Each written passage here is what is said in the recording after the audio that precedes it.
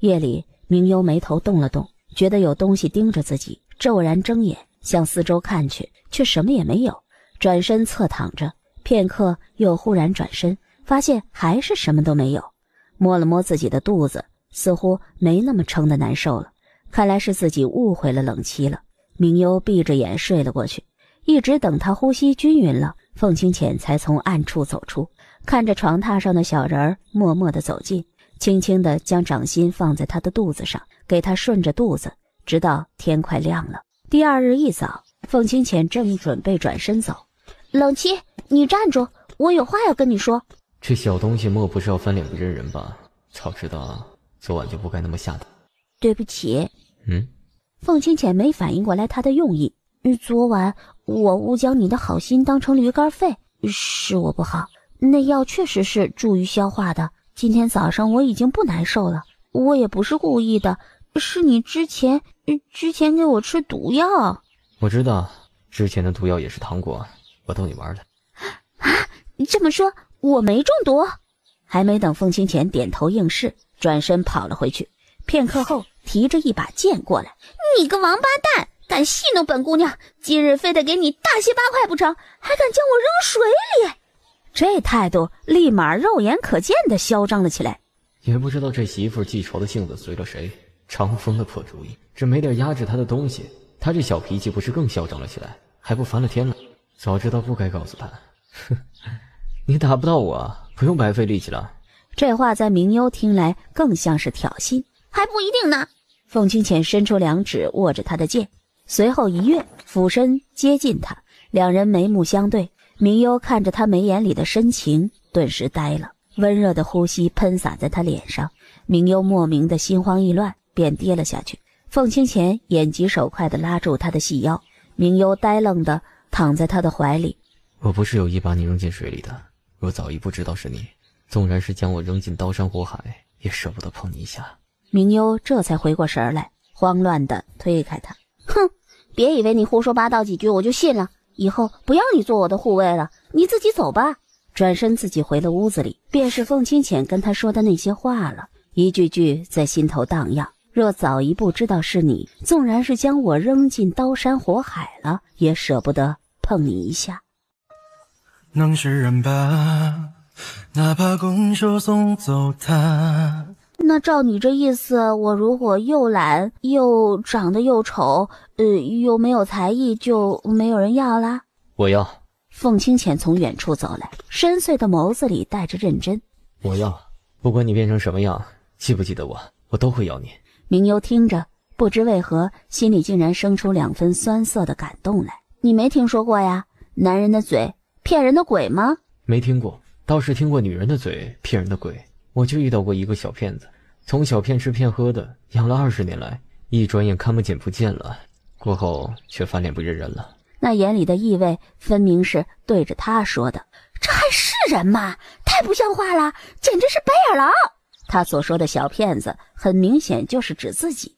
你个死丫头，你知道什么？不向着你主子，却向着外人，不想领月钱了吗？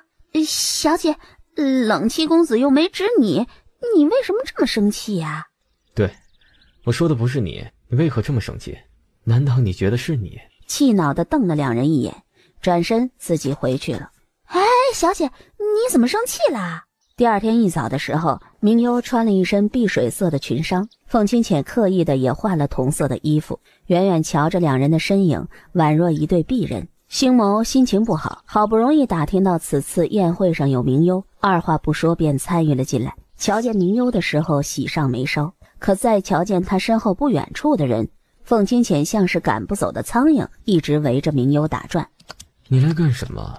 似乎宴会上没你的名字，做护卫的可不得保护主子的安全，贴身护卫自然是主子去哪儿我就去哪儿。贴身二字实在刺耳得很，若不是顾着明幽的性子，星谋非得弄死他不可。见了鬼的贴身护卫！呵，想不到某些堂堂君王竟然舔着脸去做别人的护卫，传出去还不被天下人耻笑。凤清浅皮笑肉不笑，做自己夫人的护卫有什么好笑的？你别忘了他现在的身份，我不会再像从前一样受你摆布。你也别忘记他从前是谁，也不是你能自欺欺人就能决定的。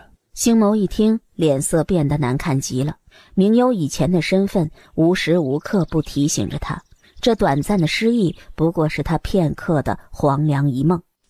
这别离不忍却又别离，托红颜难。走吧。我脚麻了，走不动。明幽的脚依旧麻，要不你等我稍微活动一下？等他勉强站起来，凤清浅转身半蹲着。明幽奇怪地看着他，还不上来？这么长的路，他打算背自己出去？某个女人嘴上说着不好意思，身体却比嘴诚实。凤清浅将他稳稳地背着，想起了他们小时候。凤清浅走了没多久，下来。我腿还麻。他今日也走了一日，实在是腿软脚酸，不想走了。凤清浅没说话，将自己的外衫脱下来，强行给他穿上了。我不冷，比起避寒来，他更想被背着。不冷，你在陷阱里缩着拉冷衣服干什么？默默地点点头，老老实实地准备走路。上来。这怎么好意思啊？手脚却不听使唤地爬了上去。夜里所以走得比白天慢些，也就凤清浅视力好。1只羊，2只羊，3只羊，4只羊，5、6、7、8只羊。是谁将你推下去的？那我说了，你会信吗？会。不信自己的女人，那他去信谁呀？是李弯弯。凤清浅眉头一动，准是他一早便寻好了机会，捏准了时机。今日发现你不在的时候，我特意去问了他，他周围的几个姑娘作证说他一直在看比赛。他还敢胡说八道了，这个死丫头！以前3番2次的为难我，说我坏话，故意损我，做些小偷小摸的事情来陷害我，我便忍了。这次倒想是活活将我给饿死了。哼，老虎不发威，真当我是小病猫吗？也不知是从哪儿来的阎罗小鬼，吓得人心生胆寒。若心里无鬼，没做伤天害理的事儿，为何心虚？为何怕鬼？既然是要准备太夫人的寿宴，于情于理，明幽也是该过去帮忙的。若你去，我也是要跟着你去的。我又不是去什么危险的地方。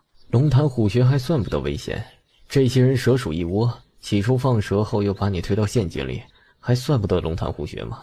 明幽凑近他，你知道最危险的地方是哪里吗？哪里？你杀人跟砍白菜似的，这么危险的地方我都待了，还有何惧怕的？说完一溜烟跑了，生怕凤清浅找他算账。凤清浅其实不仅仅是主要保护他的安危，更主要的是将他身旁的那些绿头苍蝇赶走。叫凤清浅将自己提上屋顶，去了屋顶才发现月色甚好。明幽躺在瓦上，要是能有星星该多美呀！说着往自己嘴里塞了点绿草做的肉干。我有办法让你看星星啊？真的？那快点，我要看星星。我若有办法让你看了星星，我有什么好处？喂，你不会想趁火打劫吧？明幽捂紧自己的小身板。你把我当成什么人了？他不过是想让这小东西亲自己一下就好。自己家媳妇看自己就跟防贼似的。于是转了话题。暂时没想到，等想到便告诉你。那不准占我便宜，不管是身心的还是银子上的。那话怎么说来着？果真是江山易改，本性难移，什么都忘得一干二净的，唯有这财迷还死心不改。好，这天底下还有比他不缺银子的吗？如果有，他就将那个人的头砍了，银子充公。相约而定，凤清浅将他的零食通通一收，跃身下去扔回屋子里，找了一件外裳给他披上，便带着他一跃而起，出了梨园。约好的山盟总是如梦，思念难作假，留在心底太招架。明幽拖着脑袋睡得迷迷糊糊的，闻见空气里一股淡淡的花香，明幽忍不住多吸了2口，连着打了好几个喷嚏。哟，这香气怎么这么怪啊？自然是怪了，因为里面有毒。随着声音进来的是一位暗紫色衣袍的男人。这香味好闻吗？喜不喜欢我给你的见面礼？他怎么总是遇见这样的神经病啊？谁喜欢闻有毒的东西？哼，没事儿，毒不死人，顶多是全身痒痒，难受个7、8日就好了，挠得全身没一块好地儿，折腾而死。明优恨不得一耳光扇死这货，他难不成挖了他祖坟不成？要下此毒手？自顾自地坐起来，狠狠地踹了他凳子一脚。南天往后一翻，摔的是人仰马翻。你这死丫头，果然最毒妇人心了。南天觉得屁股都摔成八瓣了，明优趁机狠狠地踢了他一脚，扯着南天的胳膊。啊！绿草听见动静进来的时候，小姐，你真是太厉害了，太女侠了。南天的脸由红变白，眼泪都出来了，吓得明优一松手。这可不怨我，是你自己给折腾折的。他哪里知道南天的胳膊跟豆腐脑似的，这么不禁碰啊！嘿呦，我这辈子算是栽在你们这对姑嫂手上了。他的胳膊当初差点被凤皎月给折腾废了，许多年没折腾了，没想到今日碰上这混世魔王。哎呀，他错了，他就不该胆大妄为，想着趁着他失忆将从前的苦欺负回来的。小魔王终究是后宫一霸，惹不起呀。得了，就是脱臼了吗？至于哭哭唧唧的吗？大男人还要不要脸了？搓了搓手，行了，我帮你接回去就是。这熟悉的话语，熟悉的配方，熟悉的噩梦又来了。你什么时候会的接骨？没吃过猪肉，还没见过猪跑吗？不就咔嚓两下的事儿吗？这话差点没让南天尿裤子。转身就想跑，明优手比脑子快一步，先抓住了他脱臼的手。接下来更加惨烈的杀猪声传来，立刻松了手。你别怕，有人。你要造反不成？敢拦着主子的路？盯着明优，像盯着一块肉似的。干什么？有些账是该算算了。明优怂怂的往后退。我和你有什么账？你刚才是想偷偷出去和星谋私会？哪里呀？我们这是光明正大的。你一个做护卫的，我去哪里还须得向你禀报不成？一步步逼近他，屁股猛地有了抽筋儿的感觉。在明优刚准备转身跑的时候，凤清浅立刻伸手抓住他的衣服，二话不说拖着他就往床榻边走。喂，冷七，你要是敢占本姑娘的便宜，我一定将你大卸八块，毫不留情。但威胁对凤清浅来说丝毫没用。他真是养虎为患呢。起掉凤清浅，将他提到自己的膝盖上，狠狠的就朝着他的屁股打了好几下。你打我屁股？不然你以为我要干什么？他以为冷七是要占自己便宜来着。以后还敢背着我偷偷约别人？什么叫背着你？我是光明正大的，我想怎么样就怎么样，你管不着。将他提起往软榻上一推，吓得明优鸡皮疙瘩都起来了。我大不了以后都告诉你，行了吧？凤清浅见他认错求饶，心里闪过一丝遗憾。他这豆腐都还没吃到口呢，他怎么就怂了？真是可惜了。听到外面鸟儿叽叽喳喳的，明优用被子捂住头，闭着眼睛继续睡去。小姐，起床了。明优满身的起床气。喂，你若再敢说一句，我就将你嘴缝起来。说完又倒了下去。绿草吓得捂住嘴，哼哼唧唧的说什么，噌的坐起来。有事快说。说人话。宋姨娘来了，说是给太夫人送东西来的，可没在太夫人那边坐多久，反倒是来看小姐了。明优皱眉，想起了前几日自己的盘算来。端水，我来洗漱。我有了主意了，咱们在这盯着，若是那个莫大娘真是做拐卖孩子的姑娘的，就一定会寻机下手的。咱们故意钻入她的圈套，正好抓个现行。还未等凤清浅点头，你这个样子，似乎她也不敢拐卖你。等会儿我们发现莫大娘是谁，你便躲起来，一路悄悄跟着。凤清浅瞥了他一眼，放心，我不会有事的。我比较担心的是人贩子会不会被你折磨死，到时候没人认证，你5、6岁的时候还将人贩子拐卖了，至今还在那二傻子家里受苦呢。他是这种心狠手辣的人吗？拐角出来了人，看着年纪倒是像，你快躲起来。瞧见莫大娘要开门进去，大娘，我能去你家讨要一碗水喝吗？哎呦，姑娘当然可以了，殷勤地将明优领了进去。姑娘，你这是迷路啦？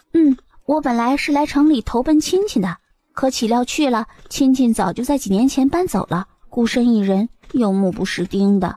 天哪，这小姑娘长得水灵灵的，正好没亲眷在这儿，卖出去了也没人搭理。姑娘，你叫什么名字啊？哦，我叫翠花。哎呦，这么好看的姑娘，怎么取了这么一个名字？我娘随便起的，我姐姐还叫鲜花呢。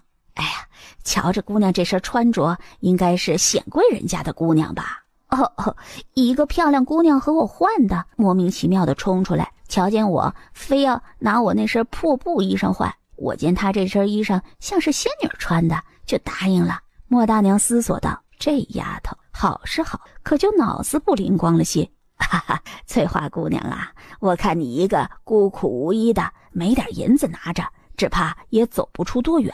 要不你寻思在我这儿住2天吧？好啊好啊，那就多谢莫大娘了。这个傻妞啊，不知道是送去青楼好呢，还是卖给谁家做妾好呢？翠花姑娘，你可吃饭了？没有。莫大娘是想带我吃好吃的吗？对，大娘带你去酒楼吃啊。好啊，莫大娘，我们快走吧。让莫大娘产生了一种错觉，她才是被拐去待宰的羔羊。我真的是你的皇后？如假包换。那我什么东西什么来历你都清清楚楚的吧？自打你出生那天，我便认识你，你3岁后便与我形影不离，你说我们熟不熟？明幽立刻掏出一块玉佩来，提着在他面前晃悠了2下。好，那这个是什么？这个死丫头不是在为难他吗？一块玉佩他怎么知道？看在你在宫里偶然待过2次。我说的是他是谁给的，或者从哪儿买来的？这哪知道，恐怕你自己都不知道你是从何得来的。未央殿里一院子的宝贝，若不是看记录的库存，只怕你自己都不清楚有些什么，更别提是哪些东西是如何获得来的了。在心里嘀咕，他真的有那么多好东西吗？想要找到真正的黎明夏，要么靠他恢复记忆，要么就是追查到什么线索。可是他脑子里一片空白，于是乎他只能指望忽悠冷妻去帮忙查了。这玉佩是真正的黎明夏的，你若帮我找到，我就信我不是黎明夏，是你的妻子。真的？我还能骗你不成？一副你居然不信我的表情。那可不一定，你这小鬼主意最多，宁愿相信世界上有鬼，也不能相信你这张骗人的嘴。反正信不信的也不重要，还不是由着他想干什么就干什么。冷妻那眼神是摆明了不信自己了，细长的睫毛啾啾啾的扇了扇，戳了戳手指，就往外走。站住，你去干什么？我啊，当然是去找帮忙的人了。你不帮我，星谋可一定会帮我的。一副深思熟虑的样子。虽然呢，星谋是女尊国的太子，没你那么熟悉男优，可架不住身份贵重，底下人多好办事啊。你不愿意帮忙，自然会有别人帮忙的。转身数着步子，得意洋洋地走了3步。不去，我帮你查就是。哼，凤清浅脸上不悦，星谋那小子必定是100个愿意了，成天想着如何拐别人家的媳妇。他应该让自己家的小妻子养得不如花似玉的，又丑又蠢的，指定也不会在外面给他招桃花了。也许因为太久没看过桃花，第2年春天，我去了那人的家乡，那里根本没有桃花，桃花只不过是一个女人的名字。好嘞，公子放心吧，这玉佩的今生前世我都给你查得妥妥的。好，若查不清楚，你便提头向他谢罪吧。看着激动的沸腾的长风，哎，他干嘛那么激动啊？因为他可以回去看媳妇孩子了。你居然有媳妇还有孩子？我家小崽都进屋2月了，你刚掉下悬崖不久，就诊出是3个月身孕了。你家的小崽子是姑娘还是小儿郎啊？明幽对长风的孩子提起了浓浓的兴趣，冥冥之中似乎生出一种很欢喜的感觉。嘿嘿，是个小丫头，像你小时候一样可爱，眼睛大大的，圆嘟嘟的脸。圆嘟嘟的脸？肉？自己的脸很圆吗？怎么会呀？他觉得自己很瘦的呀。那他叫什么名字啊？叫月离。长风说起这个名字来，也不知道如意是不是着了魔，孩子还未出生呢，就非得叫月离，还不许改。也得亏是个姑娘，若是个儿子叫这名字，那岂不是显得有点女气了？因为如意出嫁时，明妞和她开玩笑说以后有个孩子就叫月离，如意便一直记着。大抵是因为如意刚开始以为明妞没在了，想以这种方式记着她一辈子。我倒觉得好听。凤清浅不动声色地看了他一眼，看来一个人的喜好方式不会因为他忘记了从前就轻易改变，越发觉得老天捉弄人，凭什么和他开这个玩笑啊？凤清浅总算是明了那句虐妻一时爽，追妻火葬场。长风依旧坐在桌子旁，兴致勃勃地跟着明妞说着他的闺女。凤清浅看着醋意满满，再好看能有他的媳妇小时候生的好看吗？明眸善睐，梨涡浅浅，以后等他们生了小丫头，也定能如他小时候一般，这是谁也比不了的。如意可是看着你长大的，以后孩子长大也不免的叫你一声姑姑。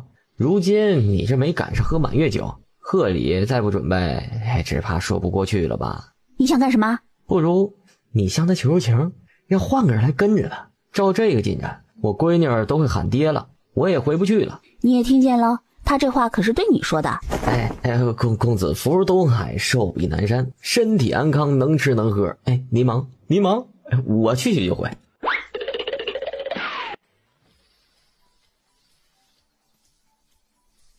这怎么成他占你便宜呀？你要这样想，黎弯弯人家还是黄花大闺女呢，长得不错，也就是性子蠢笨了些，也没有让你现身，你就帮我打听打听些二夫人和林姨娘的事情。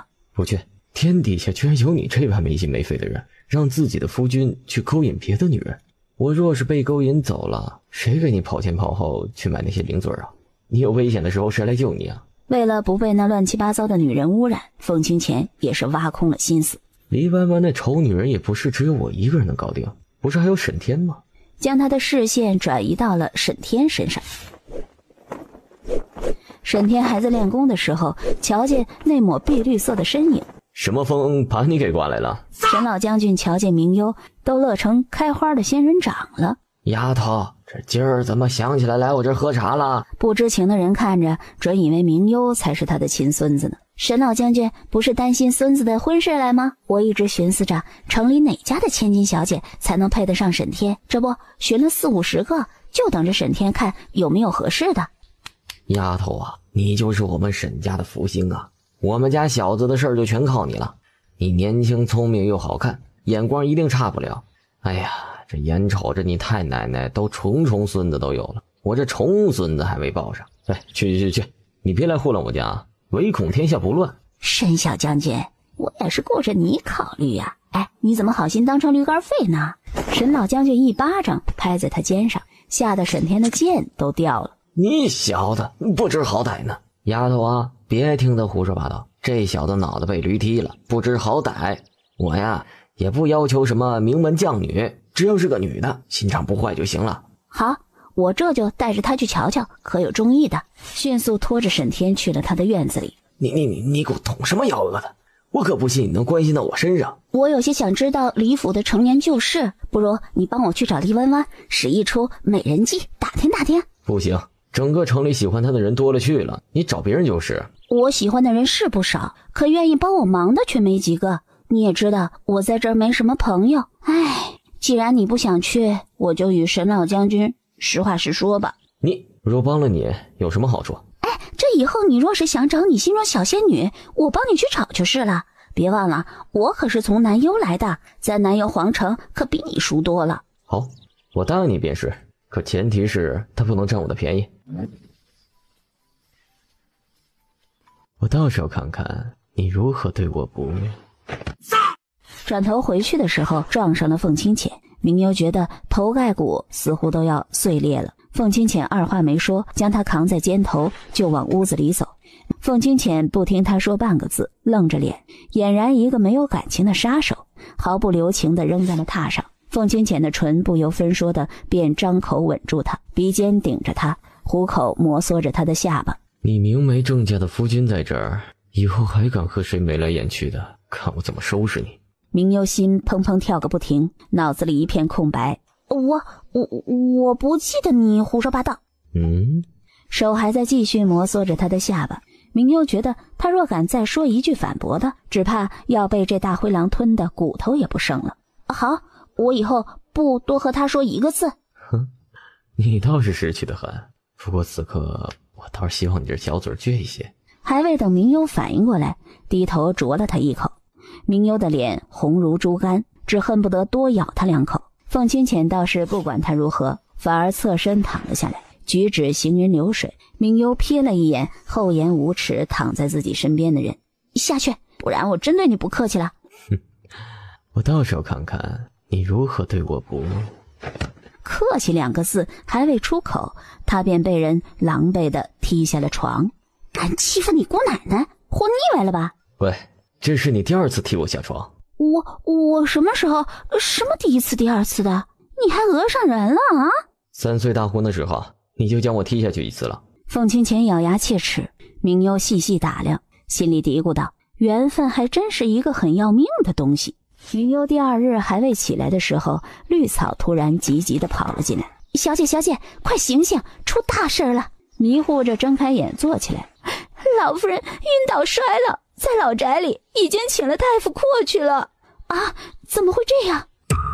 扑通，重物落水的声音，岸边剩着4、5个黑衣少年，年纪约莫在10来岁。都给我抓起来！顷刻间的功夫，6个人已经被制服。太子！剩余的2个也跳了下去。明幽看见一抹黑色的身影努力地向他游动过来，脑海里似乎回想起了什么，星眸抓住他的手，将他抱住向上扶，等钻出水面。星眸，你给我带糖葫芦来了吗？恍如晴天霹雳，他是想起来了吗？哎呦，眼角的光芒弱了下去，几个手下将他们拉起来，星眸心如死灰。终于还是到了这一日，他还是想起来了吗？他都来不及堂堂正正地说一句我爱你，这场黄粱一梦，梦的是他还是自己呢？我吹了好久的哨子，一直跑，以为你不会来救我了。怎么会？明幽才想起来和自己一起掉下去的柳夏夏。柳夏夏。没事，他在那边只是昏迷了。殿下，他受伤有些重，我给他撒了些止血的药，可是没多大作用啊。明幽听了立刻冲了过去。夏夏，你没事吧？虚弱地睁开眼来。公子，我没事儿，快去找大夫。将他送去了附近的一家客栈里。明幽一直小跑着跟上去。夏夏，你不要怕，没事的啊。我不怕。将他放在榻上。哎呀，这大夫怎么还不来呀？再等等，这大半夜的找大夫势必会慢些。只得再次抓了些药撒上去。柳夏夏开始清醒过来。正好，公子，想不到我竟然还有机会遇到你，我以为一辈子都见不到你了。柳夏夏，你是不是傻的呀？好好的离家出走干什么？你离家出走，你就要惜命些，我不都是叫你跑了吗？你回来干什么？你是不是想气死我呀？你要是有了3长2短的，我和你哥哥怎么交代呀？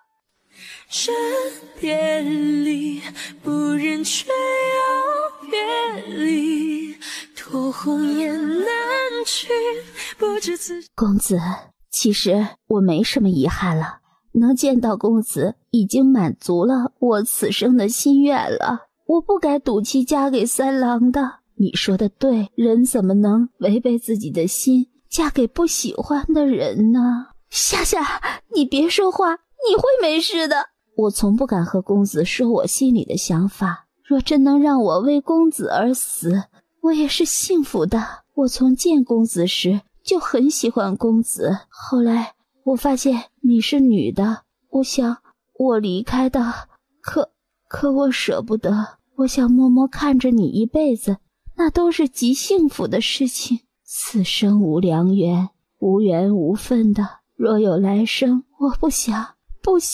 错过公子。夏夏，柳夏夏，你别死啊，柳夏夏！大夫来了，大夫来了！大夫落地，别废话，人命关天，快去看看。赶忙让大夫去看柳夏夏。与此同时，梨园里，你再跑一步试试。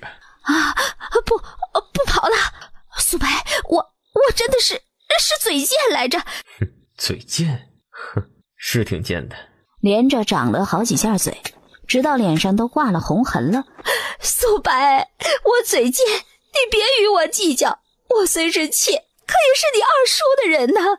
你们平时也都叫我一声姨娘，我也算得你们半个长辈。你别与姨娘计较好不好？绿草突然从门外探出脑袋来，公子，只好先出去了。还是新魔太子差人送信来的，说是送给小姐的跟班。你们家小姐在什么地方？哦，在福月楼，只说是万般重要的事，速速来。让李素白先别动，等着明日你们家小姐回来再说。自己一跃便消失在黑夜里。公子，昨日遇上个故人，叙旧了许久，因此回来晚了。太奶奶该没什么事儿吧？没什么事儿，按照计划来的。我与那冷七还有沈老将军一直守在暗处，只等他刚下手，便抓了个正好。哼，咱们的好二叔二婶，这可真敢算计，只怕是要算得离家死绝了才甘心。可真是心肝坏的，彻底的狼心狗肺啊！小的不放过，如今打起离家的有功之臣了。他们可从来未将我当作家人。至于太奶奶，他们只怕是因为太奶奶去问了当年我丢的事情，这才引火烧身。两人说话不理会林姨娘，这么吊着人着实难受得很。李明夏，你绑着我也不吭声，到底葫芦里卖的什么药？门外进来两个老婆子，都是极破旧朴素的衣裳，那正是马大娘和莫大娘。林姨娘安好，多年不见，可记得我这个老奴婢？哪来的老骨头？真当自己是什么神仙人物，人人都要认识你？哼，真拿自己当主子使了。你不过是从百色贩卖过来的歌妓，不过是幸好得了二夫人的抬举，才做了妾室，不过是在二夫人身边做了几年得势的狗。瞧你那张狂劲儿，真当自己是会咬人的狗了。明幽看着他们互相狗咬狗，倒也觉得十分有趣。都给我闭嘴！你们做的那些丑事，真当别人不知道啊？莫大娘和马大娘已经招了，当年你们是如何拐卖名下的？别以为你们害了奶奶，毒害我亲娘和大伯父，真当无人知道了。你知道是如何拐卖的，那更不关我的事儿了。有本事你去将府里那个抓了呀！哼，林姨娘算计的对，这所有的坏总不能都是自己承担的。你说我这二婶知道你这事儿办砸了，还将她拖下水了，会如何呀？我若是你呀，可不会这么蠢，明知有风险还受她的摆布过来。你那好闺女还在人家手里握着呢，恐怕你说半个不字，李媛媛只怕没命活了。来到她旁边，哼，你说谁能像她这般将事情算计得如此两全呢？跟他废什么话？你俩今日若从他口里审不出实话来，那么受皮肉之苦的便是你们了。这玉佩是当年庄妃离宫的时候嘱托婢女送我的，莫非庄妃的身份是……凤金钱想了好一会儿，才想起庄妃是谁。不可能，庄妃的娘好歹也是北冥家的庶女，再如何家道中落，受人欺凌也不至于混了别人的血脉。那这玉佩她是从何而来的呀？明幽张口将她的葡萄吃了下去。你快找个人帮我查查庄妃在哪儿，我好送封信去好好问问。明幽虽然没抱太大的希望，可还是觉得有必要查一查，算作还黎家的一个恩情。凤清浅见他竟然忽略了自己喂的葡萄。人家活不活着，活得好不好，关你什么事儿啊？你倒是操起这闲心来了，你有那功夫，多该管管你自己的事儿。什么是该管的事儿？凤清浅傲娇。比如你夫君，比如延绵后嗣。明幽见他还特意瞄了一眼自己的肚子，这个色鬼老流氓。喂，青天白日，亏得你好意思说这档事儿。你是我明媒正娶来的合法夫妻，怎么就说不得呀？说着索性将他的笔一扔，一把将他提起来抱在自己的怀里。摔下悬崖，脑子坏没坏我不知道，这胆子倒是肥了不少。明幽将自己的脸解救出来，反倒是双手捏上了他的脸颊。凤七七，你胆子也肥了啊，敢欺负你的女王陛下啦？谁给你封的？你忘记了之前先帝的圣旨啊？哎，这活了21年，我想换个夫君也未尝不可呀，毕竟喜欢我的人也不少。就你这样的臭脾气，性子倔，一肚子坏主意，能吃能睡不能干，除了朕还有谁会要你？清凉城喜欢我的可多了，我觉得星毛也不错啊，人长得好看，武功高，又是太子殿下。凤清浅见他提起星谋这个头号情敌，脸色立刻不好，黑着脸。你若敢多看他一眼，我便将你的眼睛剜下来。伸手拍了拍他的脑袋。哼，我瞧着你这脑子似乎也没好，是该让许太医来瞧瞧了。什么意思啊？若是脑子没问题，怎么会觉得他好？你眼睛长到狗身上去了，他哪里比得上朕的一根脚趾头？你倒是放开我呀！哼，有本事你自己下去。说怎么朕来了，你们就不说话了？说他个大头鬼呀！凤清浅倒是一点也不介意星谋在旁边故意搂着他的细腰。你晚上睡觉缠得朕太紧，看来朕得好好帮你改改这个习惯。明幽无语了，拼命忍住想打爆他狗头的冲动。这世上怎么会有这么欠扁的人呢？我什么时候缠你缠得紧了？也不知是谁不要脸，硬生生贴着过来的。这话开口正中凤清浅的下怀，他这么说不过就是想故意显摆，好让星谋明白谁才是明幽的枕边人。是我硬生生钻进你被窝的，我。凤七七，你下流无耻！眼神看向星谋，瞥见他眸子里的绝望。凤清浅倒是也不闹。哼，你我是夫妻，有什么说不得的？星谋的心疼得像是针扎似的，狼狈地站起身来。我有事儿，先走了。便一跃下屋顶。明幽起身被凤清浅拉住。星谋！星谋也没有停住脚步。瞧见自己的情敌败退，凤清浅十分满意。哼，想跟我抢？谁跟你抢了？凤七七，你还能要点脸吗？亏你好意思说。要脸干什么？不把这烂桃花掐了，我就真没脸了。我凤清浅的女人也是什么阿猫阿狗都能惦记着的吗？那谁不是阿猫阿狗啊？见他把星谋归类于阿猫阿狗，只怕没人敢自称不是阿猫阿狗了。哼，我与你是天造地设的一对儿，谁也配不上你，所以你只能是我的人，生死都要和我在一起。自己起身也跳了下去，留着明幽一个人在屋顶。喂，我呢？我还没下去呢。明幽蹲在屋顶上，伸头看着凤清浅欠扁的脑袋。自己怎么上来的就怎么下去，可不是我将你领上去的。凤七七，我还是不是你媳妇了？来，叫声亲亲夫君来听听。明幽暗暗朝着他翻了个大白眼儿。算了，我自己跳下去好了，反正我残了，你有个半身不遂面目狰狞的皇后，看以后人家如何嘲笑你。跳吧，我让许太医候着，若是瘸了我也养你，正好以后也少给我拈花惹草的。明幽踢了一块瓦块下去。凤七七，你个王八蛋，你还是不是人了？不是人，那是什么？猪。呵，那你是母猪。什么鬼话？牛头不对马嘴，只好将瓦片上刚才吃的糖葫芦竹签扔了下去。戳死你！明幽脚一滑，正好不知从何处发出的弩箭射了出来，从屋顶滑落。啊！亲亲夫君，你快接住我呀！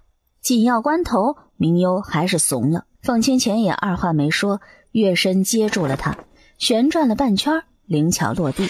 明幽是躺在他怀里的，卧在远处墙头上的蒙面黑衣人拿着弩箭骂了一句脏话。哎呦喂，你都瞄这么久了还不走，吃了屎不成？这么没用的！你跑去屋里躲着，有人放弩箭，不知是在何处。明幽二话不说便躲了起来，跑得比兔子还快。明幽躲在屋里，伸出小脑袋，反正你那么厉害，别人也打不死你，我自己几斤几两还是清楚的。言外之意便是我帮不了你的忙，还是少给你添乱。一大堆的刺客还拿着弩箭伏在墙头上远远观望着。哎，人咋不见了？在这儿。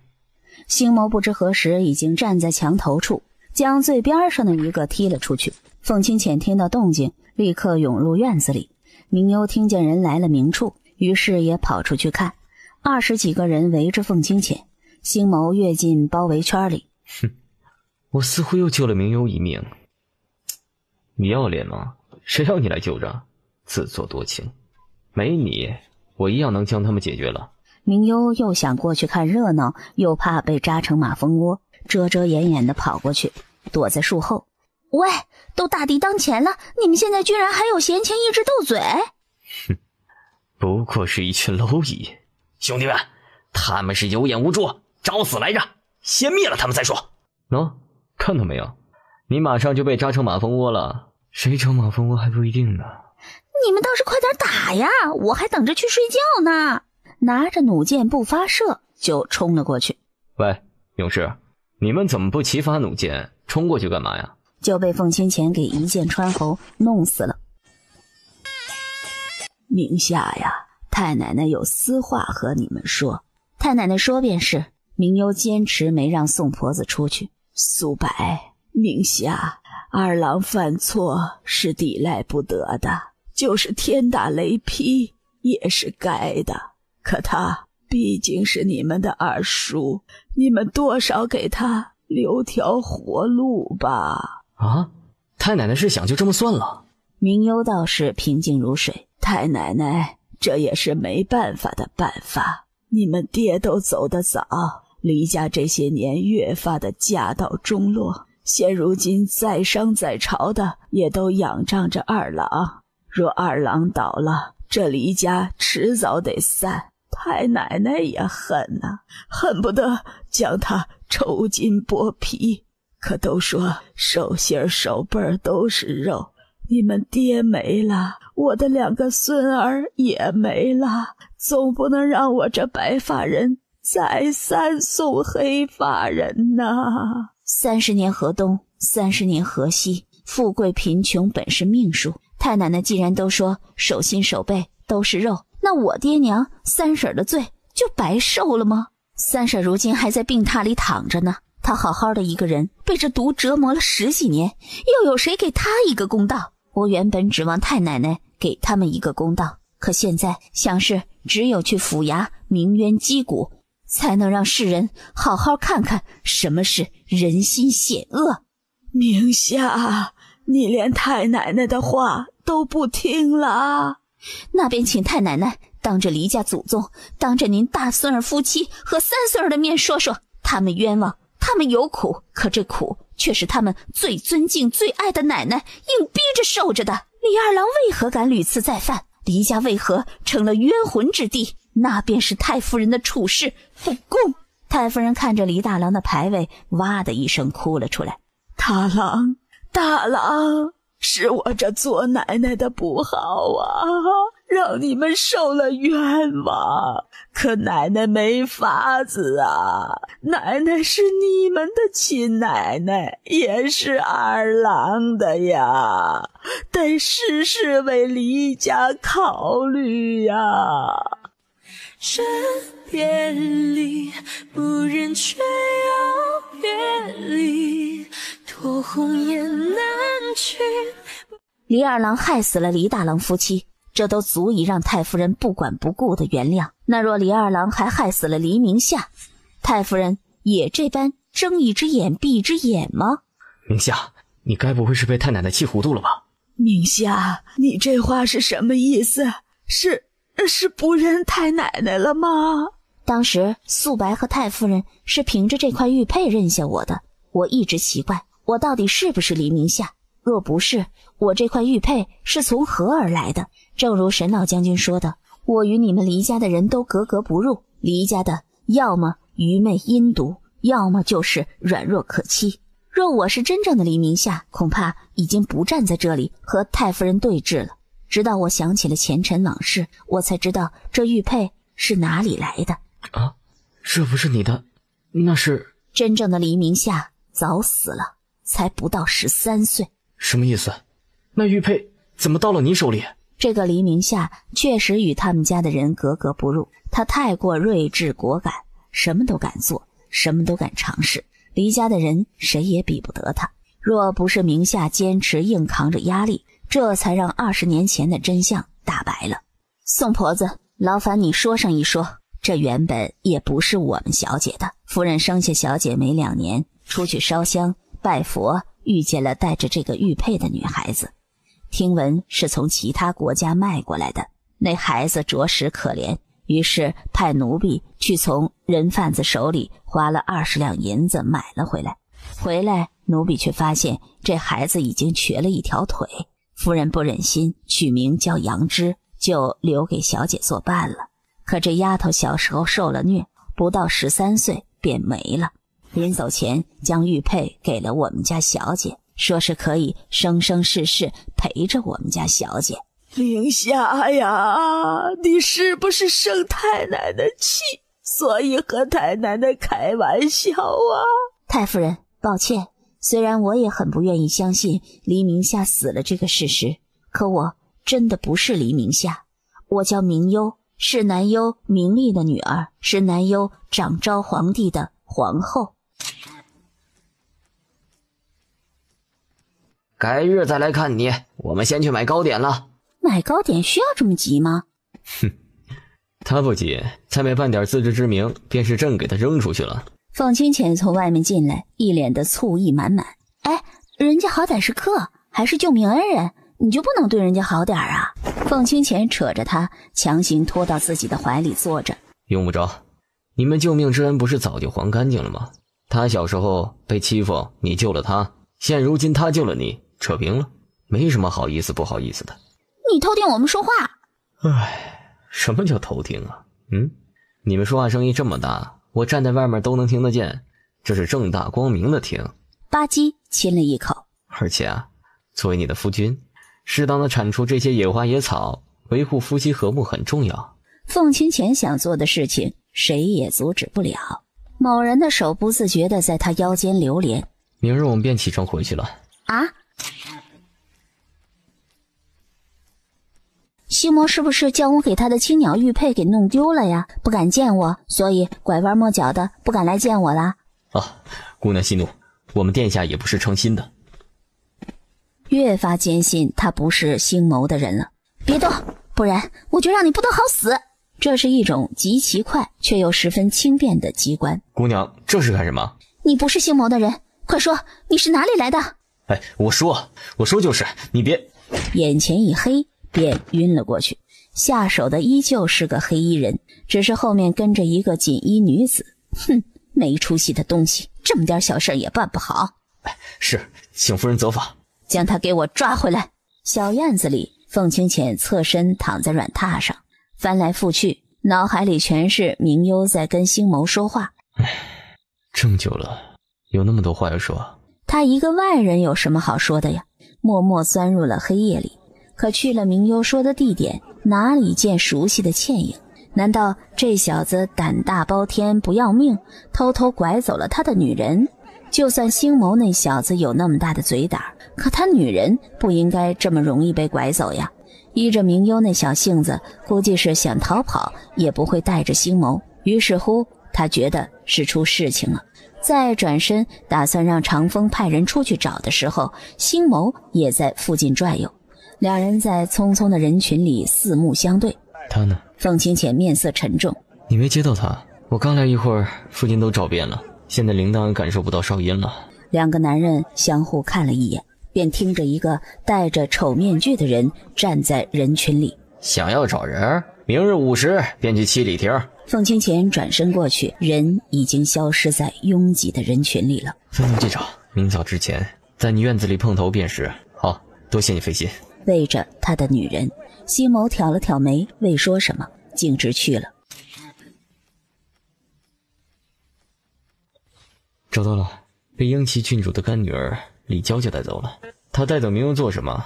明幽似乎也不认识。这是因为我的原因。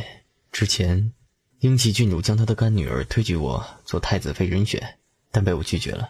后来母后又给阿优下了赐婚的旨意，又被我退了。想必是觉得阿优影响了她。这个李娇娇是我见过数面之缘的，总爱往我跟前凑。之前我也不曾注意。他人呢？感动他的女人找死。想找出他倒是不难，可现在阿优在他手上，只怕惹怒了他，他会对阿优动手。哼，你惹的烂桃花，凭什么算在朕的女人身上？这桃花也不是我想要的，你这些年宫里的桃花还少，给阿优惹的罪还少。唉，既然是冲着我来的，我明儿去七里亭，你在暗中跟着，也好有个照应。本想关切两句的，可又觉得似乎两个大男人说这个，对面的还是他情敌，似乎很奇怪。我自己的女人我自己会救，你只需将她引出来就可，不用你犯险。星谋转身从房顶上跃了下去，便再没了什么动静。凤清浅只好命长风去准备了。第二日还未到午时的时候，星谋已经早早的去了。可惜过去的时候，明幽已经被整个吊在亭子外的湖面上。殿下果真是痴情，只是痴情用错了地方，居然用在他身上。李娇娇，你给本殿下放了他，不然我要了你全家的命。哼，你若是要，拿去便是，即便是将他们五马分尸，我也没什么意见。生怕他放了箭，星谋只得妥协道：哼，你越发为他说话，越发着急，我便越发又虐他。明幽听得迷迷糊糊的，这个死女人简直就是个变态，就是见不得别人比他过得好。哼，我若不来，便是不会放了他。你抓了他，不就是引我过来？哼！醉心冷哼了一声，周围的10几个人都举着弩箭，将箭放了出去。明幽奋力一挪，算是刚好避开了。哎呀，手滑了！你要什么？你说便是。要什么？那我若是要你娶我为妻呢？好，我甚至可以让你做太子妃。明幽听见这话，虚弱地摇了摇头。不要！他虽是想活命，可欠着星谋的已经太多了，怎么能让星谋再委屈自己和这种蛇蝎心肠的女人在一起呢？你想骗我？真当我蠢得像猪一样？见他也不上当。好，我星谋起誓，娶李娇娇为太子妃。若有违此事，我不得好死，死无葬身之地。反正他也活不了几年，怎么个死法重要吗？你越发护着他，我越发要折磨他。说着，扬起手里的剑，朝着明幽的腿射了出去。啊！你到底想如何？我想如何？哼，自然是折磨他，往死里虐待他，看着他受罪吃苦，我就开心痛快。我得不到的，也不许别人得到。既然如此，你折磨我便是。是我喜欢的他，是我一厢情愿，是我苦苦纠缠。你要折磨该折磨我才对。你将他放了，要如何处置我都行。见他如此痴情，醉心忽然改了主意。当初你有多嫌弃我，看不起我，如今我便有多恨你。我到底是何处不如他？不求有你对他的10分真心，只求你能多看我2眼，让我能常伴你左右。可你呢？践踏我的心愿，一心扑在他身上。星谋警戒着，也不知凤清浅想到救明幽的办法没。如今他的手下也都交给了凤清浅调配，加起来少说也40、50人，解决这些人不成问题，但是如何确保明幽无虞便是难了。毕竟对方7、8支箭弩都对着明幽，你要换他，哼，也不是不可以。你过来，我自会放他过去。星谋也不是蠢笨的，可他不在意，若不去，明幽便没了活路，若去了，拼着他的命给明幽换一条活路也值得了。瞧见他走过去了，醉心以为自己的算计得逞，心里有些得意和嘲讽，这就是愚昧蠢笨的男人，轻而易举地进了圈套，丝毫不知道，真以为自己是盖世英雄吗？若凤清浅再多好，指不定两人会因为谁过来大打出手。身别离，不忍却要别离。明幽伸着腿给凤清浅擦药，凤清浅已经是放轻了好多，可每擦一下，明幽都要哼哼唧唧地颤抖一下。你且忍忍，擦了药伤才好得快。可疼是真的疼，不碰还好一些，不如就这样吧，大不了好得慢。凤清浅知道这小东西娇得很，于是只得越发温柔地诱哄道：你若不擦，伤口好得慢不说，一定是要留疤的，你可愿意？明幽摇了摇头，不行，像是一只小猪崽子。都是那个臭女人，下手也太狠了，此仇不报不是人。你乖乖擦药，他必定得不了好，长风在看着呢。可千万不能让他轻易死了，平白无故的被打成这样，谁不来气呀？俗话说，人不犯我，我不犯人，人若犯我，加倍奉还。他可不是什么菩萨心肠。好，凤清浅都一一答应，别说折磨一个最新，就是折磨10个，他也是愿意的。那我要去看星谋。凤清浅心里不愿意，可嘴上得答应。一是为着这小祖宗安心擦药，二是毕竟人家是为了救自己媳妇留下的。好，我陪着你一起去。明幽去的时候，脸上的红肿和刮痕还未散去呢。女君起身，你们来看星谋啊，他还在里面睡着。对不起，女君陛下，是我不好，星谋都是为了救我才这样的。他救的是他心爱的姑娘，我这做娘的自然是能体会的。这事儿也怪不得你，你也是被人害了。只是我未想到那李娇娇如此心狠手辣。她原本不叫李娇娇，叫醉心，是我们南幽南宣王的干女儿。今日来也是顺便想问问女君陛下，解除我心中的猜忌。你说便是。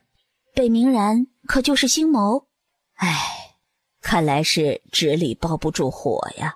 当年我便知道北冥然是我的孩子，只不过机缘巧合，他来了女尊，我正愁该如何认他。不料他坠落悬崖，受了重伤，本该是没命的。可世外高人强行将他救回来了，给了他新名字，象征着从前的北冥然死了，可太子星谋却新生了。世外高人说他改头换面，能活到30后便是各安天命了。身别离，不忍却要别离，托红颜难去，不知此心。星谋，你都睡了1天多了，也该醒醒了。看着他苍白无助的脸，想不到我们竟然也是老相识，兜兜转转，来来回回都是该遇见的人。你也不能一直睡呀。女君陛下似乎一夜间都有了随意可见的白发了，刚才我还见她眼眶里带着泪意。你不要让她真的成了孤家寡人呢。她失去了你父亲，不能再失去你这唯一的亲人了。我希望你活得好好的，还能像从前一样无拘洒脱，天地间驰骋，谁也拦不住你。给他拢了拢鬓角的青丝，希望你能早日醒来，像从前一般，从天而降，从黑夜里来，突如其来地站在我面前，笑着跟我说，你猜我给你带了什么来？凤清浅看着已经到了下午，这才起身来叫他，我们明日再来看你啊。明幽起身离去的时候，未曾注意到星谋眼角滴过一滴泪，径直坠落在枕上。凤清浅晚上心情轻快了起来，明幽已经躺着了，瞧见他过来，你要干什么？睡觉。你不去你房间吗？明幽天真无辜的小眼神，强硬挤着躺下去。我是同意你上床睡觉，可没同意和我一起睡啊。二话没说，长臂一伸，将他勾入自己怀里，再翻身，栖身而上，抬头对上他皎洁如月的目光。罚了你不成？敢撵自己的夫君下榻了？我可没撵你，是你自己应的。君浅更是暗眸一闪，小滑头，朝着嫩红的唇轻轻一吻，看朕今晚怎么收拾你。你总算是醒了，腿可好些了？他力量弱，剑法并不十分出众，因此也没特别深，加上这2日用了最好的金疮药，所以并无大碍了。那就好。只不过牵挂于他，要亲眼见到他没事儿，这才放心。两人坐了许久。你们何时回去？凤清浅想开口，自是等你好了。凤清浅暗暗想，若是这小子一直装病装可怜不好。我这不好了吗？不过都是些小伤，你不必挂怀。刚到院子里，凤清浅便催促长风，那些救命补血大补的药可送来了？还未到，估计要后日。哼，一刻都不等。通知他们，若是明日草药到不了，就别回来了。意思就是别活着回来了。明幽听见，数落起了他。喂，你将火气发在他们身上干什么？路途遥远，自然是要费些功夫的。朕一刻都不想等。若这小子一直不好，你是不是就不跟我回去了？劝不动你，还不许朕想想其他的办法。他只恨不得当时去救明幽的是自己，即便是重伤，那总比他现在对某人牵肠挂肚的强。明幽知道他心里怄气，这个小气鬼，可他也不能走。若此时走了，他只怕一辈子都心难安了。没理会凤清浅，自己先进去了屋里了，跟着他进屋里。明幽侧身躺在软榻上，凤清浅看着他瘦弱的小肩膀背着自己。好了，是我不好，我不该小心而生气的。明幽傲娇的冷哼了一声，挪了挪身子。就算等2年，我也陪着你等，可好？当真？心里却道，真个鬼，他会想尽办法让星谋快点好，早日带着他早早的回南幽去。他才不想让自己的女人的心思分一星半点给别的男人。深夜，万家灯火都灭了，星谋难得穿了一件白衣，侧身坐在高阁上，一件深褐色的衣袍。午后还没睡？睡不着，本来是打算来看看你，可听闻你去了阁楼上，倒是你刚醒了不好好休息，大半夜的出来吹凉。睡了1、2日，已经是睡乏了。似乎盯着夜空里的繁星看了许久。能是人吧，哪怕拱手送走他，推开门。母后，你说忘记一个人要多久？或许是稍纵即逝的光阴，或者是沧海桑田。那母后有忘记过我夫君的一瞬间吗？怎么会？有的人你会在心里记一辈子的。久久地叹息了一声，星谋道：你帮我传个口谕给他，让他启程回去吧。我如今都好得差不多了。许是受了凉风，说话的时候引着他阵阵咳嗽。女君是过来人，自然懂得他的心意。这世间唯有相思一苦最苦，求不得，放不下，忘不了。虽是送了消息，可星谋也知道，若自己不去，估计明幽回去的也不安心，早早的就在城门口等着了。刚出城门就看见了星谋。停车停车！马车还未停稳，自己着急的先跳下车了，径直向星谋跑过去。陛下，你不去看着？真是那么小肚鸡肠的人吗？你可没见小皇后那笑得比花还灿烂，车都没停稳呢就下去了。片刻之后，属下瞧见这太子摸小皇后的头发丝儿了，你嘴张着没用就缝起来。哎呦，这怎么才入秋，这咋就寒意逼人了呢？瞧见明幽和星谋在眉开眼笑的说话，凤清浅似乎脸色更臭了，长风识相的缩小存在感。你是不是等了许久啊？不久，我刚来，回去的路上小心些，若是有人欺负你了，你吹哨子，南幽城里也有我的人，千山万水都会来救你的。明幽哽咽，对不起，我……说什么对不起，小傻瓜。星谋摸了摸他的头，你我之间不用说对不起。好了，启程回去吧。母后还给我安排了选秀，等会儿回去晚了，让人多等了也不好。若有机会以后相逢，还多的是呢。尽量不将话说得伤感，可星谋知道，他与他隔着的不是一个千山万水，而是爱与不爱。凤清浅等得不耐了，那猪蹄子碰他的女人干什么？不知道是有夫之妇吗？不知道保持距离吗？好了，时间也不早了，我们该走了。星谋微微笑着，经此一别，山高水长，不念不想。能是人吧，哪怕拱手送走他，推开门重逢再相拥吗？啊，我们到了，这不是南幽的皇宫吗？路上一直没叫醒你，朕只能抱你回来了。如矿石珍宝一般呵护的不行。那你放我下来吧，我自己走。凤清浅恍若未闻，宫里的人听闻皇后回来，有喜有忧的。听闻是皇后回来了？可不是，今日一大早我就听闻陛下出宫去了，说是去接皇后了。两个清扫的小宫女在说话。等明幽被凤清浅抱着进来的时候，未央殿的奴才们跪了一地。明幽刚下地，韩欢韩喜见他回来，立刻围过来。殿下，你可终于回来了。是啊是啊，我们一直都盼着殿下回来。紧接着便瞧见了从花坛里冲出来的韩月，立刻将身子搭在明幽身上，伸舌头不住地舔明幽，一直哼哼唧唧，呜呜咽咽。韩月，你怎么瘦成这样了？殿下不在宫里，韩月日日狼嚎，饭也不大爱吃，出门散步也不愿，只是日日都要去宫门口坐着，在等殿下呢。我回来了。凤清浅瞧着他那哈巴狗的样子，来人，将他拖下去，脏死了，这都多久没洗澡了？不料明幽摸着他的脑袋道：走，我叫胖鱼头给你烤鸡腿吃。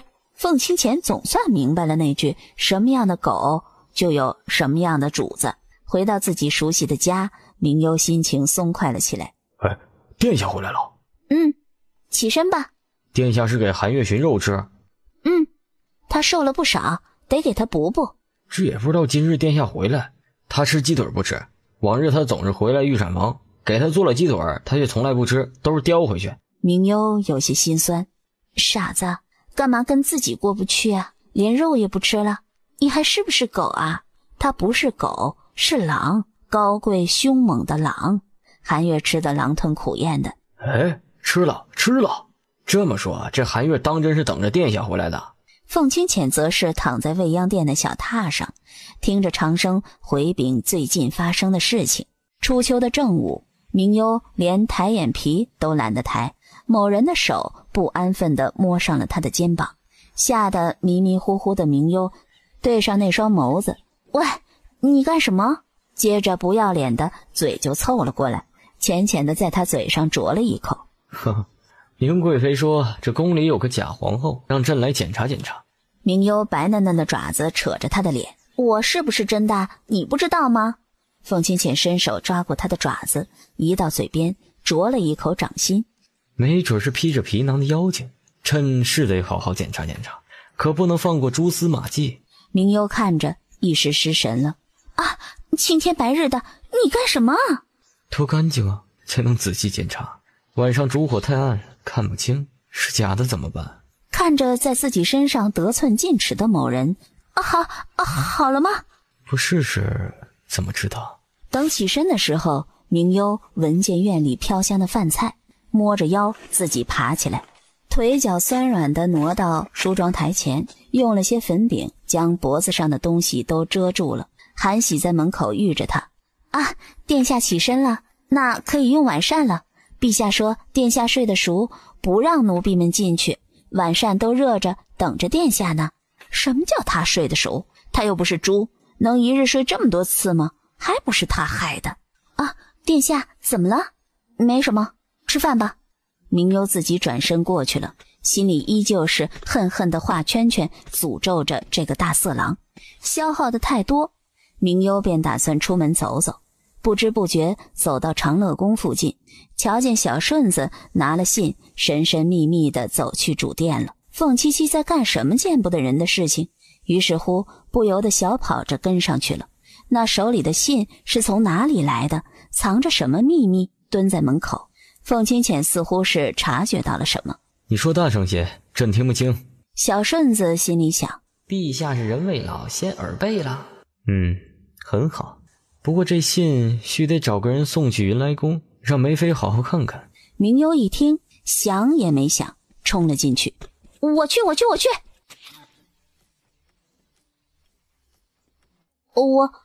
我不是故意听到的，也就随便听了两句就纯粹过路。这话假的，小顺子都忍不住翻了一个白眼。小殿下这番话越发不精进了。你去作何？自然是将敌人气个半死啊！他之前千方百计的算计我已经回来了，也该给他一些甜头尝尝，不然真以为老虎不发威，当我是小病猫？我这后宫一霸是这么好欺负的吗？哼，这原本就是你惹出来的祸端，若不是你朝三暮四、拈花惹草、招蜂引蝶的，我至于成公敌吗？一口气儿用了好几个成语，他说话越发有内涵了。哼哼，将这些拈花惹草的、朝三暮四用在我身上可不大合适。朕什么时候朝三暮四了啊？不管是采花采草，这不一直都只采了你这一朵，你应该是最清楚不过的。我哪清楚啊？谁知道你有没有背着我干不该干的事？朕对你的热情难道还不够说明问题吗？明幽反应过来他说的是什么，这老色狼竟然当众说这些不该说的，还要不要脸呢？小顺子极为有眼色的默默下去了。那你到底让不让我去？你去这有什么好处？老狐狸又露出尾巴来，正在给小白兔下套呢。好处就是我帮你跑腿啊。明天你主动些，朕便让你去。明幽脸爆红，想怒骂他几句，又张不了口。你脑子里就不该想点国家大事吗？这不就是国家大事吗？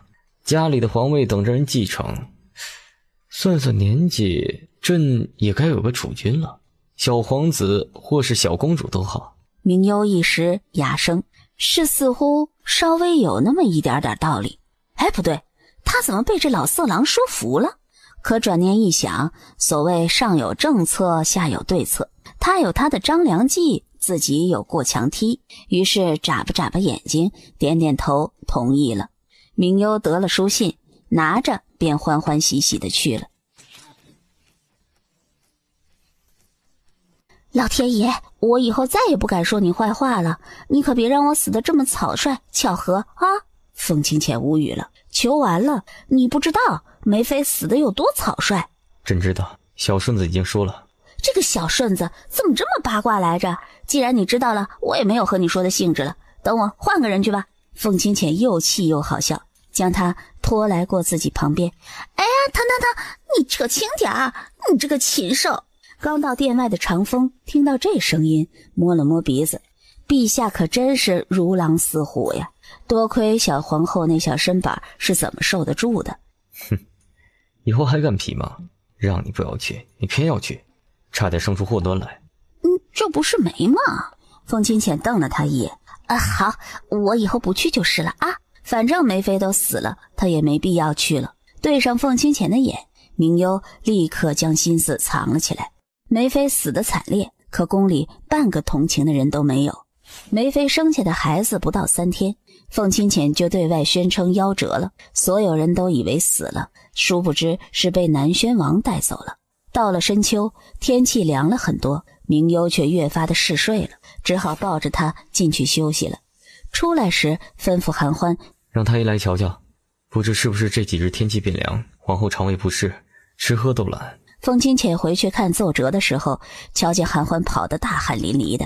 陛下，快去看看，看殿下怀孕了！噌的一声起身。啊，你说的是真的？凤清浅觉得有些头晕目眩，激动的眼眶发酸。他一直以为明幽体寒，之前又食用了避孕绝子的药，想不到许太医诊断的应该错不了。凤清浅似一阵风，早已冲了出去。许太医似乎是知道他会赶来，已经在外殿等着了。皇后有孕了？是，刚1月有孕，还不是特别稳固，可已经能看出来了。好，皇后可还在睡着？是。想了想，此事暂不得外传，对外就称是皇后肠胃不适，要休养一段时间，外人不得打扰。明幽醒来的时候，凤清浅趴在软榻前，似乎是睡着了，可不料他一动，凤清浅还是醒了。好好躺着，别乱动。平时他这么睡，估计要被取笑他是猪头胎的了。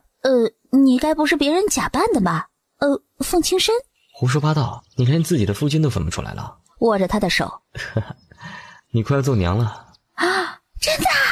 想来是林老头的药起效了。哼，林老头可还真是神医啊！吃了他几副药，果真如他所言，必定能开花结果。什么时候林老头给你吃了药的？你瞒着别人就算了，竟然连朕也瞒着，朕是不是你最亲近的人了？凤清浅怨念四起，若不是顾着他现在身子特殊，一定好好修理他。我不是连着我那假娘也一起瞒着了，那时候四处都有眼睛盯着我，可不得小心些啊！谎称是如意生病吃药，每日叫他将药悄悄端来我这里，我也是苦得很的，你都不知道我喝药有多辛苦。凤清浅觉得这小狐狸越发的滑头了，想不到有一日竟要咬紧牙关，不做声响的躲着喝药，一句也不吭，也是苦了他了。算了，将功抵过。明幽摸着自己的肚子，也不知道这小崽子是男的还是女的。是男是女都好，若是女儿，像你这般调皮捣蛋、古怪精灵些还好；若是儿子……明幽听见他欲言又止。儿子像我怎么了？我不够好看，还是不够聪明可爱呀？若是女子，可爱是加分；若是男子，你可长得比女人还精致3分呢。对上凤清浅冷冰冰的眼神，没，我说错了，这是精致好看，不是娘。凤清浅摩挲着他的肚子。夫君是不是男人，你心知肚明，都用了这么多次了，这不就是最好的证据吗？喂，你注意一下，孩子在肚子里听着呢。他现在就是个小豆芽，他知道什么？明幽不得不感叹生命的奇迹，一颗小豆芽竟然会在他的肚子里发芽生长，10月怀胎出一个哇哇落地的小孩，然后长大。近2个月，明幽都是待在殿中，一直鲜少出去走动，连景寒宫闹出人命都是听韩欢说的。殿下不知道，今早殷贵人一早撞死在景寒宫里了，朝堂和宫里都震惊成一片了。明贵妃还想隐瞒的，亏得殷贵人的宫女忠心耿耿，拼死跑出去叫了人。韩欢突然想到她是在养胎，不对，奴婢不该说这些血腥的事情，这对小主子不好。立刻摸了摸她的肚子，小殿下，你可什么都没听到啊？奴婢什么都没说。明幽倒是十分感兴趣，你继续说，我喜欢听，有什么说不得的？正好让肚子里的小家伙长长胆子。这不，凤七七嫌我胆小如鼠。殿下，你闯祸惹事儿的胆子可不小，遇着危险了，你胆子才小。你懂什么？打不过自然是要跑快些，难不成等死吗？那后来呢？后来此事被闹大了，成了如今的局面。那殷贵人为什么要撞墙而死啊？听说他将人家当作奴隶驱使也就算了，还冷言冷语地嘲讽殷贵人没事请过，不知什么男欢女爱是啥滋味啊？这老女人是疯了不成吗？竟是当众说些胡言乱语的。明幽皱皱眉，明贵妃怎么找上她的麻烦了？还不是因为之前殿下坠崖不在宫里近乎大半年，明贵妃作为众妃之首，陛下那段时间又懒得理会后宫，身子骨不好，这才让她生出许多不安分的心思来。那这事要如何处理呀？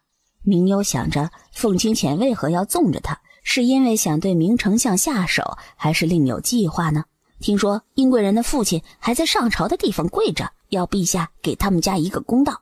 明丞相则是让他续弦的明白氏进宫了。听见是明白氏进来，明幽倒是没什么好担心的了。即便是这事儿要成的，可明白氏一搅和，这事儿便也成不了。明幽最近孕吐开始，吐的比吃的还多，大多时候都吃些水果小点心。闻见还没端上来的鸡汤，拿走，闻见我就恶心。以前可是你每天都要喝一大碗的，饭不吃就靠这些水果，这鸡汤总是要补补的。那别人家怀孕是胖的厉害，朕瞧着你这是肚子胖，脸上的肉都快捏不到了。我这肚子里这个烦人精不爱吃，我有什么办法？明幽将锅甩给了肚子里的小豆芽。长风端着鸡汤，那还要不要上桌？不要。要。你端着出去喝就是了，不要来我面前。长风点了点头，端着汤就往外走。对，皮痒了，在天下面前皇后说了算，可在朕面前皇后要听朕的。为什么？因为你是朕的女人。长风端着汤停住。陛下，以前确实应该听你的，可如今呢，皇后肚子里还有个小主子呢，那就是俩人对一人，那属下自然得听皇后和肚子里的小主子了。对，少数服从多数。凤清浅冷声，就这么看着长风。长风很怂的转身放回去了。我尽力了，可怪不得我。哼，怂包。原先说好向着他肚子里的小崽子。喂，你不端走，我可走了。凤清浅将鸡汤的油撇开，盛满一碗。我喂你，不吃身子怎么受得住？眼里呕的泪珠直打转，一直拼命摇头。凤清浅只好罢手，又呕了好一会儿，闻不见油腥味儿，眉头拧得死死的。去找太医来。啊，找太医干什么？他还能替我怀孕不成啊？许太医跑得大汗小汗的，便听见凤清浅道：皇后吐得厉害，你若没本事根治，你也别来太医院混日子了。陛下，臣是有心无力。这孕吐是女子怀孕初期几乎都要经历的。许太医说话都有些磕巴了，凤清浅的眉头能挤死苍蝇了。这女人怀孕怎么这么受罪呀？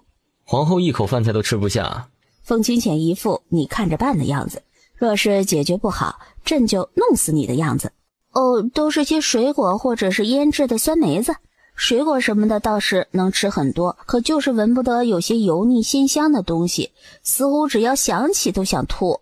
他不会这样吐到生孩子吧？虽有这样的状况，可鲜少，大多数人孕吐个2-3个月后便开始食欲大增。可陛下也要注意了，虽能吃是好事，可也不能吃得太多，若是营养过剩，胎儿太大，导致这殿下以后生孩子必定是要遭罪的。想到他要受10个月的罪，还有分娩之痛，凤清浅越发心疼。早先还想他生10个8个的孩子，如今想也不想了。下去吧，没用的东西。提着医药箱转头就跑。在皇宫当差真的是好不容易啊。转头将明幽捂在怀里，细声摸着他的肚子。小兔崽子，你可听好了，少为难你娘，不然出来朕揍得你屁股开花。喂，他现在还小，哪里能听得到啊？即便是听到了，也不知道是什么意思啊。吃不下去饭，凤清浅只好想尽各种办法，将各色的水果大量供应着未央殿。4个多月的时候，明幽的肚子已经很明显了，开始像是鼓起来的青蛙嘴。未央殿皇后怀孕的消息不胫而走，让无数的妃嫔激动红了眼。明幽倒是没理会他们，安安心心地养着自己的胎。他每日都要在未央殿里来来回回地走好几次。许太医说，适当的锻炼以后才好生产。傍晚去长乐宫的时候，正好碰见明贵妃，还未恭喜皇后，如今也有了身孕。哼，想必一定是个健朗的小公主。那便成明贵妃吉言了。明贵妃见她不上当，故意说出公主，那便是有意激怒她。若是宫里生子是喜事，生的是皇子，那便是大喜了。特别是嫡子，便意味着有很大的可能继承江山了。外面是什么味道？这2日刚入初冬，难得天气好，估计是长风他们正在偷摸烤鱼呢。忽然想起明幽闻不得这个味道。皮痒了，朕一人揍他们20板子，看他们还敢偷吃。我也想吃。想吃什么？连日的素食素果，他都觉得他们家的小兔子是吃素的了。如今这小兔子转了性子，成小狼了。闻着麻麻辣辣的，似乎是烤鱼。其实鱼不鱼的无所谓，我就是想吃酸的辣的。他不是前几日还嚷嚷着闻不得半点油腥味吗？不想吃油腻的，却想吃麻辣的，难道给他拌一个蘸料？明幽抑制不住体内的洪荒之力，嘴里的口水不断的分泌，好想吃辣，好想吃麻辣、酸辣，一切和辣有关的东西，只得带着他找了长风。长风和4、5个侍卫围坐一堆，立刻将烤鱼往身后藏。我们围着烤火呢。你可拉倒吧，我都闻见味儿了，难不成你在烤你自己的猪蹄、鸡爪子？长风炯炯地将身后的烤鱼拿出来。殿下，我可不知你会来啊，这可真怨不得我。你这都半个月没到未央宫了。明幽盯着烤鱼，两眼发光。接下来，明幽以风卷云涌的速度将一条麻辣鲜香的烤鱼全吃了不算，又让胖头鱼给他炒了一碗麻辣鸡爪、麻辣猪蹄儿。这一顿是吃的长风目瞪口呆的。这小皇后肚子里装的是一窝小猪崽子吧？这么能吃？凤清浅觉得他古怪，于是吩咐许太医来看看。你给皇后看看，皇后口味多变，之前一直说喜欢吃酸的，现如今又改成辣的了。都说酸儿辣女的。许太医摸着脉象，时而皱眉，时而摇头，看了看明幽。老臣也不知该说不该说，若是不准，还望陛下恕罪。啊，皇后可是有事儿？倒不是皇后娘娘，而是这肚子里的脉象虚虚沉沉的。原先老臣号脉觉得是位小皇子，可后续又不敢断定。现如今猜觉可能是龙凤胎。啊，真的？如今脉象也有3、4月了，应该是错不了。好，大喜，赏。依旧如从前，此事对外保密，若漏了出去，你的项上人头也不必留着了。换玉如意顶着吧。许太医的脸轻颤了3颤。瞧你把许太医吓成什么样了。明幽看着围着自己的身边比宠物还热切殷勤的某人，我这是警告啊。可若龙凤胎的事情传出去了，倒是惹出风波，不利于他养胎。再耐心等等，只要一抓住机会，朕便将那些讨厌的苍蝇赶出去。你不处置明贵妃害死英贵人的事情，便是想居起群愤？朝廷里明丞相专横独大，后宫势必要起些风云，才得以连根拔除。养了这么多年的蛀虫，吃朕这么多年的粮食，也该顺便索取些回报才是。明幽对明贵妃倒是生出了2分同情，谁让他惹上了一个小气又自私的帝王来着？哎呀，做你凤家的后妃可真不容易呀，蹭吃蹭喝也更不容易，这都要斤斤计较。我吃的比明贵妃多，比她好，你不会也盘算着一番阴谋诡计，把我当作蛀虫来养吧？凤清浅凑近他的唇，哼，朕将你养得娇娇嫩嫩的，白白胖胖的，自然是有所求的。什么？凤清浅伸手将他拦住，他现在并不细的腰肢。自然是做爱做的事情。你别胡来，影响不好。有什么不好的？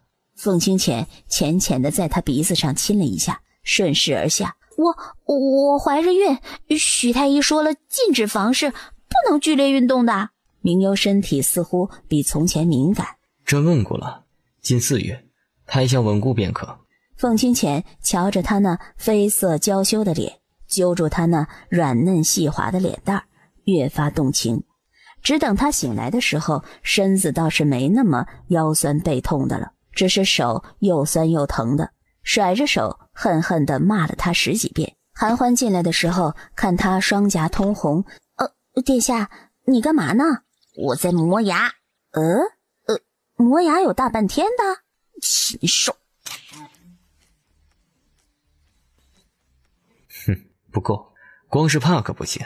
若他们不恨不怕，如何会想法子离宫？嫔妃里胆子小的可还有谁？世家好又得宠的？这得去问如意和小顺子。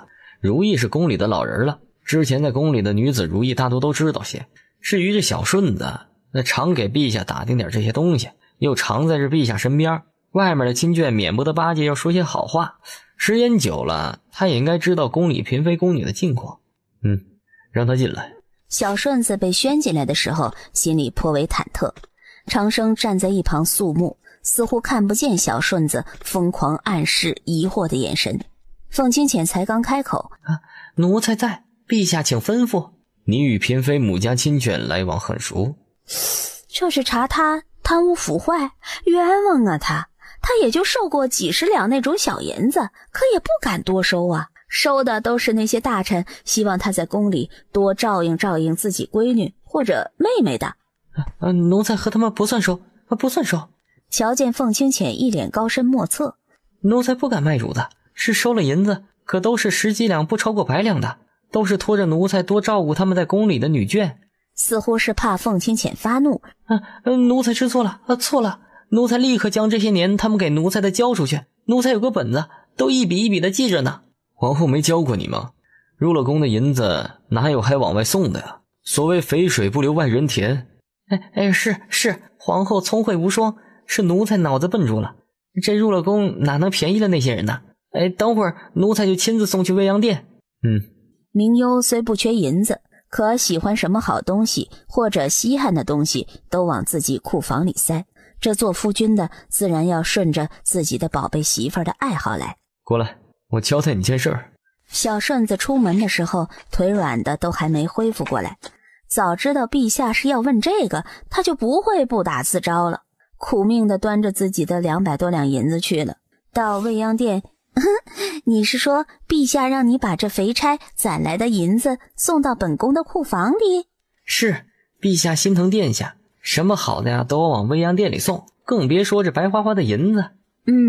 既然是这样，那便收着了。小顺子使出吃奶的劲儿。这银子对殿下来说是蚂蚱腿上的肉。古话说得好，蚂蚱虽小也是肉啊。晚膳刚过没多久，就听见韩月在院子里的狼嚎，一直兴奋的热血沸腾。明幽出去叫，韩月便一路引着他出去了。看着到了凤七宫附近，星谋，是你吗？这个我终于是有了用处，不枉费我为了他好几次。瞧见他的肚子，略微一惊。哈，看来二人独话是不能了。指不定是有2个在偷听呢。星谋见她怀孕了，自是不敢大意。去你未央殿里坐着喝杯茶，虽是来了南幽皇宫那么多次，处处都去遍了，可从未去过你的未央殿。2人一路走着回去，韩月就跟在旁边，瞧见他的肚子偏大些，又听到他刚才的玩笑话。哦，你肚子里是双生子？运气好的话是龙凤胎。明幽眸子里的笑意都要溢出来了。哼，凤清浅是吃了狗屎不成，哪来这么好的运气？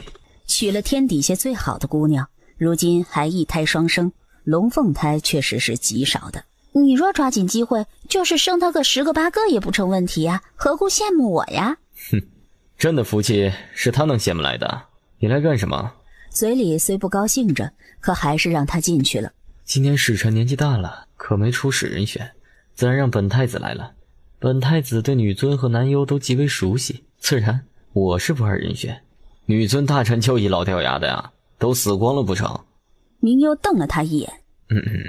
我这是给我们家皇后面子，既然是出使，眼下还不到年纪，也没到时间，看你这2手空空的，难不成你要把你自己送来啊？贡品还在后面，我来得快，他们估计还有10天半个月才到。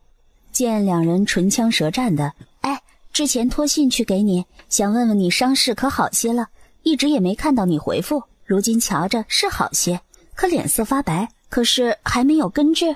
凤清浅听见他提书信的事儿，脸色稍微多了一抹不自然，星谋立刻就知道他为何没收着书信了，原来是这卑鄙无赖的掌昭皇帝搞的鬼。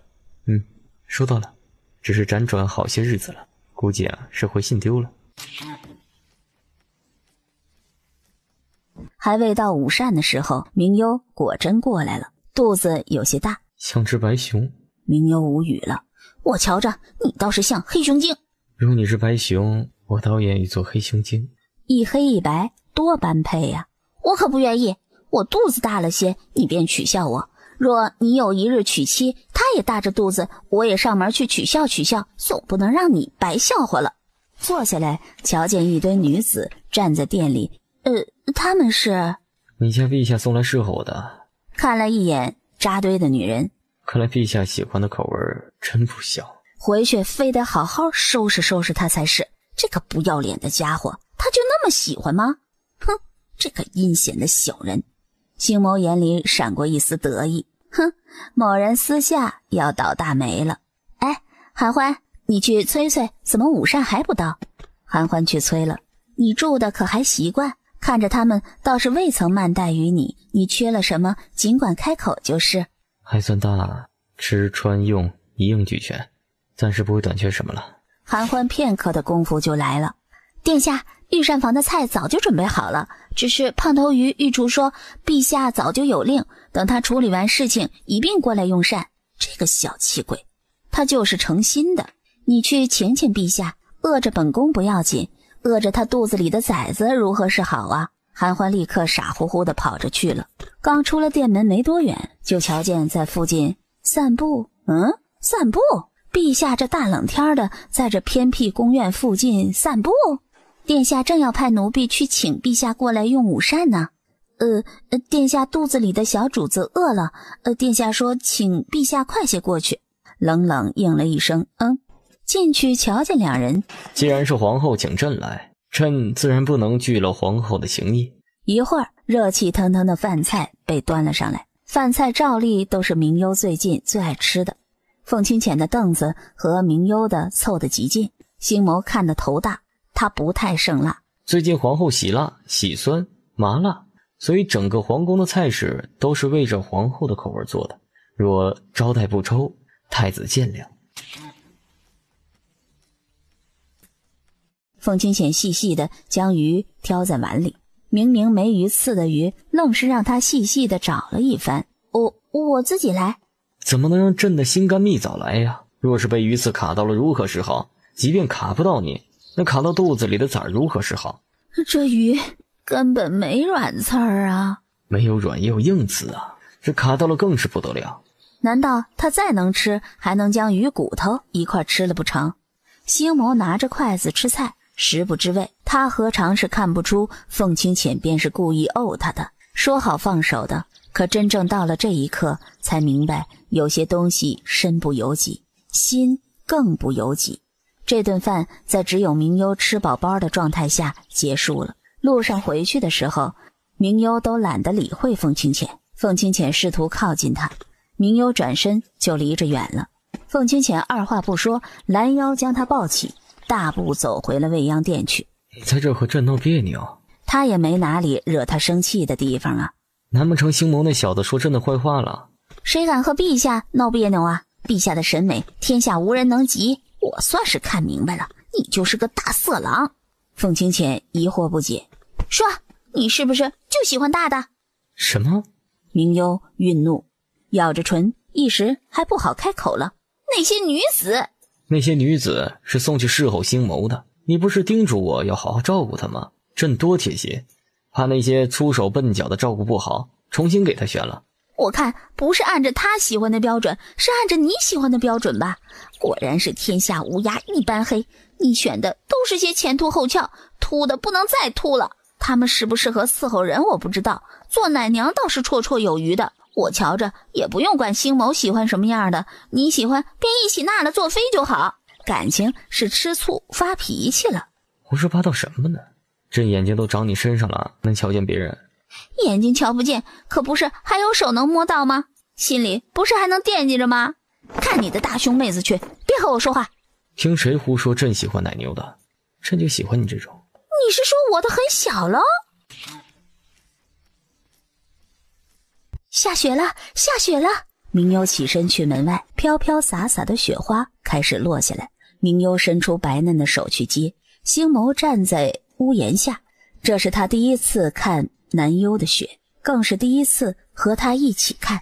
大雪将至，等几场厚厚的雪过去，又是新的一年。是，又是一年。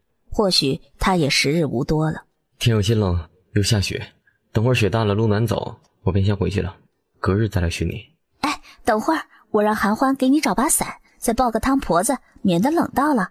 不知是为何，他总觉得这次来的星谋与以往有些不一样。你这是将我当女人养，我一个大男人还需要什么汤婆子？不过是下场雪而已，要什么伞？随意的摆摆手，走出雪中，慢慢的与雪景融为一起。还未到他住的宫殿，星谋便有些不适，一口血吐了出来。星谋抬头看了一眼，无奈的笑。天不由我，命该如此，罢了。还好还好，明幽喜欢的不是他，不然他便要耽误他一生了。他不希望他的女人如同他母后一样，这一生守着过往，靠着回忆终其一生。星谋一走，凤清浅似是踩着点儿的就来了未央殿了，进来摸到他的手脚冰凉。朕瞧着要将你拘在店里，一步都不许出去，你才肯老实些。我怎么了？你又出去玩雪？没有啊，我向来是宫里最守规矩的。哼，他若是算守规矩的，只怕天底下再也没有不守规矩的人了。嘴上数落，可手里还是不自觉地将他手拉过来，给他亲自暖热了。你若敢生病，朕就让太医署配制最苦的药，久久熬上3个时辰，每日灌你3大碗。明幽有些惧怕，孕妇不能喝药。谁说的？孕妇还喝安胎药呢。只不过你胎算是稳固，身子这段时间也算好，才免了。这受了风病痛是最危急的药材，可也不是没有能喝的。我不会生病的。你和星谋聊什么可以聊一下午，也不见你和朕能说话说一下午。我与你认识20来年，天天在一起，有什么话都说，自然是说不完一下午的。你小时候倒是挺能说的，每日来书房就像是个小话痨，都能。哎，肚子里的2个小崽子的名字，不如让星谋来取吧。你干脆让他做爹好了，取名能轮到他吗？我南幽国的嫡长皇子公主，她什么身份？岂能轮到一个异国太子娶？那你娶好了，不过是个名字的事情。他不过也随口一提，本想着让他的孩子认星谋为干爹，可想着凤清浅这傲娇的倔脾气，起名字都不许，若是认子之事，岂不是要大发雷霆？以前朕不就是想专门给他们取过吗？凤熙、凤鸣，男女都试过，如今既是一男一女，男的便叫做凤鸣，女的便叫做凤熙，正好凤熙宫没人住，修容一番，扩大些规模，倒是做公主寝殿最合适不过。至于太子寝殿，寻思了一圈，昭禄殿也闲置，倒是不用大修，装饰布置一番，用作太子寝宫也好。凤栖宫以前本就豪奢，你再添补，岂不是盖过了太子宫的风头？以后太子说你偏心，看你怎么应对。凤清浅拦着他的腰，趁机摸了摸他的肚皮。他敢？一个男孩子该放眼天下江山，岂能自闲于自己的1亩3分地？这点出息做什么皇太子？干脆让咱们小公主做好了，反正女村王朝向来也是先传女再传男的，咱也可以效仿。这威胁的话气得明幽肚子里的小崽子动了一下。呵呵，他在踢朕，等你出来了，看朕怎么收拾你。你怎么知道是谁踢的？若是打错了，岂不是要背锅？肯定是个皮小子，刚才朕警告他了，他气急败坏，若不是他也得认。谁让他异母同胞是姐妹？这男子汉自然要保护家里的女人。明幽觉得这小太子以后也是个憋屈的，可能要受他这做父皇的气。哎呀，做你儿子可真不容易，真是前生倒了8辈子的霉了。明幽又怂了，赶紧适当的拍了拍马屁。啊，当然做你妻女还是很幸福的。这一夸，凤清浅的嘴角抑制不住的扬起，心情愉悦了很多。能是人吧，哪怕拱手送走他，推开门重逢再相拥吗？你什么身份？本宫什么身份？轮得到你来问吗？你！明贵妃气到晕厥。好了，皇后近来胃口有些不好，天气冷，便寻了涮锅来给皇后吃。朕想着你心思灵巧，便来侍候朕和皇后涮菜吧。伺候陛下就算了，他明幽是个什么东西？本宫瞧着明贵妃是不太愿意了。他敢不愿？啊，臣妾不敢。紧接着10几种蔬菜和肉类都端上来了。娘娘开始吧。啊，陛下想吃什么？朕想吃什么不要紧，你得顾着皇后的口味。是，敢问皇后娘娘想吃什么？那你得问我不想吃些什么。将这最新鲜的鸭肠烫煮了，还有这白菜，先放芯儿进去煮着，我喜欢吃软烂一些的。还有羊里脊肉和猪里脊肉，千万别煮老了。明幽享受着明贵妃的伺候。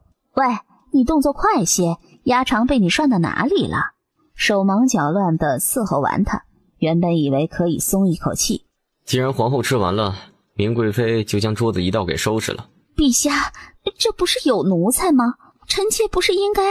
妃妾恭婢侍候帝后，这不是本分德行吗？你月月拿着俸禄，难不成让朕白吃白喝的养着你？臣妾不敢。虽是心有不甘，可也值得一味的忍受。陛下说的是。凤清浅则在不远处陪着明幽喝过茶。现在心情可好些了？哼，这事儿暂且记着。他和明月的账可不是一笔笔能算好的。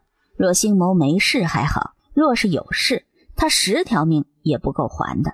是，先记着。你若不满意，我便让他顺带着将屋子亲手给擦了。见他没吭声，凤清浅朝小顺子使了一个眼色，小顺子立刻吩咐明贵妃去了。皇后简直是欺人太甚！哎呦，贵妃娘娘您可得小声些，这话若是被陛下给听见了，只怕罚得更重。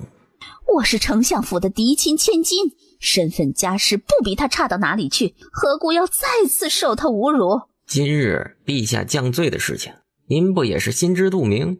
倘若说你心里没鬼，没存半点害人之心，只怕是连瞎子都不愿意信的。明幽一巴掌便落在了他的脸上。你这害人之心，当真以为本宫收拾不了你吗？若还敢再犯，就不是一巴掌的事了。凤清浅故意跟在明幽耳光后面过来。明贵妃这是不想干。明贵妃还未说出半个字。明贵妃宫里不是还有2个妹妹？朕瞧着她们倒是愿意干，毕竟明家谁做贵妃都不要紧。传旨去，谁愿意做就封谁做皇贵妃。陛下，这岂能是儿戏？什么儿戏不儿戏的？皇帝乃一国之君，想妃谁做贵妃就封谁。再者，这不是圆了你父亲的心意吗？明丞相可是多方和朕提到。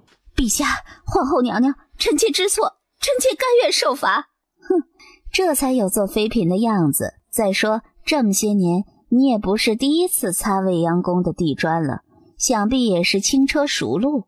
手背上的青筋隐隐的浮动。结果帝后2人就在长乐宫里看着明贵妃擦了半夜的地砖。等小顺子打发她出去的时候，明幽已经在内殿睡熟了。朕再提醒你一次，丞相府可不是只有你一个女儿，你若再不安分守己些，这回有人来替补你。就因为臣妾所做之事，臣妾都说了，只不过是误会，陛下该罚的也罚了，难道皇后就没有犯错，没有恶毒的时候吗？突然被一只手扼住了脖子，凤清浅以迅雷不及掩耳之势用轻功越过来。你也配和他比？手上的力量不知不觉加紧。臣妾哪点不如他？不管你比他好多少，可朕的宠爱心里的位置只会给他一人，只因为他是明幽。是因为明将军为凤家出生入死，明将军为陛下付出了多大的代价，所以陛下宠着他。朕留着你不过是看着明丞相家的脸面，不然你以为自己几斤几两重？将他推倒在地。滚下去！你们这是？臣妾等请求陛下废了我们，让我们出宫。对，明贵妃逼得臣妾们没了活路。你们什么意思？大过年的找本宫晦气？明幽抬眸，本宫殊不知这后宫什么时候明贵妃也能说上话了。侧身看了坐在下面的明丞相，明丞相可真是教的好女儿，难怪接连逼死了2个妃嫔呢。你看你们这好好的在宫里，若朕将你们废弃了，倒是引得朝中不满了。可若是留着你们，这明贵妃……陛下，不关臣妾的事情啊！臣妾伺候了您多年，怎么能因为他们就废弃臣妾？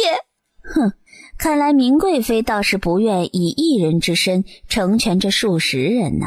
凤清浅知道她这种女人怎么舍得滔天的权势和富贵，她将这数十人打发走。至于明贵妃，可不是废弃就能解决的。你们都是朝中亲眷，朕也不能往死里逼你们，总得给人留条活路，是不是啊，明丞相？臣有罪。行了，既然要出宫，那就都出去吧。皇后心善，今日与朕说了，未有名分的闺秀可怜苦楚，让朕寻摸着朝中未成亲的将士，成就美满姻缘。今日便准了，凡是未有封号的秀女，明日收拾完便可出宫；凡是被废弃的嫔妃，出宫可自寻良缘。谢陛下。那这废弃嫔妃的由头是什么？既然是明贵妃惹出来的祸端，那便由明贵妃担着。史官记录一下，明贵妃凶悍跋扈，逼死宫里2位嫔妃，惹得宫里动荡不安，逼得嫔妃自请废黜。陛下，怎能？不算你头上，难道算朕头上？是朕残暴不仁，昏君，历史便应该照实写。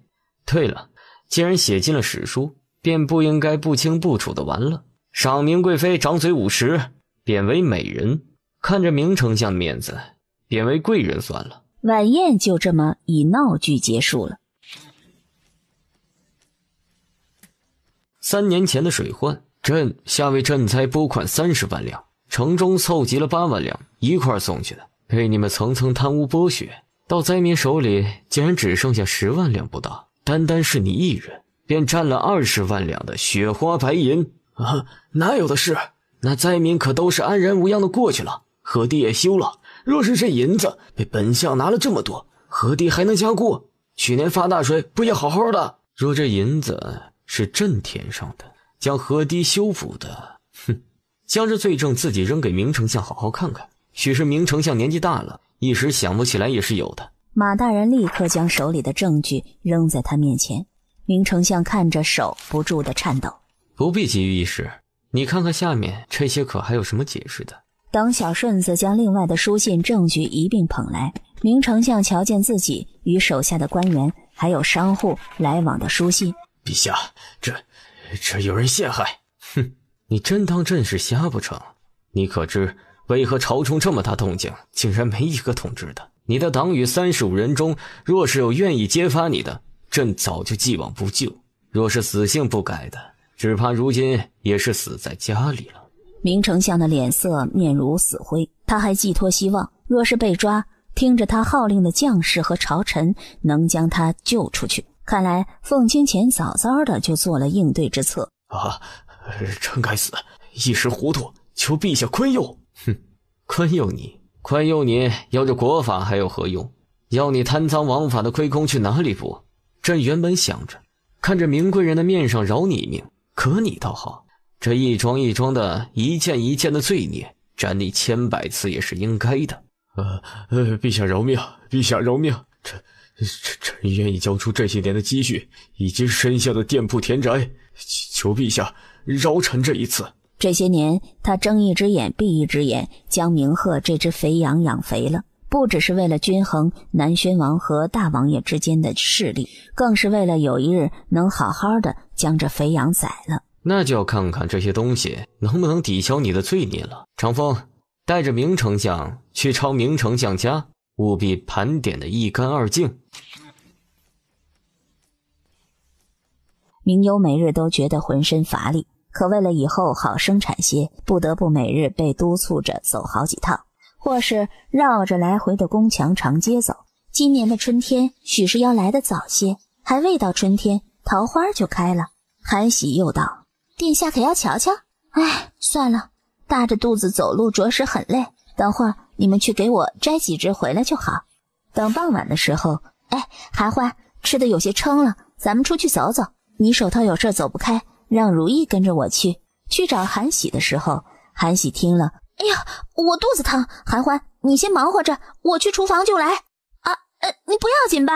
韩喜出去回来的时候，正看见一身青蓝色衣裙的明优出去了，他也没顾上去看。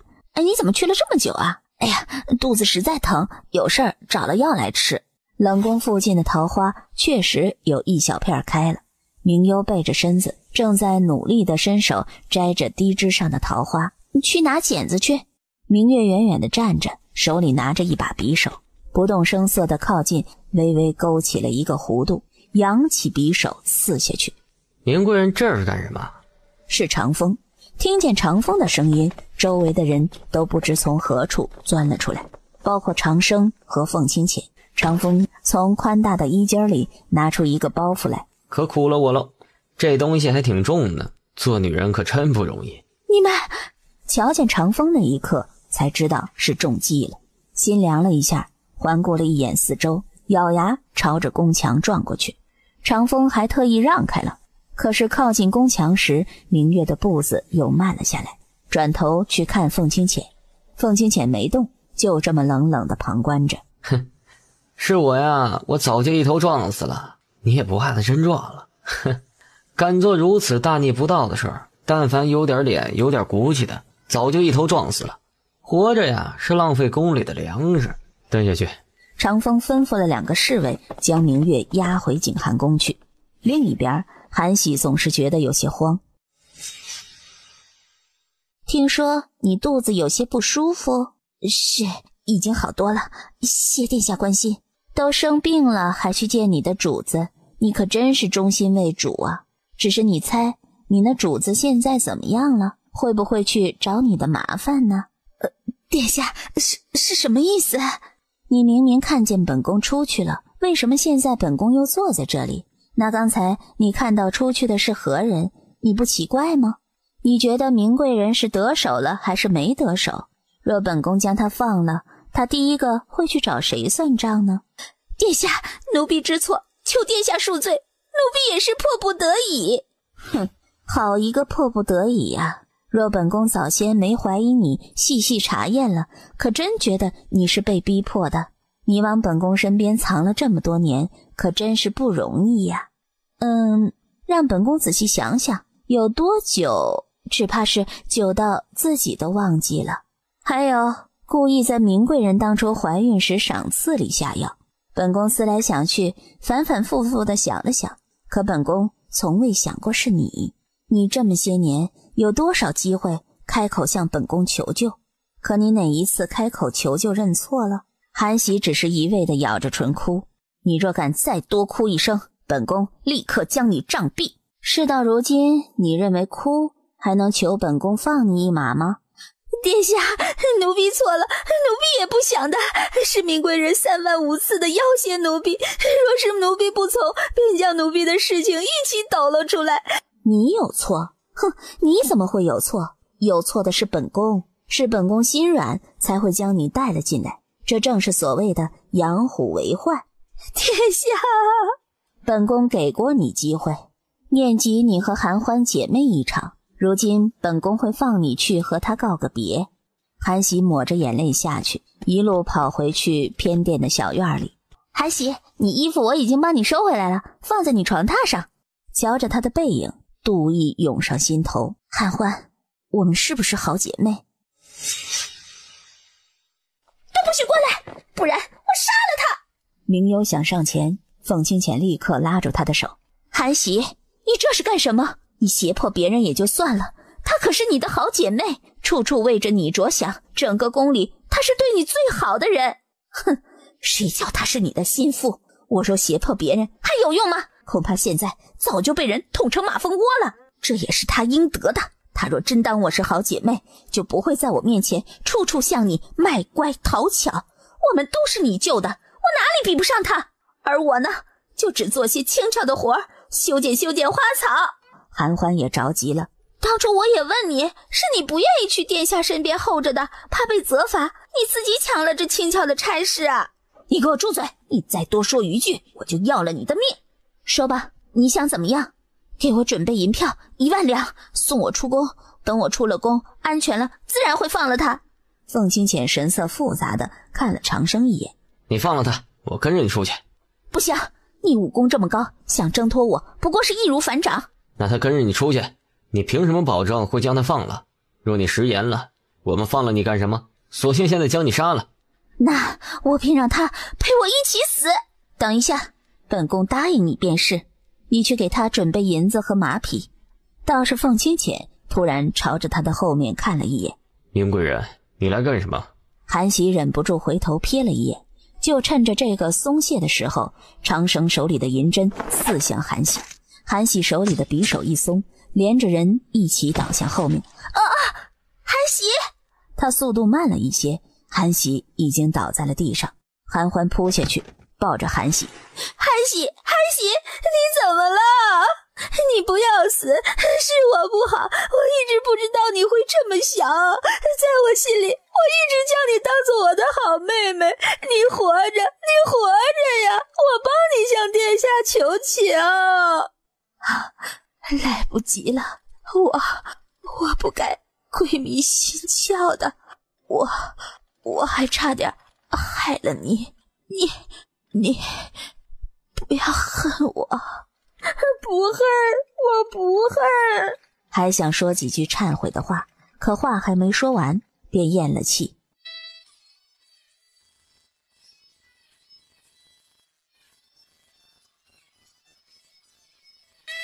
凤清浅正在给明幽揉肩膀，听着长风说了素叶是如何下手痛打落水狗的，到了如今他还分不清好坏，还摆什么架势来？这倒是个不错的主意。被他曾经喝来喝去的工人欺负，想必这才是极大的侮辱。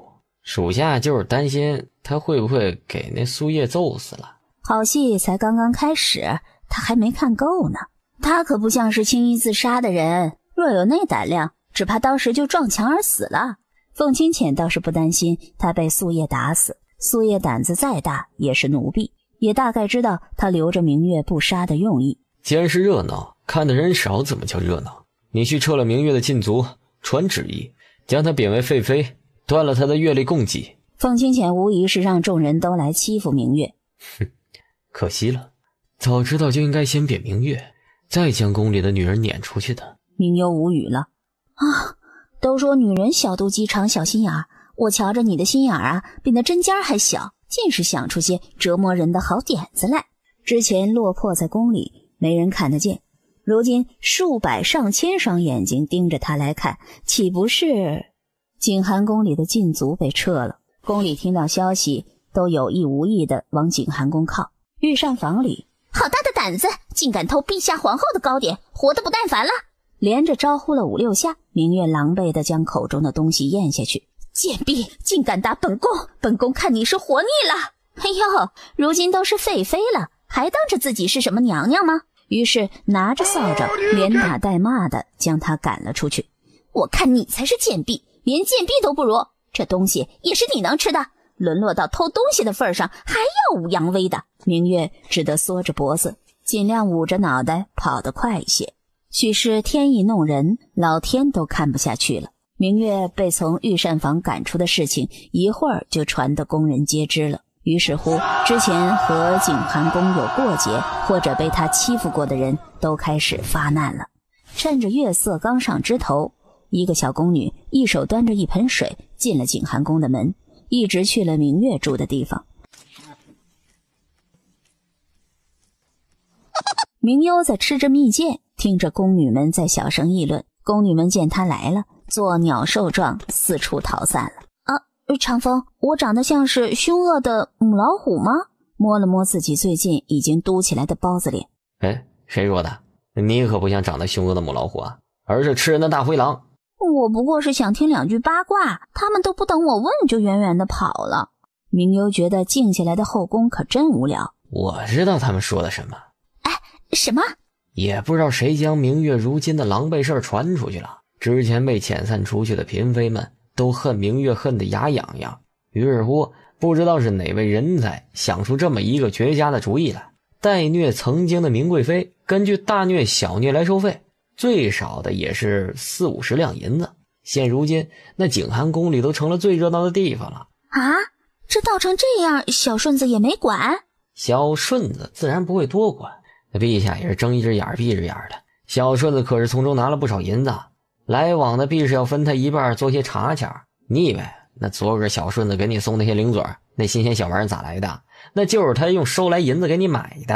哎呀，这可真是一笔赚钱的好买卖，我也想去参加了，感觉靠着这个讨厌鬼也能发家致富了。哎呦，你可省着吧，你未央殿啥没有啊？你还要断了人家赚几个小钱的路啊？你怎么事事清楚，像是你在操纵一样？我没有啊，我不是啊，你别胡说，那是陛下操纵的，我可没这么阴险狠毒。那消息也是陛下放出去的，这闹事欺负他也是陛下刻意找人带头的，只不过陛下是怕他在宫里添乱的，于是找人昼夜在暗中监视他。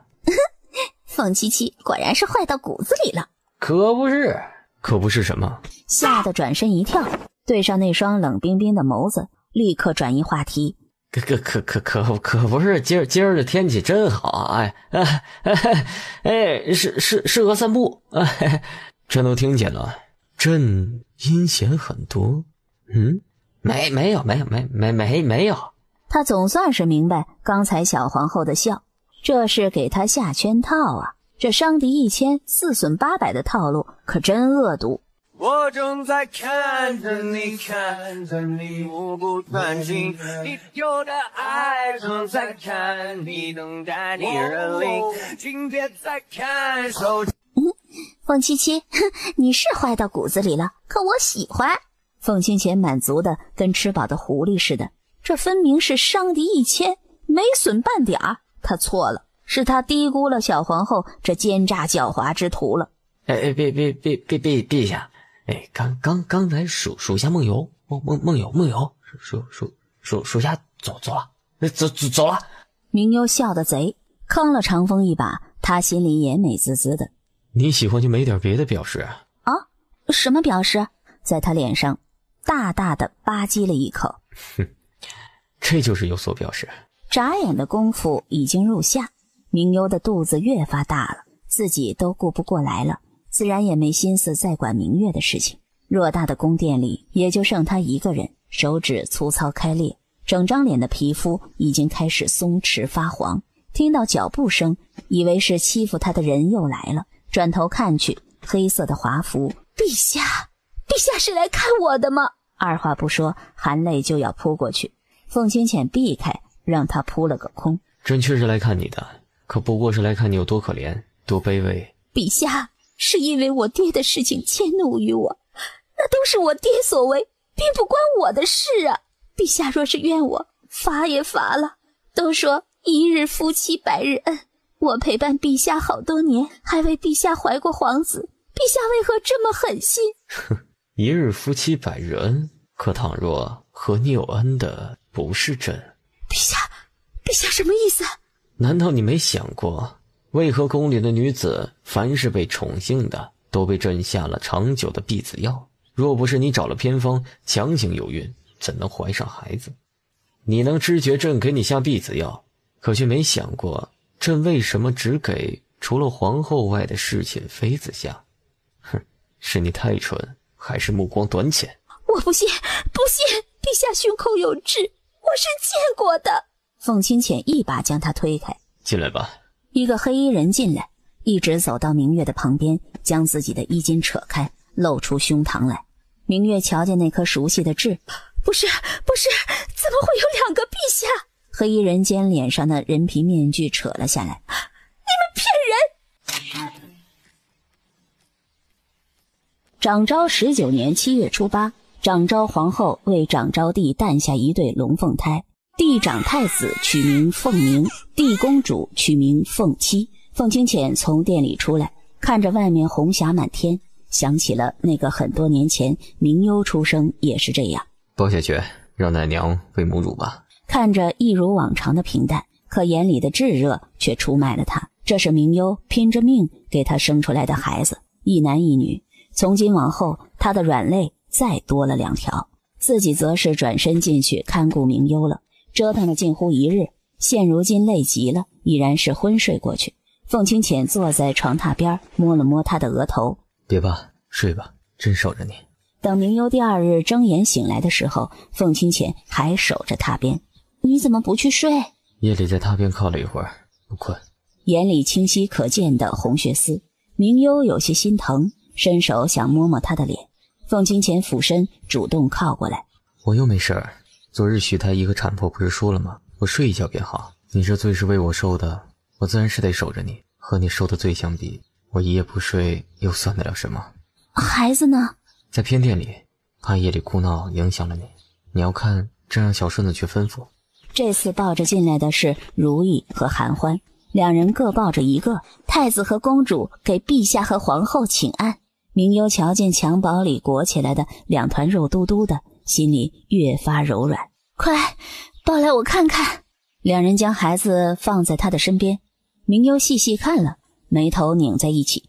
怎么红扑扑的？是发烧了吗？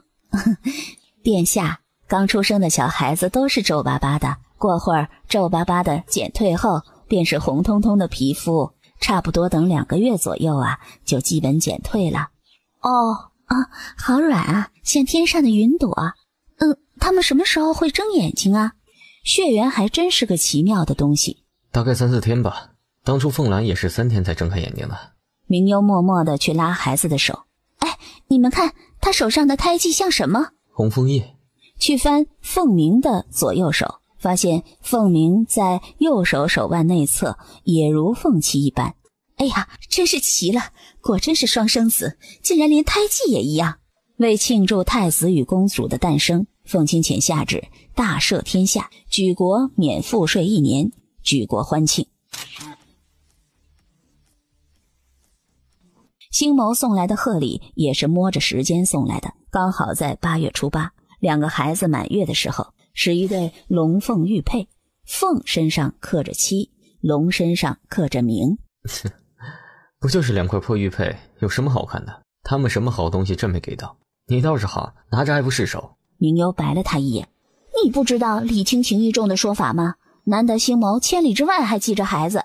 想到他从前对自己诸多的好，如今对2个孩子也是一样，心里越发愧疚。哎，咱们让星谋给2个孩子做干爹吧。不行，说什么也不行。为什么？水眸里布满疑惑。有女尊太子做干爹，不也是挺威风的吗？去哪儿都有人罩着，多好啊！朕的儿子女儿怎么能认情敌做爹？朕是南幽的皇帝，他们是南幽的嫡太子和公主，身份还不够尊贵。你若是敢，朕不将你的屁股给打废才怪。明幽只好放弃了这个念头。满月后的2个小家伙极其喜欢亲近母亲，每日都要黏着明幽身边，就算是睡也要睡在明幽的榻上。母乳是干什么吃的？太子公主都照顾不好，要他们何用？我看你堂堂君主也拿他们没办法啊。哼，还有朕解决不了的事情。凤清浅不信邪，伸手抱过，凤鸣才落了他的手，便动了动眼睛，睁开了，盯着他看了一会儿，便开始哇哇大哭，哭的是撕心裂肺。明幽心疼，只要伸手要接过来，不料凤清浅没给，转身躲开。朕就不信还治不住他了。哎，你可别打他。凤清浅只是轻轻地拍了拍他的襁褓一下。你若再哭，朕就对你不客气了。凤鸣真的就歇住不哭了。啊，这么屁大点的孩子就知道受人威胁，看人下菜碟了。他哄了小半日才哄好，结果被凤七七一句话就吓唬住了。你这吓唬人的本事还真是老少通吃啊。想起以后自己闺女可能被人一串糖葫芦就给哄走了，凤清浅决定她要死宠她的女儿，宠得一身毛病，一身小脾气，就不是什么阿猫阿狗都能带走的了。1岁多的孩子正是开始踉踉跄跄学走步的时候，2个孩子都皮得不行，未央殿已经聚不住他们了，一日得2、3次的带着出去玩得尽兴归来，又给他们收拾一番，这才去午睡了。明幽觉得头晕眼花的，吩咐了奶娘看着，工人正好送给他们裁制的新衣过来。呀，这衣料柔软，也不伤肌肤，绣活倒也十分精致啊。是啊，这都是最上等的料子。听如意姐姐说，殿下小时候便是穿这料子，极为舒适，是陛下命人费心赶制出来的。便听得2个奶娘和几个宫女跑来禀告：殿下，不好了，小公主不见了。明幽听见这话，似乎是觉得自己听差了一般。啊，你再说一遍。小公主不见了。明幽吓得头晕目眩，险些站不住，被韩欢扶住。你仔细说，公主是如何不见的？是不是调皮从床榻上爬起来了，还是躲在店里何处？可找了？1岁多点的孩子，就算是从床榻上掉下来，可也走不出多远，不可能走出殿外去的。奴婢们都找了，店里、床榻下、柜子里，四处都找了。快去找凤七七，找长风，让他们在宫里四处找，一定是有人抱走了。韩欢一出去，明幽立刻也出去四处找。宫殿的花坛，诺诺，你快出来呀，母后在这儿呢。凤清浅听见的时候，脸极度白了下来，立刻吩咐小顺子分散御林军去找。好好的，公主怎么会不见了呢？奴婢也不太清楚，是皇后派奴婢来的，说小公主该是被人带走了。刚才奴婢与皇后在给太子和公主看衣服，不料乳母来说公子不见了，床榻上只有太子。四处去找，每处宫殿里去寻，去将韩月找回来，让韩月帮忙找。对呀，韩月是狼啊，顺着小公主的气味也就能找到了。陛下，八成是有人故意顺着狗洞将公主带走了。御林军在宫里搜了大半日，发现景寒宫里曾经的名贵人不见了。明月，朕要让他不得好死。明幽还未生孩子时，他便已经装疯卖傻，大赦天下，让众人更是对他这个疯子放松了警惕。找个无人的地方躲着，他才发现这分明是个小丫头。难道他报错了？扒开衣裳检查了一下，费心策划这么久，竟然是将贱人的女儿抱了出来，一直躲到夜里。韩欢跑着去长乐宫了，趔趄倒地。小顺子远远的见了，韩欢怎么了？殿下骑着马出宫去了，快让人追去，莫要让殿下出了什么事情才好啊！小顺子来不及扶起他，立刻跑着叫人去了。陛下，陛下！凤清浅找人一直跟着去追明幽的，他从房屋上越过，看着来来往往的人和正在四处搜查的官兵，找了好一会儿，终于是在人群里发现了明幽。有没有见过我的女儿？她才1岁半，穿着枣红色的衣裳。周围的人都觉得她有些不正常，立刻摆摆手走开了。明幽漫无目的地问着下一个：有没有人见过我的女儿？我女儿被坏人抱走了，我求求各位帮帮忙。她才那么点大，没了母亲，她怎么活呀？突然人群里出现一只手。这位夫人，你女儿是如何丢的？宋天启。凤清浅最先认出他来，先帝在时，他曾任职过将军和宫中御林军统帅一职，曾经也算是明丽的旧部。好，是宋将军呢，曾经跟着赫赫有名的名战神的宋将军。宋天启瞧见他腰间的玉佩，立刻认出了凤清浅，看了一眼正在哭泣的明幽。诸位父老乡亲，这位夫人是明将军旧部的女儿，如今女儿丢了，求诸位看在明家军过往的辛苦上，诸位帮帮忙，有线索的找找线索，有人的找找人，咱们必定重谢。宋将军说的是什么话？当年明将军带着部下将士护卫我家国百姓，如今有用得着我们平头百姓的，我们自然当帮忙。对呀，当初我弟二叔都死在战场上了，就我三叔活着回来，人是明将军带人救回来了，也给了我们抚恤，才能让我们一家老弱残小活到现在，大家都帮忙找找。身别离，不忍却要别离，托鸿雁南去，不知此心。凤清浅回去的时候，明幽已经醒来了，只是整个人抱着凤鸣不撒手，任何人进来都可以，可是不能碰凤鸣，只要稍微靠过去，明幽就如一只暴怒的野兽。殿下，小太子饿了，你先让他去喝点粥或者羊乳，万一饿着小太子怎么办？凤清浅刚好进来。陛下，你快劝劝殿下，殿下一直抱着太子不撒手，从醒来就这样。哎呦！明幽见他来了，凤七七，我要抱着他，他就不会丢了。不怪你。哎呦，你看朕带回来什么？明幽看了一眼，这是在枯井里面找到的。明月那个恶妇将诺诺扔在井里了，可诺诺福大命大，井里躲着一个武功上乘却受伤的人，他走的时候将诺诺带走了，这就证明诺诺还活着，暂时也不会有什么危险。朕已经派人去打听了，这几日应该会有结果的。真的吗？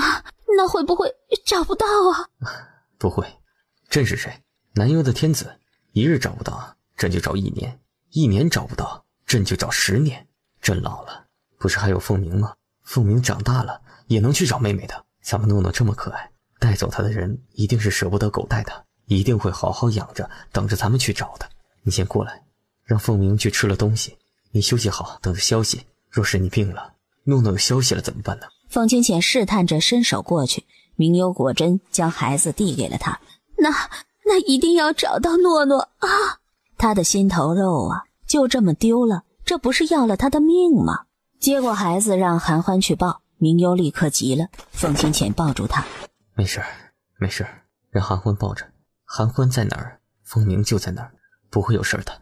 低声安慰了几句，才稍微平复了他的情绪。你放心就是，城里已经挨家挨户的问了，咱们诺诺这么乖巧，如今断了奶，能喝粥能喝汤，顶多就是喝些羊乳添补，谁带着也不会饿着他的。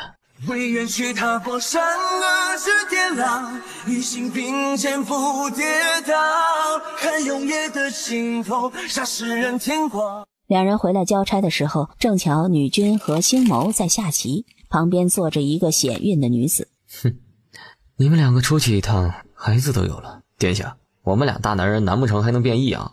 这孩子别人家扔的，机缘巧合捡的。女君听到小丫头软软糯糯的哼几声，心都软了。来，本君看看。星谋也好奇地凑过来看，瞧见那眉眼清秀灵韵，娇滴滴粉嘟嘟的脸，像是剥了皮的鸡蛋啊！臣妾肚子里的这个小公主，以后也一定比这个小丫头好看。太子妃，属下不是听御医说太子妃肚子里是小王子？还不一定，只等生下才知道。她不过是看太子喜欢，巴结太子罢了。星谋对这小丫头倒是一见如故，从女军手上抱过来，一直逗弄。哈哈，这丫头确实生得好模样，那双眸子里的灵气呀，都要溢出来了。这样的眸子我只见过一双。在场的除了灵素，自然是知道他说的是谁。我瞧着你们倒是有缘，寒冰啊，这孩子可有交代处？若是没有，就送来殿下养着吧。你们两个常年在外办事，风里来雨里去的，这哪是娇滴滴的女儿能适应的呀？这当然好，承蒙女君陛下能看得起诺诺。寒冰很欢喜，他有了个好去处，自然比跟着他们好。灵素便不高兴了，母后，这哪来的野丫头，名不正言不顺的，若是别人误以为是咱们家的公主可怎么办？臣妾肚子里的再过3个月也能生下来了，不如就让她做个奴婢，以后跟着臣妾肚子里的孩子。烈焰眉头动了动，放肆！太子决定的事情哪里有你说话的份儿？星谋抱着诺诺，他叫诺诺，是，应该是他家人给他起的名字，手桌上有。星谋抱着他笑了，很好，就叫诺诺，软软糯糯的，我的小公主。这种样子，他只有在当初明皇后在的时候见过自己儿子这样。他儿子命短，许是活不到30，得不到所爱，他劝着立了一个太子妃，勉强有了子嗣，便是灵素肚子里的孩子。你我别梦寒，被风袭黄沙漫。日子过得飞快，一晃就是2年半。明幽真是度日如年，没了诺诺，他不像从前那般活泼了。若是凤鸣离着自己有一会儿，他便开始不安，要四处去找或者发脾气。只有凤鸣在他身边，他才能安心下来。凤清浅知道这是他的心结，只是一直在寻找。在他心里，总有一天他们的女儿会回来。4岁的凤鸣已经很调皮了，像小时候的明幽一般，简直是宫里的小霸王。只有凤清浅能治得住他，将自己的儿子从树上提回来。父皇，你快放了我，这等会儿被宫里的人看见了，我太子的威名还要不要啦？长风跟在身后悄悄地吐槽，哼，小年纪知道还挺多的。小人儿有什么面子？以前年幼被小皇后折磨，现在年老了还被小太子折磨，真是上辈子欠他们娘俩的。丢的是你的脸，又不是朕的，朕担心什么？虎父无犬子，儿子丢脸，不是父皇也丢脸吗？我可没你这样的狗儿子，3天2头闹得皇宫里鸡飞狗跳。拖下去洗干净。父皇，你这是对人不对事，我都听说了，母后以前小时候可闹腾了，也不见你打。哼，你母后当年是娇滴滴软糯糯的小姑娘，怎么能和你这皮糙肉厚的小子比？再者言，儿子是用来揍的，媳妇是用来疼的，女儿是用来宠的。绝望，呜呼哀哉，耷拉着个小脑袋被长风提着去了。长风伯伯，你说呢？陛下说什么就是什么。长风提着挣扎的他就往偏殿走。小太子哦，别挣扎了，若是一会儿晚了赶不上晚饭，那今晚就得挨饿了。哼，我可真鄙视你。鄙视我什么？你都说是男人，小孩子被打了，你也不见义勇为，你是不是男人？你还是不是大侠呀？如果要救你，那才是男人，那我不是。凤清浅对凤鸣极宠，几乎到了呼风唤雨的地步，就连这小子将自己的奏折数本一起图画了，或者去上朝时捉弄了臣子，也顶多是被揍一顿屁股。可严厉起来，严厉无比，每次都揍得他哇哇大哭。凤鸣一直都在偷偷地想着，他大概不是亲生的，是凤七七从树上摘下来的吧。明幽刚起来的时候，出来瞧见一身锦蓝色缎子的凤鸣嘟着脸，标标准准地蹲着一个马步，头顶上还放着一碗水。怎么了？这是？凤清浅坐在树下喝着茶。你自己说。为了维护他在母后心里美好的形象，他只得大事化了，小事化无。我就和宫女开了个玩笑。凤清浅挑眉。我用蛇吓了吓他们。你好端端的去弄蛇干什么？手咬了你，或者咬了其他人怎么办？不会，那蛇被我弄晕了。凤清浅一听，立刻将茶杯。你还有脸说？这药是从哪儿来的？上次南天叔叔那儿偷来的。凤清浅求救似的将目光投向明幽。今日早晨，他用毒药将毒蛇迷昏了，提着蛇去吓宫女，还将手往人家脖子上扔。明幽一听，气不打一处来，冲过来将他头顶上的碗一扔：“毒蛇你也敢碰啊？不要命了！你抓毒蛇去干什么？”“好玩。”将他提去凤清浅的怀里：“被揍死也是活该。”听听这多无情无义的话，还是他亲爱的母后大人嘴里能说出来的吗？心里默默的有一丝庆幸，还好他那可怜的妹妹早被人抱走了，不然也是和他一样的下场。将剩下的药交出来。好，母后，你别扯我的耳朵。凤鸣没办法，我知道错了，给。迅速的从兜里将剩下的药交了出来。就这么点儿？母后，你可别小看这么一丁点儿，可是能迷晕一头牛的。凤鸣的眼里有了一丝得意，可看见凤清浅沉着脸，立刻老实了起来。可是发生了什么事儿？那小子不知跑去何处了，刚才跟着他的小太监来禀，说他去了茅房半日不见人，跟丢了，你快去找找。这个时候韩欢跑着来了。殿下，不好了，太子宫里的奴婢发现太子抽屉里的好些金玉不见了，还有2件衣裳。宫里虽大，可还不至于带细软去野，这分明是出宫了。快去找。他的诺诺就是出宫了，再没见着。若是明儿也有什么事情，他真的是活不下去了。随他。可他要是丢了怎么办？他才一个4岁的孩子。凤清浅拉过他的手，细细的抚摸。可他被别人抓走了怎么办？他那点功夫，3脚猫的都算不上啊。朕一直派人暗中跟着他，日夜都在，就算是他跑到天涯海角也不会找不到。啊，暗卫？可他似乎从来不知道。朕早就在他出生那年便已经暗中挑了属于他们各自的暗卫，但都年纪小，功夫也不算厉害，所以一直没派过来。诺诺出了事儿以后，朕只好先找了曾经跟着朕的暗卫，挑了2个最合适的一直跟着他。那他知道吗？不然你以为朕眼睛真的长在他身上，随时都能清楚他的一举一动？凤清浅派了跟着凤鸣的护卫，想必武功办事能力不会比长风和长生差。哼，你可真阴险。凤清浅抬眸看着他。没有，我是夸奖你。此刻站在长街上，抱着自己的小包袱，默默举目四望的凤鸣。啊，外面好大呀，他要怎么去找妹妹呢？瞧见热乎乎的包子香，凤鸣有些走不动了。是包子。凤鸣没急着上前，反倒是一直站在附近默默地观察着，看来往的行人。他包袱里的一颗珠子都可以换这么多铜板了，可不能吃了冤枉。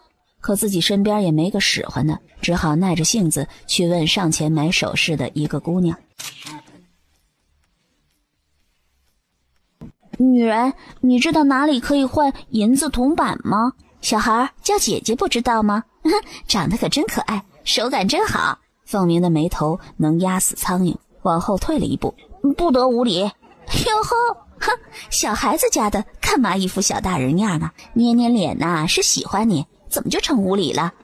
女子被他逗笑了。喂，你是哪家的小孩啊？你是哪家的女人？他堂堂一个太子，未来的君主，也是他一个相貌平平的女人能摸的吗？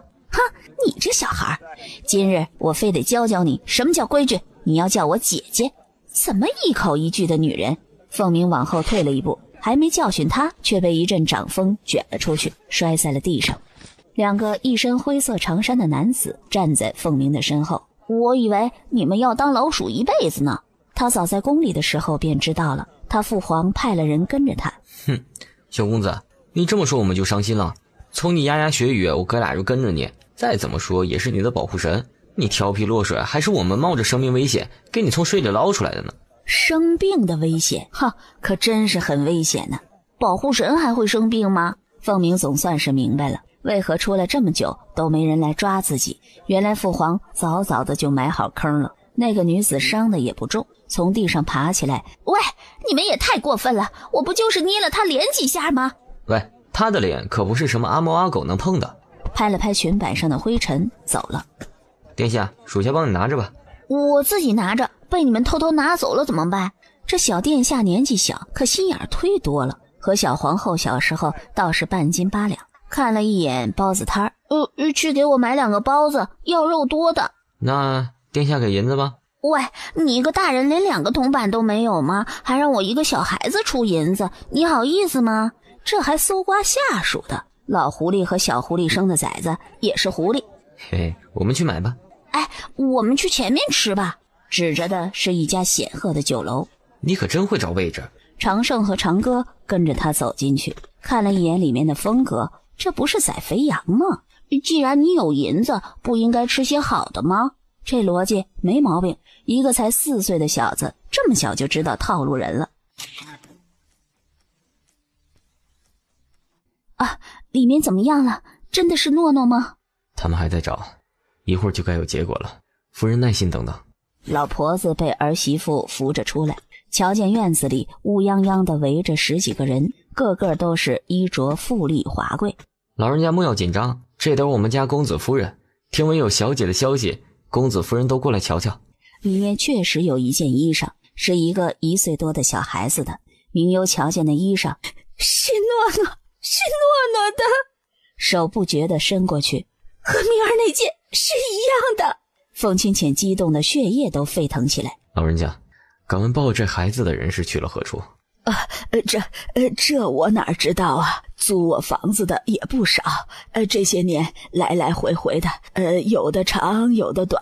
我只是知道他们是来做生意的，说是2兄弟，听着口音像是北方的女尊人，2人身上的衣料也不错，应该不像是人贩子。直到深夜才回去了。小院子里的桌子上放着一只木盆子，等老婆子的儿媳妇过来收拾茶盏时，娘，快些过来看，快些！你看那些人留下的，这300两银子呢？哎呀，这怎么这么多呀？该不是他们落下的，快还给人家！你知道什么？你草窝里装过金娃娃，自然有福报。刚才他们就给了我1颗珍珠，那最少也值500两银子。咱们这下全家都能过上好日子了，你孙子上学堂也不愁了。哎呀，我瞧着那都是些穿金戴银的官宦人家，可别轻易得罪了，咱们得罪不起呀。哎呀，人家才不稀罕这点东西呢，你就安心吧啊！回去的路上，凤鸣已经趴在他的背上睡着了。凤七七，我想明天就去找诺诺。朕已经连夜派人赶过去了，你放心，等朕将手头上的水患处理完了，立刻陪着你过去。他等了太久，仿佛是一辈子。可是想到今年河东的水患异常严重，庄稼都被淹死了。她是母亲，可也是皇后，是整个南幽的皇后，不能只为着她一个人。你早点回去休息，免得夜里有加急的急报送进来。好，那你早些睡。身别离，不忍却要别离，托鸿雁南去，不知此心何。诺诺站在宫门口，公主这是在等陛下回来吗？诺诺一脸纠结，是因为夫人说了不好听的话，所以公主伤心了，对吗？你才不是，我才不和他计较。可话里却是透着伤心的。日月，他们说我不是亲生的，亲生的是什么意思啊？那有什么打紧啊？陛下不是对公主比太子殿下还好吗？陛下可是对公主一向连重话都舍不得说，那简直是捧在手里怕摔了，含在嘴里怕化了。若我也能像清泽有个娘就好了，他们就不敢嘲笑我了。知月有些心酸，明明才是个4岁的小孩子，可是心里却十分敏感脆弱。前2天太子一直想跟着诺诺公主，一不小心公主转身将他给撞翻了，夫人便不高兴了。其实也不怪诺诺，太子殿下年纪小，走路都还有些笨拙，却又极爱跟着公主，像是公主的小跟屁虫似的。太子殿下没什么事儿，可夫人一直出口伤人，便惹得诺诺心里越发可怜。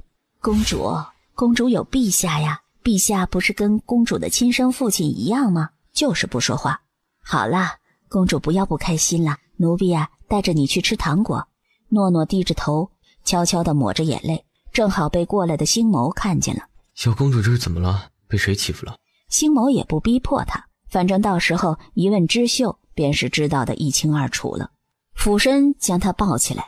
宫里新得了一批贡品，里面有只玉做的小马，温润的羊脂玉，出手升温，拿回去给你，屋子里摆上诺诺一定喜欢。什么是触手升温？就是手碰到暖暖的，这样冬日来你便不怕了。星谋真好。诺诺小时候还会叫几声不清不楚的娘，等话说得明白了，倒是不会叫爹娘了。叫星谋也是直呼其名。当初养诺诺本是因为他有些像当初年少心尖上的一个人，可是养着养着，他真是将诺诺当成了自己的女儿，养成了心头肉。如果我说我真的爱你，谁来收拾那些被破坏的忧郁？这街上怎么就没有个好看的女人呢？我瞧着那个是胭脂的女子也很好看呢。你认为和我很像吗？不像，看了20-30个，没一个满意的。要不咱们回去吧，明日再来，这也不是一日能急来的事情啊。将手里的糖葫芦一扔，哒哒哒地冲了过去，抓住了一个碧衣女子的手腕。抓到你啦！明幽还想2-3年不见清凉城，便换了一副模样。软糯糯的触感让他回过神儿，一惊却不见任何人。小身板伸手指，我在这儿。低头瞧见一张软嫩粉嘟嘟的小脸。娘，我总算找到你了，我们回去吧。娘！明幽一惊，知秀也冲过来惊了一声。小姐，她不是你娘，你可别胡说。将她拉到身边。这位夫人，我们家小姐年纪小，调皮，若有得罪之处，还请见谅。知秀，你看她是不是很好看，像仙女，和我一样？这哪家的孩子，夸别人还带自夸的？你别闹了，你愿意，别人也得愿意才成啊。等会儿你闹开了，被官府的人抓起来，我可护不住你啊，是要挨板子的。诺诺撇嘴，我这么可爱，怎么会有人不喜欢我？除了灵素那个小心眼的坏女人。诺诺也不管那么多，抓着明幽的衣裙。我这么可爱，你做我娘吧。知秀脸莫名一红，哪里来的这么理直气壮的无理要求啊？因为他萌吗？明幽看着他的样子，似乎也和自己女儿大小差不多。小丫头，娘可不能乱认呢。将你怀胎10月生出来的那个才是你娘，我已经有女儿了哟。那要是我娘不来找我，我一辈子岂不是没娘了？多可怜呢！要不你凑合当我娘，等我娘亲来接我了，你再走。明幽半蹲着，那我岂不是成了最可怜的了？诺诺没应声，你娘肯定会来找你的，放心吧。我喜欢你，你就做我娘吧。我这么可爱，家里有金山银山，你要什么我都给你。可我真的不能做你娘啊！撅嘴拖着明幽的衣裳。不行，不许你走，我就要你做我娘。哎呀，公主，你这是干什么啊？诺诺死活不松手。明幽见他一边哭一边抓着自己，又无辜又可怜的，也于心不忍了，抱着他，小丫头，不哭了啊！我若做了你娘，以后你娘回来了，岂不是很伤心了？可我喜欢你。诺诺紧紧地抓着他的衣袖不撒手。多养一个孩子也是养，要不我跟着你回去也是可以的。为了让他做自己的娘，诺诺只好退了一步。我吃的很少的，也很听话，你可以问问知秀。其实他在宫里还挺闹腾的，特别是陛下纵着他的性子又娇惯，知秀也心软了。夫人，我知道我们冒昧了，可我们家小姐年纪还小，什么都不知道，从小便没了娘，你可怜可怜她，她这么小，你能拒绝她吗？明幽无语了，看着那无辜的小眼神儿，让她跟着我玩一会儿，小孩子许就图个新鲜，一会儿你带着她回去就成。好，这样也好。等会儿他送讯回去，让陛下来接公主，陛下来了，公主也就不能胡闹了。你的眼睛很像我的儿子，那你还不愿意让我做你的女儿？可我的女儿在等我啊，若她知道娘亲认了其他的小孩子，她肯定会很伤心的。这么和她说，不知她能不能听懂。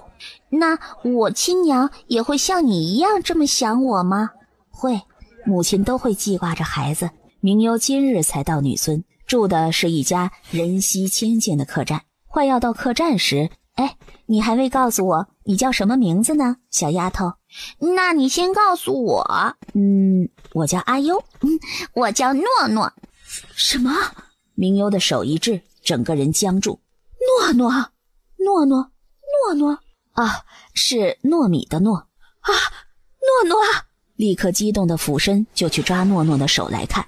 如果有天我离开了你的生活，如果有天你还爱着我，那我手上红红的东西呢？掏出一只小瓶子来，抹出透明色的药膏在他的手腕内侧。片刻，手腕内侧的红枫叶便显现出来了。是，就是这个，是我不好，没看顾好你，才让你被坏人扔在了井里。寒冰看着有些感慨，缘分这种东西还真是说不清楚。不曾想诺诺竟是南幽的皇室公主。诺诺被他抱着，等他情绪缓和了下来，星谋才问了他当年发生了何事。明幽一五一十地将诺诺为何会被带走的事情说了。星谋一拍桌子，生气道：这就是他能耐，气儿都护不好，枉为皇帝王，谁不配为帝王？这是朕的家务事，干你何事？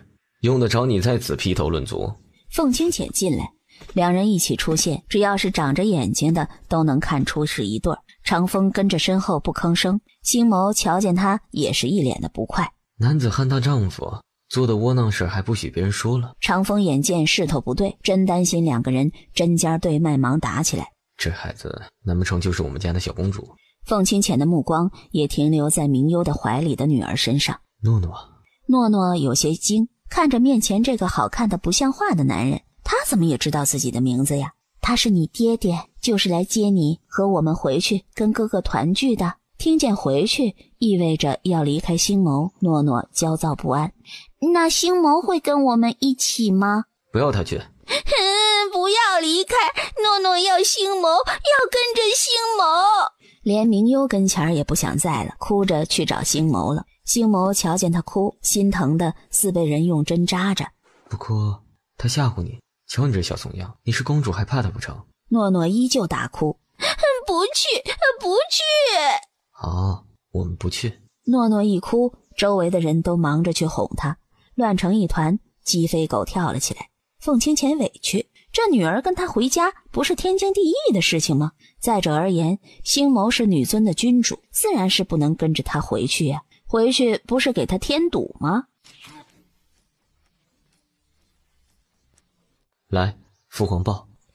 我不去，我要星谋。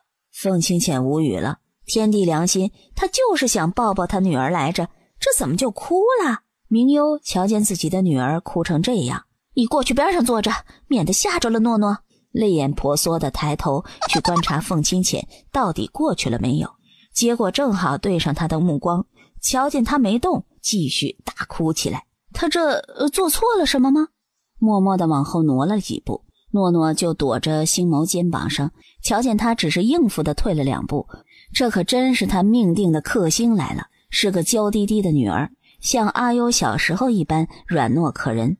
若是凤鸣那个皮小子这样，早就暴揍一顿了。直到去角落里坐着了，诺诺这才不哭了，四周戒备地看看有没有猫。这个鬼灵精跟他娘一样古灵精怪，许是哭得太用力太久了，诺诺的眼皮都有些肿了，此刻死活挂在星谋身上，不愿意下来。天色已晚，回去宫里暂住一晚再说吧。凤清浅是不愿的，一直臭着一张脸，可没法子，他媳妇女儿都跟着去了，他能不跟上吗？再说诺诺在女尊皇宫里的这些年发生的事情，凤清浅则是阴沉着脸跟在末尾，如一只斗败的公鸡，垂头丧气里却带着自己的孤傲，自己好像是多余的。他也想听听女儿的去世，也想抱抱他软糯可人的女儿，愤愤地看了长风一眼。还愣着干什么？他还能隐身不成？这不是躺着也无辜被打吗？滚上前去，听听他们在说诺诺什么。你要是敢差了一个字儿，提头来见。他的头跟着他这么些年，可真不容易。有了女儿的长风，自然是知道凤清浅这么做的心思。哼，真是个傲娇鬼。凤清浅这才满意了，可嘴里还是毒舌地吐槽了一句：这姿势真猥琐。感觉到凤清浅一直对自己虎视眈眈，如同老虎看着小绵羊，诺诺食不下咽，不敢和凤清浅说话，反而是拽着织绣道：你跟他说我们去找娘亲吧。奴婢说也不管用啊，要不公主自己说吧。陛下说了，他和夫人是公主的父母，公主不用怕。诺诺被拆穿心思，我才不怕他呢。说完小心翼翼地看了他一眼，发现他没动，也没冲过来揍自己。那不怕公主就去吧，奴婢怕。我是公主，命令你去，我是为了锻炼你的胆气。小姑娘要敢做敢当。凤清浅被他这又怂又死要面子的样子逗笑了，还真是像明幽小时候，明明怕却死活不承认，也不忍心为难他。过来，我带你去找你娘。走吧。无视了凤清浅的手。我没手了哟。言外之意便是不牵着你了。哼，小公主真可爱。可到嘴边的笑却是死死地压住。凤清浅无语了，这是千年人参成精了吗？所谓上有政策下有对策，就抱着他出去了。明明怕，却死活硬撑着不说，求救的小眼神不住地看向织绣，织绣只能装死。明幽起来的时候，就瞧见凤清浅抱着诺诺，诺诺直挺挺地僵在他的怀里，直到瞧见了明幽，诺诺似乎瞧见了救命稻草，扑着挣扎着要去找明幽。娘！迫不及待地下来，就哒哒哒地冲过去，没有丝毫的眷恋。这还是他的女儿吗？说好的血缘天性，血浓于水呢？哟，今天的小揪揪扎得真好看，是织绣扎的吗？星眸扎得更好看。凤清浅失望了，生气了，打算自己想办法融入他女儿的生活。走过去，娘，太阳大，我们去树下凉。明幽看了一眼根本不烈的太阳，他若是现在笑了，他敢肯定凤七七准不会给他好果子吃。明幽想想，觉得幸灾乐祸不好，主要是怕被凤七七收拾。哎呀，你的小马真好看，谁给你的？星眸。凤清浅忍住打死星眸的冲动，忍住。娘亲，你摸摸，热乎乎的。诺诺不会说触手生温啊，星眸还真舍得下手啊，这么好的玉做了一个玩具。你可别忘记了，当初朕给你的什么比这差了，那都在家里藏着呢。明幽无语了，诺诺对明幽和凤清浅简直是两个极端。凤清浅苦恼，尝试着想与他多说话。诺诺，我也给你养一匹小爱马，白色的，只是头上的马鬃是黑色的，好看极了，你还能骑上去。他还能骑上去？往日他只是跟着寒风坐过马。他叫什么名字？他还未取名字呢，就等着诺诺给他起名字呢。凤清浅笑容里多了2分讨好，看向明幽。明幽自然知道凤清浅打的什么主意啊。是啊，我们都在等诺诺，小马也在等诺诺。我怕给他起不好，他不喜欢。怎么会？我们诺诺小公主这么可爱，谁会不喜欢我们诺诺？凤清浅立刻狗腿的拍马屁道：那就叫他果子好了。凤清浅无语了，母女俩都是吃货，什么东西时时刻刻都和吃的有关。心里虽是吐槽，可嘴上还不敢有半分不满意。太好听了，小马一定会喜欢。等你回去了，就让骑你的小马。别说叫什么果子，就算是指鹿为马，叫什么阿猫阿狗，他也会大声的赞扬的。那能让小马到这里来吗？这丫头不上套啊！凤清浅刚想开口拒绝，明幽就看了他一眼，用眼神暗示他别出声。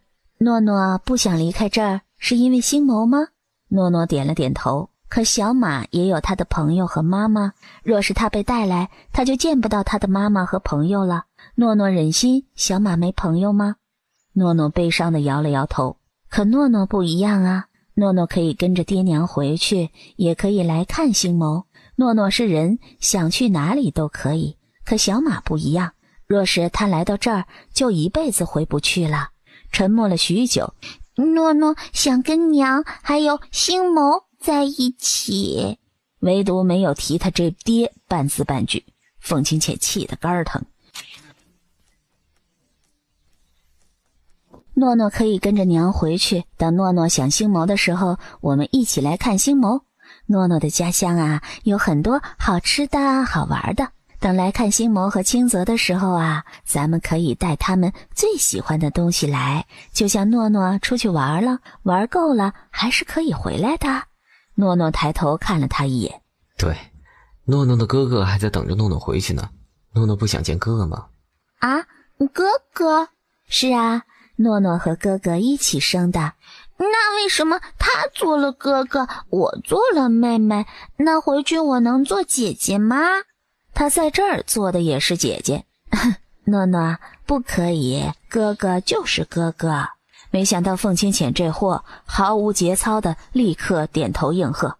凤七七，你还有点人性吗？明儿回去指不定怎么闹，这哪能是你说能改就改的呀？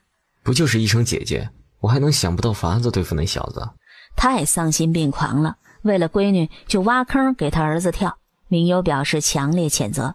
和明优玩了一会儿，明优无时无刻不在推销凤清浅，一会儿让凤清浅给他展示个什么，一会儿又说凤清浅如何厉害，可以帮诺诺实现什么，听得诺诺心神向往的。凤清浅高兴，忍不住将头凑过来，浅浅地朝着他的脸啄了一口。还是你有法子？不许你亲我娘亲。凤清浅眉头皱了皱，爹爹亲娘是喜欢娘亲，就像娘亲喜欢诺诺一样。诺诺有一点小害羞，他从前没有娘，也没有被娘亲过，这种奇妙的感觉令他愉悦无比，回亲了他娘一口。诺诺也喜欢娘，像喜欢糖果一样。这大概是孩子最好的情话了。凤清浅脸上的神情僵不住了，盯着诺诺看了半天，人家愣是没半点的理会。凤清浅垂头丧气，那诺诺要不要亲爹爹一口啊？爹爹也很喜欢诺诺呀。诺诺立刻疯狂地摇头，似乎要是慢了就要被强迫亲他一口。凤清浅脸色难看，这辈子敢这么明目张胆嫌弃他的也只有闺女一个了。快要到午膳时候，将凤清浅叫走了。突然，诺诺诺诺诺诺，迈着小步子向诺诺跑来，身后跟着一个穿青色衣裙的女子。哼！明优一脸的莫名其妙。清泽朝着诺诺跑过来，你吃饭啦？好，那我们走吧。牵着清泽的手，诺诺也没忘记自己的娘。娘，今日一定有最好吃的红烧圆子。清泽抬头看了看这位貌美的女子。诺诺，她是谁呀？她是我娘亲呐。娘亲？诺诺也有娘亲吗？那当然，我若没有娘亲，难不成是石头缝里生出来的？诺诺好看，娘亲也好看。灵素便不太高兴了，跟着他们2、3步远，自己的儿子竟然说别人好看，心里酸唧唧的。之前便听说太子殿下从前喜欢过一个女子，喜好穿红衣和轻纱，多番打听了才知道便是昨日来宫里的这个女人。清泽，过来，娘牵着你。我要跟着诺诺。父子俩似乎着了诺诺的魔，张口闭口一句一个诺诺。你给我滚过来！自己上前3、2下扯过清泽来。清泽和诺诺拉得紧，两人不防备，被他这么猛地一扯，清泽踉跄着几乎要摔。诺诺也是多亏明优拉得好。清泽，你没事吧？不用你管，你若是找到了你娘，就早些滚回去，别赖着不走，这宫里可不欢迎你，不要来了一个小的，还顺带搭上一个大的。若说刚才明优可以装作视若无睹，可如今他这么凶自己的女儿，明优便忍不了了。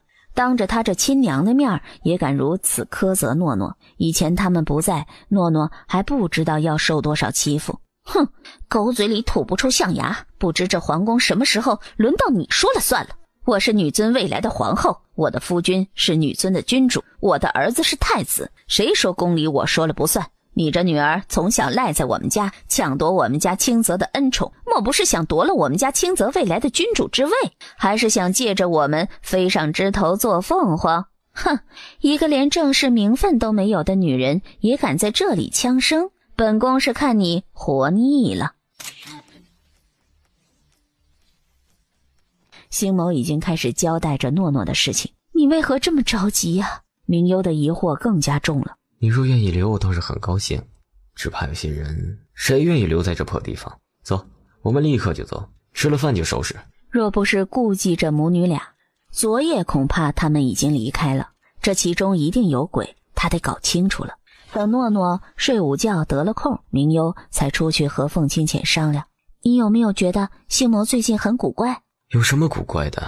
你关心他这么多干什么？你应该关心关心你的夫君。你怎么了？这不好好的吗？凤清浅的手不安分地搂住他的细腰。天气热，火气大。好一个天热火气大，这分明是意有所指。明幽从他不正经的眼神中立刻懂了是什么意思，挣脱开来。老流氓，色狼，你脑子里整天想的是什么？你炙热的目光盯着他。这是夫妻之间的和谐之道，我若不满心满眼的疼着你，你就等着哭吧。明幽微窘，有些不好意思。这里可不是南幽，你可不要乱来。凤清浅的手再次搭上他柔弱无骨的小手。新鲜的地方可不就更刺激吗？二话不说，抱起他就去了偏殿。明幽又羞又怕的。哎呀，等会儿人来了怎么办？你诺诺醒了，爬起来看了看四周没人在，出了门。知秀，我娘呢？想起方才无意路过偏殿，里面传出让人脸红心跳的声音。他有事儿。他什么时候来找我呀？应该过一会儿吧。奴婢带你去喝甜汤。怕诺诺看见不该看的，知秀引着他离开了。一直到了傍晚，明幽才迷迷糊糊地醒来，扶着自己的腰坐起来，心里暗暗道：糟了，诺诺也不知道哭了没有。立刻将衣裳整理好出去了。寻到诺诺的时候，诺诺正低着头在凤清浅的旁边认认真真地看着什么。凤清浅低着头拿着一些草，不知道在干什么。那这蛐蛐会叫吗？不会。为什么？小孩子的问题真的很多。因为它是假的，是死的。生怕他再问什么。你想将它放在哪里？诺诺正要开口的时候，侧身正好看见明幽过来，立刻飞奔去他的怀里。娘，你去哪里啦？想死诺诺啦！凤清浅无语了，这小崽子刚才可不见他有半点想，整个心都扑在小蛐蛐上。这会儿明幽一来，倒是缠着说这说那的。诺诺过去将他手里的蛐蛐拿过来，献宝似的放在手里。娘，好看吗？好看。那你喜不喜欢？明幽点点头。那送给娘亲。诺诺十分大方地将手里的蛐蛐递给他。诺诺，我这么费心费力的给你编，你怎么轻易就给了你娘了？太伤他这做老子的心了。可我给的也不是别人呐，是娘亲。诺诺想把所有的好东西都给娘亲。凤清浅吃醋。那父皇呢？诺诺不喜欢的都给父皇。凤清浅气，这还是他的亲生闺女吗？若说从小待在他娘身边长大也就算了，可同样是现在来接他的，凭什么区别对待呀？瞧见明幽脖子上的红点儿，眼睛瞪得圆溜溜的。呀，娘，你被虫虫咬了吗？只得咬紧牙关，将错就错了。是的。诺诺立马皱着眉头。臭虫虫居然敢咬娘亲，等会儿诺诺去打死他。凤清浅的脸五阴六阳的，明幽反倒是笑了。诺诺真棒，都会保护娘亲啦。诺诺一听反倒是有些不好意思了。诺诺会保护娘亲一辈子的。凤清浅看着越发酸了，他们倒是母女情深，他就是外人。傍晚的时候，诺诺被寒冰抱去了。明幽空了下来，想起之前的疑惑，又去找了凤清浅。俺老孙来也！他这病还有多久？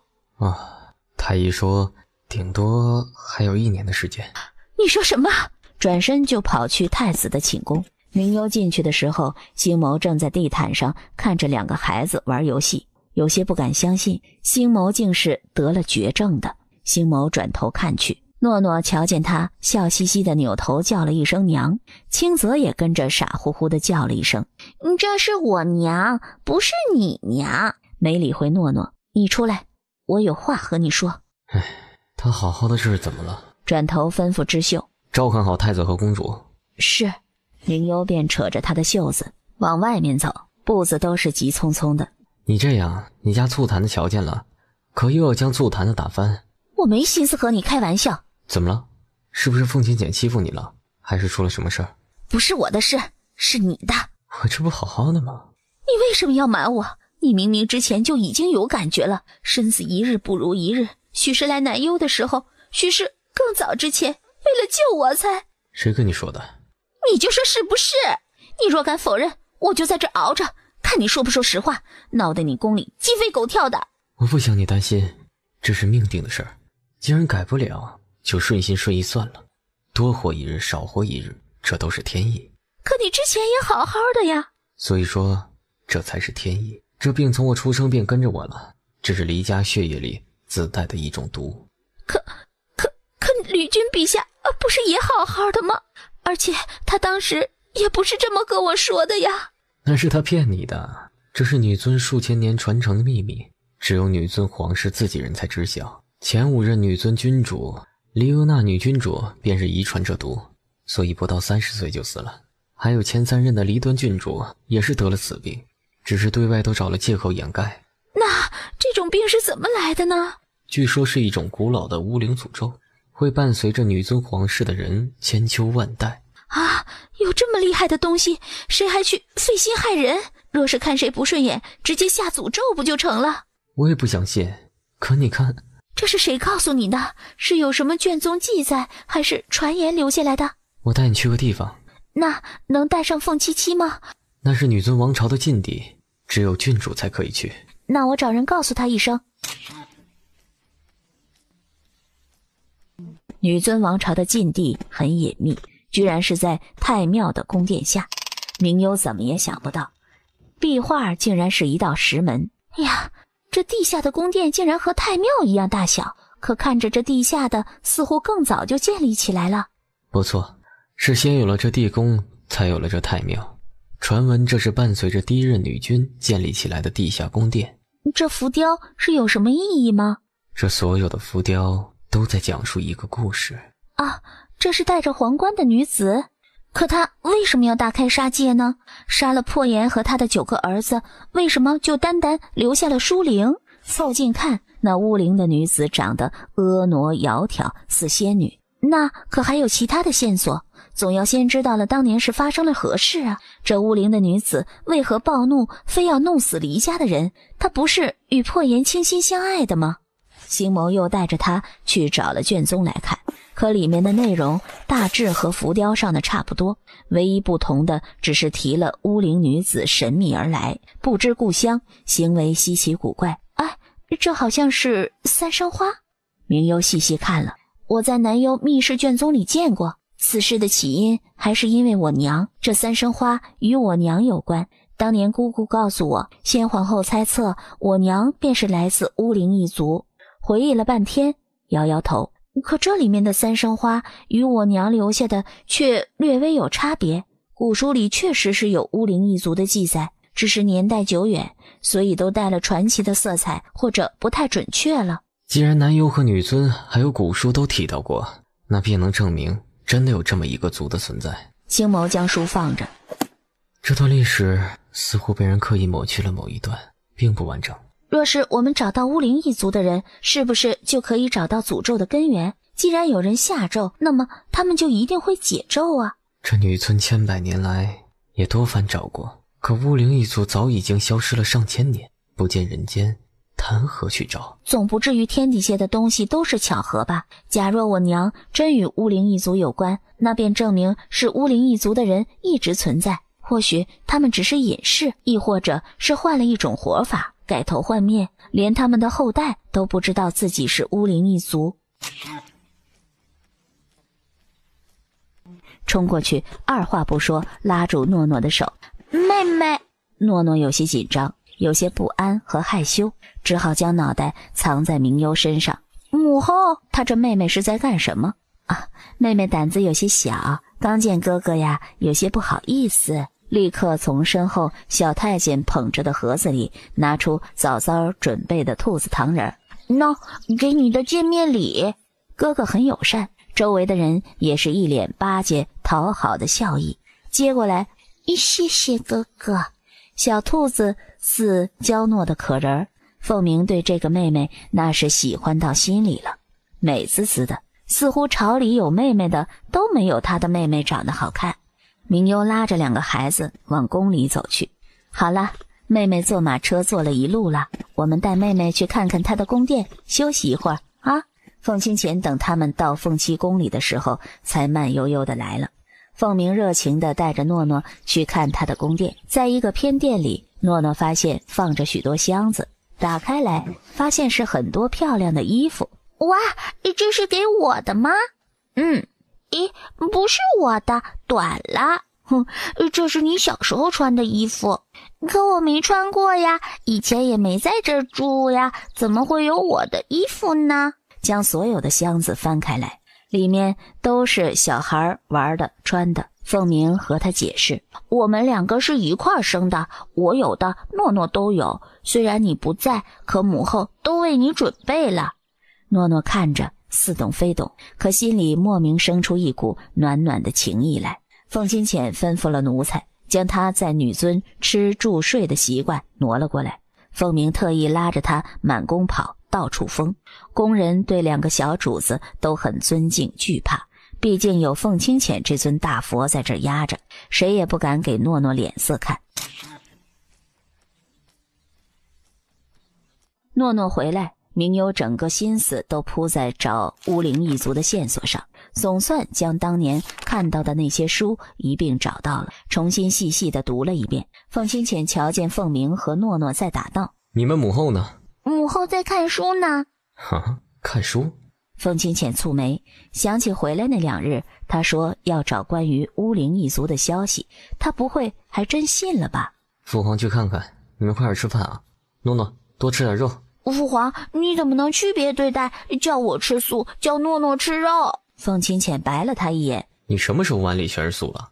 朕在叫你多吃点肉。凤七和凤鸣简直是2个极端，一个爱吃肉，一个爱吃素。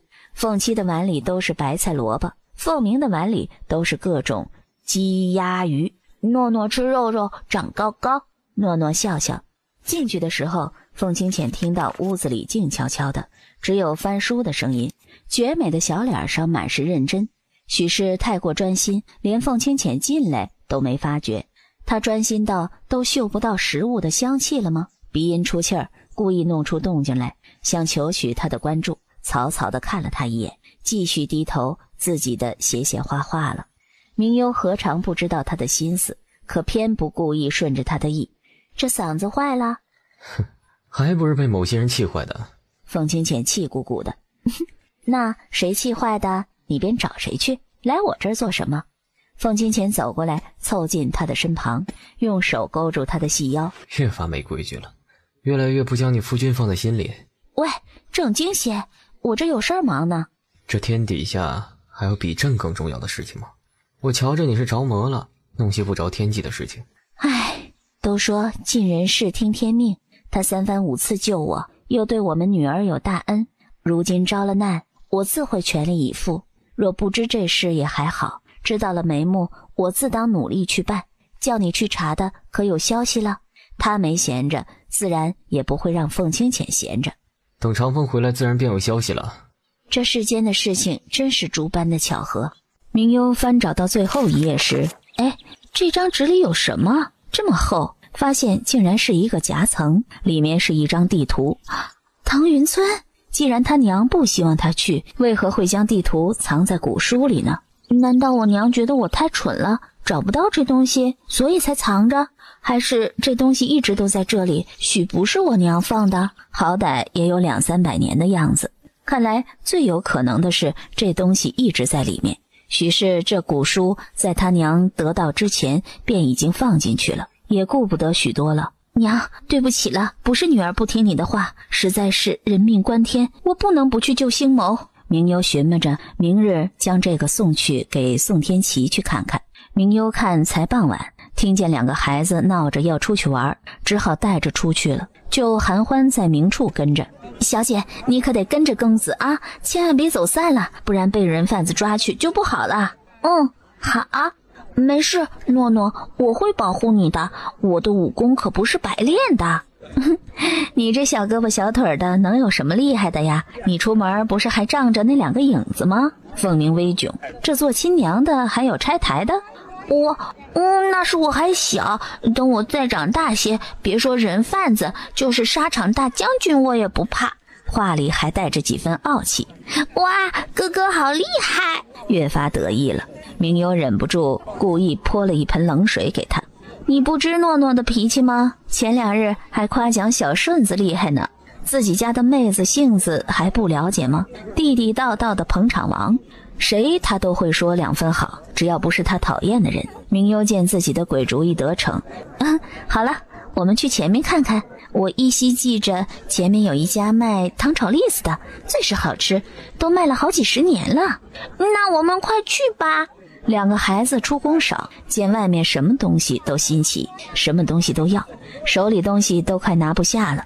明幽索性找了个酒楼，带着他们上去坐了一会儿，顺带将晚饭吃了，选了个最好的位置，1楼的雅间，可以一览无余下面的景色。2人翻着刚才买的零嘴吃，明幽就在外面看着景色。母后，你快来看，这里是小动物的家吗？走过去，发现是诺诺，低头顺着他的方向看去。里面住的是小蚂蚁吗？诺诺用小棍子伸手掏了掏，好像不是，我去叫哥哥来瞧瞧。说完，哒哒哒的自己先跑了，一路高声呼叫着：哥哥，你快来瞧呀，这里有什么宝贝？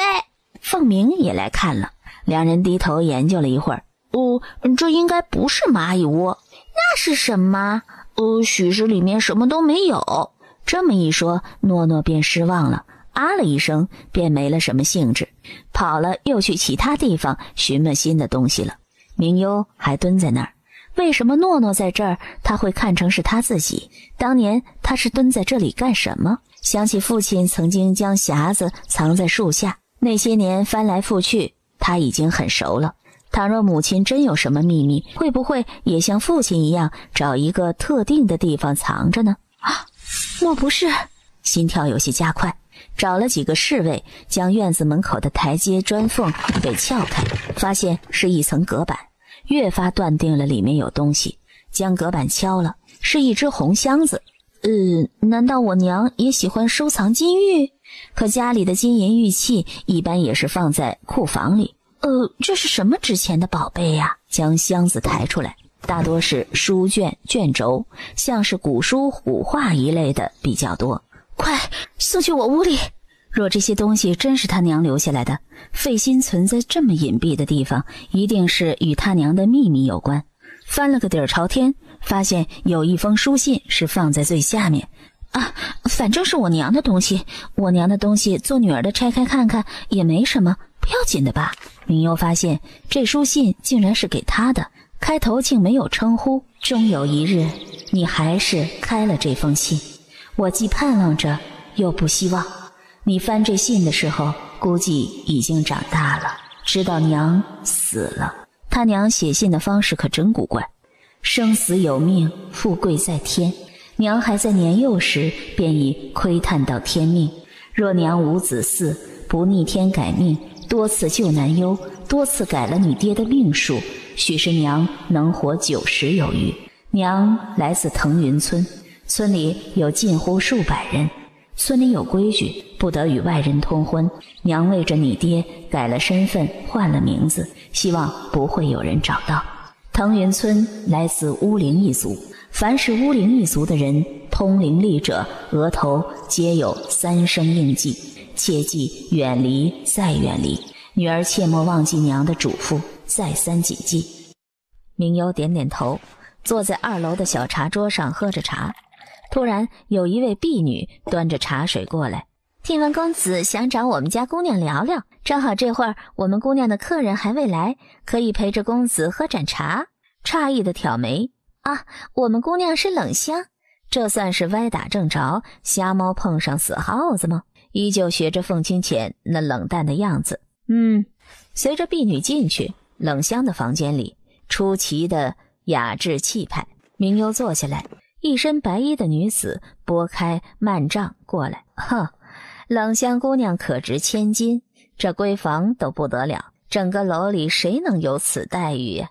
姑娘更不简单，我从未见过哪个女子就为着花3000两银子来与我说会话的。冷香坐下来喝了一口茶水。哦，你是如何认出来的？你看我可没什么色眯眯的眼神，眼里无痴也无妒，天下间的男人能逃脱我这样貌的有几个？你见我的样子是惊诧，不敢置信，里面带着熟悉。冷香的手指微微低翘着，划过自己的脸颊。亦或者是说，你认识我这张脸？冷香姑娘好眼力，人也聪明，天底下的美人何其多，若是有相似的也不足为奇，并未直接说了缘由。我倒有些好奇，是何人的样貌与我有些相似？明幽细细地看着，像是像了，只是眼睛便不像了。冷香的妩媚不似梅妃那般浑然天成，那姑娘的那位故人在哪里？可否一见？她死了。看着楼外的月光，瞥见一抹极熟悉的身影，明幽立刻起身。好了，今日是聊不成了，我们下次再聊吧。哎，姑娘，那明日我约姑娘如何？明幽停住，转身道了一句好，便出去了。一身黑衣掠过阁楼上，带着他踩上外围的栏杆，跃身消失在黑夜里。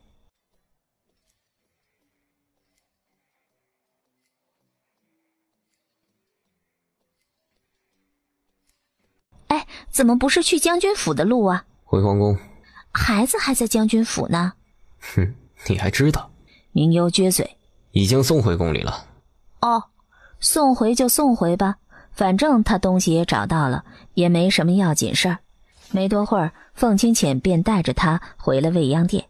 一进店里，明幽瞧见里面院子里那长长高高的秋千。哎呀，这个秋千更好看，是今日新做的吗？二话不说，自己屁颠屁颠地跑着就坐上去了，心里还生出不安分的想法。凤七七，你说我站上面能荡得比树高吗？你能不能荡得比树高朕不知道，你能摔成残废朕倒是清楚。越发的胆子大了，也不看看他笨手笨脚的，能有这么大的能耐吗？从开始到回来，凤清浅都是耷拉着脸，一片阴恻恻的。哎，凤七七，你来给我推秋千吧。某个不知死活的还沾沾自喜地坐在秋千上瞎开心着。天儿一摸黑，他便兴冲冲地去了将军府，打算给他一个惊喜的。可喜是没感受到，气倒是被他气饱了。从天黑等到深夜，他就那么干坐着。结果他倒是好，跑去逛青楼了。明幽，你胆子养肥了，越发没规矩了，还敢翻墙逛青楼？某皇后一脸不服。我不过是看看那美艳的花魁长什么样，算什么逛青楼了？哎，谁说皇后就不能去看看青楼里的花魁啦？怎么，要废后吗？某人二话不说，扛起他就走。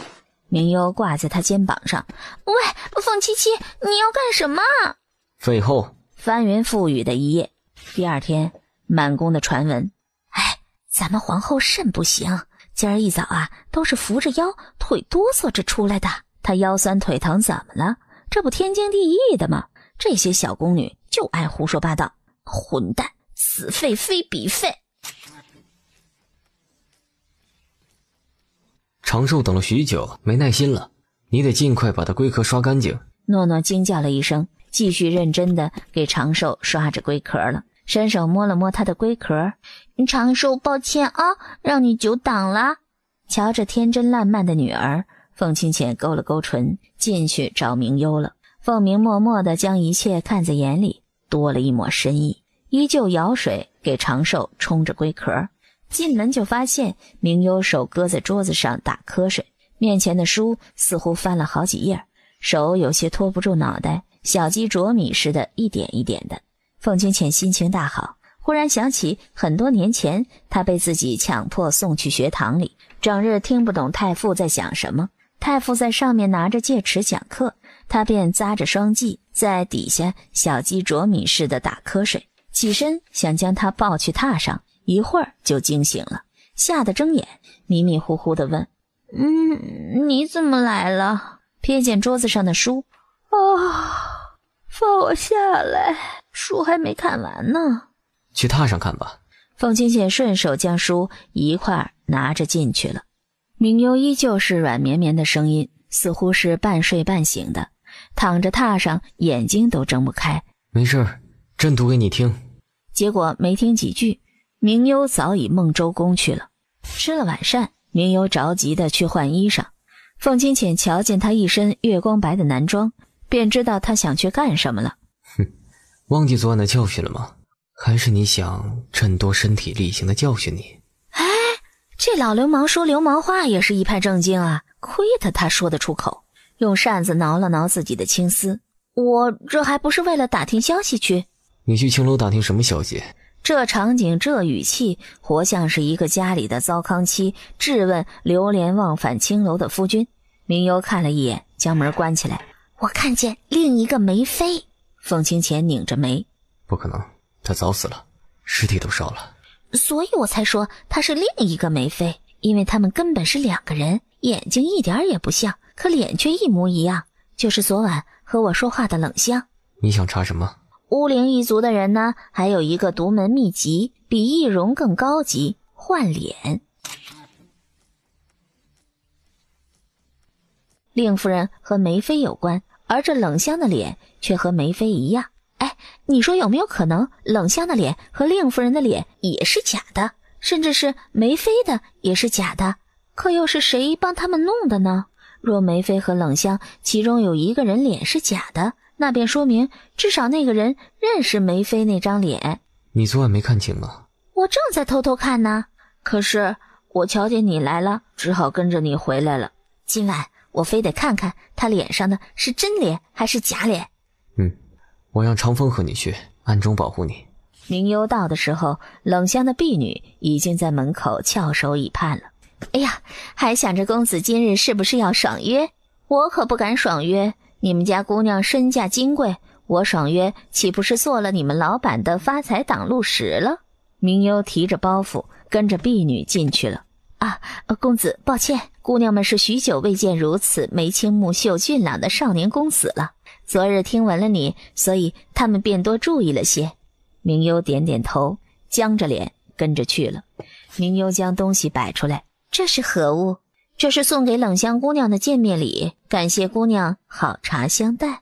明幽带的是曾经三生花铺子里红极一时的护肤的东西。哇，这花好漂亮！偷偷观察着她的神色。当然，这是城里最时兴的胭脂水粉了。这些都是当年那些妃嫔争相购买的，就如现在的冷香姑娘一般，不是有银子就能见的啊。我也是听说过几次，可听说这里面的东西啊是一物难求，毕竟皇城里最不缺的便是银子和人。我也是偶然认识一个朋友，是里面的老主顾了，所以拿到这些也不算难。女子都是喜欢这些东西的，冷香也不例外。这焕元霜听闻有奇效，能令女子的肌肤光滑细腻如婴儿。冷香凑近，低头闻了闻。哎呀，姑娘的肌肤想必也是日日用的这个吧？不错，既然有缘，又都是女子，便将此物介绍给你了。想了想，剩下的还有好几种，你让婢女打水进来，将肌肤上的粉黛卸了去，我给你亲自演示。明幽怔住了，无心的话不由得让他都联想在一起。冷香的身影和舞姿很像阿夫，赶巧的是阿夫走了1年，冷香便来了。想起他对自己的脸的种种谨慎，如今又刻意的欺负管事儿的，心里生出了一个大胆的念头：冷香和阿夫有关。明优觉得自己这一趟真没白来，远远的看着，但冷香回去了，他才过去。他便敲门：谁呀？起身推门：啊，姑娘快坐，没让你久等吧？我去吃了些茶水点心，四处走走，倒也有趣。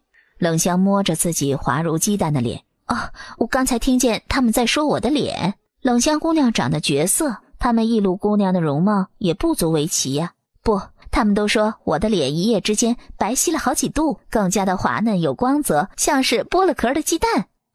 我给冷香姑娘的毕竟是好东西，自然要有用。姑娘，我的意思是，倘若有人问起，姑娘切莫与他人说。为什么？姑娘许是不知道，这楼里可不像别的地方，脸上挂着笑，心里藏着刀。我若得意，他们便有千百个不得意。这花魁的位置，人人都想坐。不说就不说吧，反正我与他们也不熟。以后这些有奇效的东西，若姑娘有，可多送过来一些，我一定会照价全付的。若姑娘有什么需要帮忙的，我一定会赴汤蹈火，在所不辞的。人嘛，互来互利才是最正常不过的走动。听说楼里的姑娘最懂男人的心思，我也想学学。原来姑娘是为了夫妻恩爱而来呀。你也知道富贵人家，我一手无缚鸡之力的弱女子，也只能紧紧地扒住夫君的恩爱呀。若是夫君左右逢源，身边的桃花不断，我这地位也岌岌可危。说出这一番托词的时候，明优都忍不住地赞扬自己，真是聪明可爱呢。这番托词有谁会不信呢？既然是成亲了，那我还该叫一声夫人才好。夫人的夫君性格是什么样的？清冷刻板着脸，做事坚决果断，不拖泥带水，表面冷清，内心腹黑闷骚，说的就是这个大灰狼。天底下的男人再冷清也是男人，逃不过的还是女人的手段。若是姑娘肯放下身段来跟着我学上几日，我保证一定能将你家夫君训得听话。训夫之道？听到他说他能将凤七七管教得服服帖帖的，想想便是很美好。哎呀，那感情好。夫人在家里，在自己夫君面前，该娇弱的时候一定要娇弱。今日我便教教你，回去你原模原样的用上，若不好用啊，你明日来找我便是。将自己的薄纱外衫稍稍的往外扯了一些，迈着妖娆的步伐，一步步靠近明幽。夫君这声音也太酥了些了吧。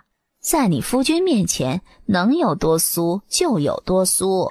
似水蛇一般的身躯，妾身在这儿等郎君等了许久，可郎君一直不回。明幽小脸爆红，我学不来。那你还想不想将你夫君攥在手里，让他对你言听计从？想。要是能翻身把歌唱，以后不就可以尽情的欺负凤七七了吗？这不就是他小时候的梦想吗？那你就得好好学，这些都是本事。你若学得好了，你说什么就是什么啊！真的，凤七七那个老狐狸能这么好对付？外面那些男人与我们素不相识，为何会心甘情愿地给我们掏银子？不是因为我们好看吗？难道那些富贵人家的大家小姐不漂亮吗？不，因为我们更能拿捏人的心意。我们生气，看似是生气，可却是在撒娇。你若耍小性子耍得好，那便不是耍性子，而是夫妻情趣。你不要过来啊！哎呀，他的腰不适合做这么危险的事情，以后再也不敢学什么魅惑之举了。这不是所有人都有这个本事的。诺诺便进来了。母后，是不是父皇欺负你了？一头雾水。没有啊，诺诺怎么会以为父皇欺负母后了呢？诺诺说着说着又哽咽起来。母后都生病了，从天黑又快睡到天黑了，饭都没有吃。依偎在他怀里，要是父皇欺负你，你就告诉我，我叫星谋他们来打他。说着悄悄拿出自己的小哨子，我吹这个，寒冰他们就来了。明幽眼角抽了抽，这不是当初他走时默默还给星谋的东西吗？如今怎么到了诺诺身上呢？似乎知道他在想什么。这是我和星谋的小秘密，星谋说不许告诉别人的，母后可不许说出去哦。好，那你收好了，别让你父皇看见了啊。从怀里掏出一个糖果来，母后你吃糖，吃了糖就不饿了。诺诺数落着凤清浅的不是，父皇不许我来看母后，早上父皇也没去上朝，我拍了好久的门，长生叔叔还将我抓走了。虽然明幽当时是昏昏欲睡的，可女儿这么说，他当然明白原委。诺诺呀，母后啊，只是昨晚呢没睡好，所以今日睡了很久。母后并没有生病，所以诺诺呀不用生气。长风叔叔将你抓过去呢，不过是想和你开玩笑。母后像你这么大的时候啊，长风就经常逗弄母后，可母后可不怕他，也经常欺负他来着。以后长风再欺负捉弄你啊，你便也去捉弄他。可我打不过他，他还拿着剑。可你是公主啊，他不敢拿剑伤害你啊，顶多拿剑吓唬吓唬你。你可是公主，这皇宫里的人都得听你的。再说了，还有你父皇给你撑腰呢，谁若是欺负你啊，你父皇就打谁的板子。以前诺诺在女尊，可众人不过是看着星谋的面子宠她，可和在南幽皇宫宫里可不一样，她是嫡亲的公主，不只是要宠她，更是要敬着。她年纪再小，那也是顶着公主的身份。明幽对凤鸣和凤七的教育方式不太一样，凤鸣是采取放养政策，大多数时候明幽都不会管他的事儿，平时有太傅和凤七七压制着，他也不敢惹出什么乱子来。而凤七胆子小，所以明幽有时更加的放纵他，倒是鼓励他调皮捣蛋，希望他能有脾气些，做个有威严的公主，以后也不至于被人欺负得太厉害。想起诺诺诉苦长风欺负他倒是想到该让诺诺跟长风多接触。长风看着不靠谱，可一向都是孩子最佳的玩伴。俯身在诺诺耳边出了一个主意。诺诺眨巴眨巴眼睛，啊，他不会打我吧？不会，他欺负了你呀，他也怕你父皇知道啊。你父皇知道啊，非得打断他的狗腿来炸。诺诺犹豫地点头，若是长风想法子吓唬你呀，你怕的话，你就说，你若敢再欺负我，我便将如意姨母接到宫里来，把你女儿也接进来，她一定会老实的。诺诺还想张口，却不知道问什么。那好吧。诺诺下去的时候，手里还藏着明幽给他的小木剑，哒哒哒的一路去了长乐宫附近。长风和长生正在训斥侍卫，诺诺鬼鬼祟祟地猫着腰靠近，趁着长风不注意，立刻用小木剑打了长风一下，然后嘟嘟嘟地往后跑了几步。长风挑眉，露出大野狼的笑容来，故意吓唬诺诺。嘿嘿，公主，你小老鼠胆子长大了，不怕我将你挂在这树枝上了？你敢？诺诺举起木剑，蒙凶蒙凶的，依稀有了明幽当年的气势。这木剑是当年明幽刚进宫的时候明将军给他做的。呵呵，你不怕我揍你了？那我就让父皇揍你。长风二话不说的就将他提了起来，如抓起小猫来一般，轻而易举的。诺诺挣扎着想用小木剑去打他，却不防长风伸手眨眼，便将他的小木剑夺走了。哎呦呦呦，哎，这可伤不到我。凤清浅没耐性了，一只手提着一个小崽子扔出去，将两个孩子提给工人，转身就走。诺诺抗议：“那以后给你找个驸马。”凤清浅黑着脸回头了。哼，你小子倒是学会举一反三了。回前殿的路上，凤清浅一路想着，没几年他的掌上明珠就要被别的小子挖走了，就心里不好受。以后诺诺可要看紧些，宫外那些小子都不许进宫来，一眼都不许看诺诺。那你以后不是要让你女儿孤独终老？凤清浅又纠结了，那诺诺会不会不高兴啊？想了想，以后诺诺成亲了也住宫里，就住凤栖宫，只要朕在一日，便不能让他离了朕的眼皮子底下，要不然别人欺负了他怎么办？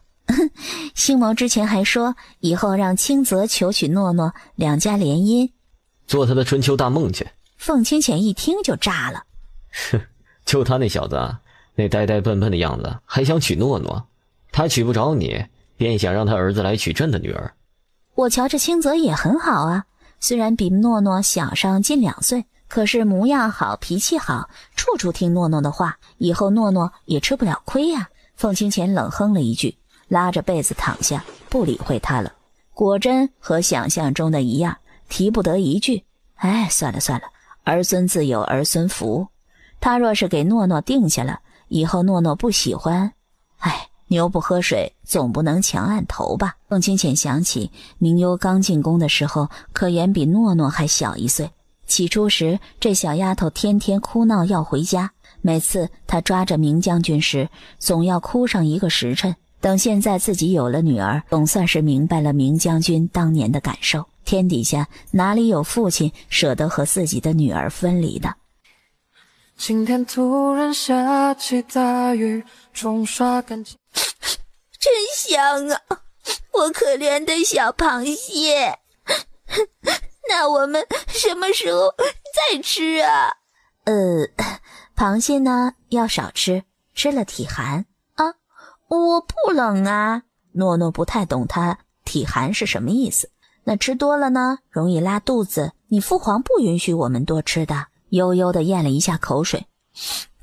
早知道刚才多吃1只了，我以为明天还有呢。明幽眼皮抽了抽，他养的这什么女儿啊？螃蟹送去给凤清浅的时候，婢女连着这事儿一块说了。凤清浅哭笑不得，哈，这果真是像极了他会做出来的事情。天下哪有他这般做母亲的呀？将自己的女儿的螃蟹哄着吃了。晚上去未央殿的时候，喂，你说哪有你这么坑女儿的？不料诺诺不知从哪里钻了出来，穿着礼衣，手里拿着布偶。父皇可好吃了，不要说母后，诺诺也觉得好吃。凤清浅看着眼前的这小家伙，庆幸刚才没说什么少儿不宜的话。你怎么在这儿？没去凤栖宫？凤清浅以为他早在凤栖宫歇息了，2个孩子如今被他赶在自己的宫里睡觉休息。凤清浅美其名曰是锻炼孩子的胆气和独立，其实就是不想他们打扰自己的好事。有这2个小魔王在，自己还能享受什么福利呀？我来找母后呀，哥哥也来啦。看见凤鸣抱着自己的小枕头已经站在店门口，凤清浅的太阳穴忽然扇了2下，瞧着2个孩子兴奋地爬上床榻，立刻围着明幽去了。喂，你们都大孩子了，便应该宿在自己的寝宫。那为什么父皇天天要来母后这儿睡？父皇也有自己的寝宫，是宫里最大的，而且父皇年纪比我们大很多呀。凤鸣求生欲强烈，见识过凤清浅的手段，默默地点着小脑袋支持诺诺。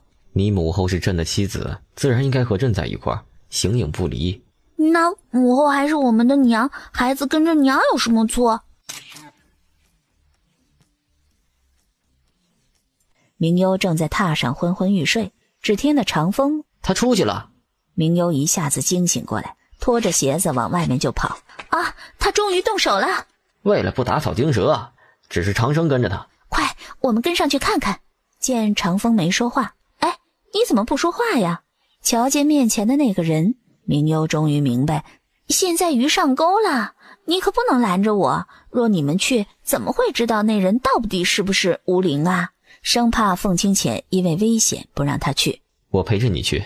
若一味的拒绝，只怕惹恼了他，谁也去不成。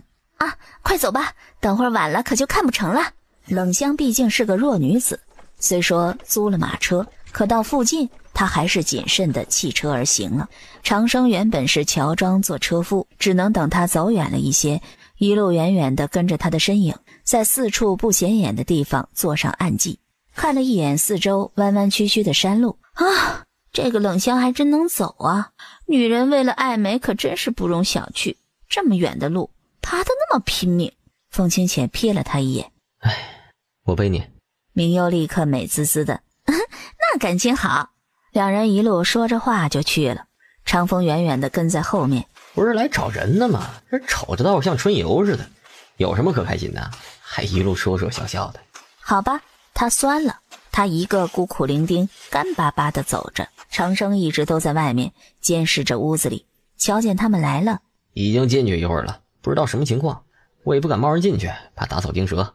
你躲在草丛里，别贸然出去，我们过去看看。三人分道准备，从前后上方一一堵住去路。只是才靠近木屋的时候，紧接着便是冷香被赶了出来。冷公子，你听我说。哼，有什么好说的？你敢带着人来见我？不知何时，明幽站在了院门口。公子误会了，不是他带着我们来的。姑娘，你怎么在这儿？冷香大致明白了他所说的尾随者。你就是那个整容怪？明幽睨了他一眼。你跟他说什么了？不敢，我什么都没说。你到底是谁？哼，这话该我问你吧。若不是你得意洋洋的炫技，非得要给一个青楼的女子换脸，我也找不到你。你找我干什么？莫不是你也要换脸？你若愿意……哎，打住，我对爹娘给我的这张脸十分满意，用不着你换。那你费尽心机的跟着他来做什么？冷公子轻轻地扶了扶袖子。我嘛，自然是来找个人的。冷公子突然一动，想逃，不料长风的剑已经架在他的脖子上。少给我出你那些乱七八糟的主意，他们每个人的剑呢，都比你的命快多了。诸位许是误会了，我不过是想进去给他们端盏茶水而已，想必赶了大远的路也渴了。你倒是会借题发挥啊！一屋子的人进去，说什么？冷公子才开口，长风的剑便动了动。冷香姑娘，人嘛，还是要知足啊。错了，我该叫你阿夫姑娘才是。冷香听见那句阿夫，吓得手中杯子都掉了。什么阿夫？这不到1年，阿夫姑娘连自己都认不出了？哼，也是啊。一个是风光无限、日进斗金的花魁，一个是默默无闻、让人欺负的小婢女。阿福姑娘不想记起来也是情理之中。不过我刚才也同你说了，做人切莫贪心。你已经得了这么一副好皮囊，便已经是造化了，如今还想剜别人的眼睛，你这换脸还换上瘾了。今日要别人的眼睛，明日是不是要别人的胳膊腿儿？后日是不是要别人的身份？你说什么？我听不懂。我看你是听懂了，装作不知。今日跟你来，不过是想引出幕后之人。以后你若还敢存了这样的心思去害人，那么你换脸的事便会大白于天下。哼，你就想美事儿吧，我是不可能给你换的。快滚出去！明幽回去便开始准备了。只是两人一听明幽要出远门，立刻不高兴了。母后快去快回，保证一日都不耽误啊！母后不要，诺诺要跟着母后去。对，我也要跟着，我是小男子汉，我要保护母后。两人一呼一应的，就仿佛是唱起戏来了。明幽看着诺诺开始哭，凤鸣也开始抹眼泪，整个店里哭天抢地的。唉，你们听母后说，先不哭了好不好？两个孩子比赛似的，一个哭得比一个大声，都要抱抱。明幽又焦躁又无奈，养孩子好累好绝望啊，真不知他当初是怎么散养养大的。韩欢看着苗头不对，立刻去找了凤清浅来。等他进来的时候，两个孩子依旧哭得撕心裂肺的。凤清浅扫了一眼两个孩子，哭声立刻小了许多，特别是凤鸣，哪里还敢哭得那么肆无忌惮的呀？这哭声这么嘹亮，将他挂树上去，也让这宫里人听听，热闹热闹。长风立刻搓着手，一脸坏笑的过来。公主、太子，你们谁想享受这待遇啊？你敢？我是公主。这可是陛下的命令，不关属下。诺诺立刻躲着凤鸣的身后。哥哥，你先来吧，你先挂太子吧。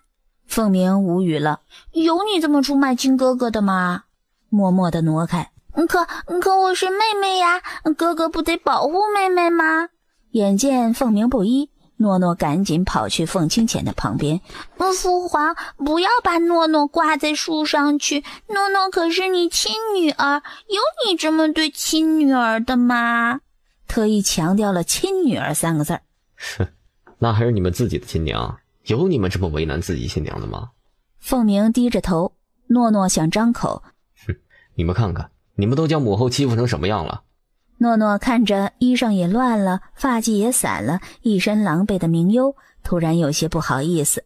凤清浅将两人拉了排站，挨着训斥了一番。你们母后生你养你们，事为你们尽心尽力的，你们生病了，眼都不敢合一下的守着你们，可你们就知道欺负你母后。我错了，父皇。父皇，诺诺也知道错了。以后还敢闹脾气气你们母后吗？凤清浅打算将他们哭闹撒泼这个毛病给治了。明优看着两小只对着墙面壁思过，想笑却有些不厚道。还是你管用，说话好使。要不是你平日里没个正形，还治不住他们。罚站也罚了，可两个孩子听到他说要出远门，依旧吵着闹着要跟着。反正母后在哪儿，我就在哪儿。凤清浅将他抱过来自己怀里。外面可危险了。危险就应该带我去，男子汉应该保护母后和妹妹。那你自己去，我们都在宫里。就他那三脚猫的功夫，还保护谁呀？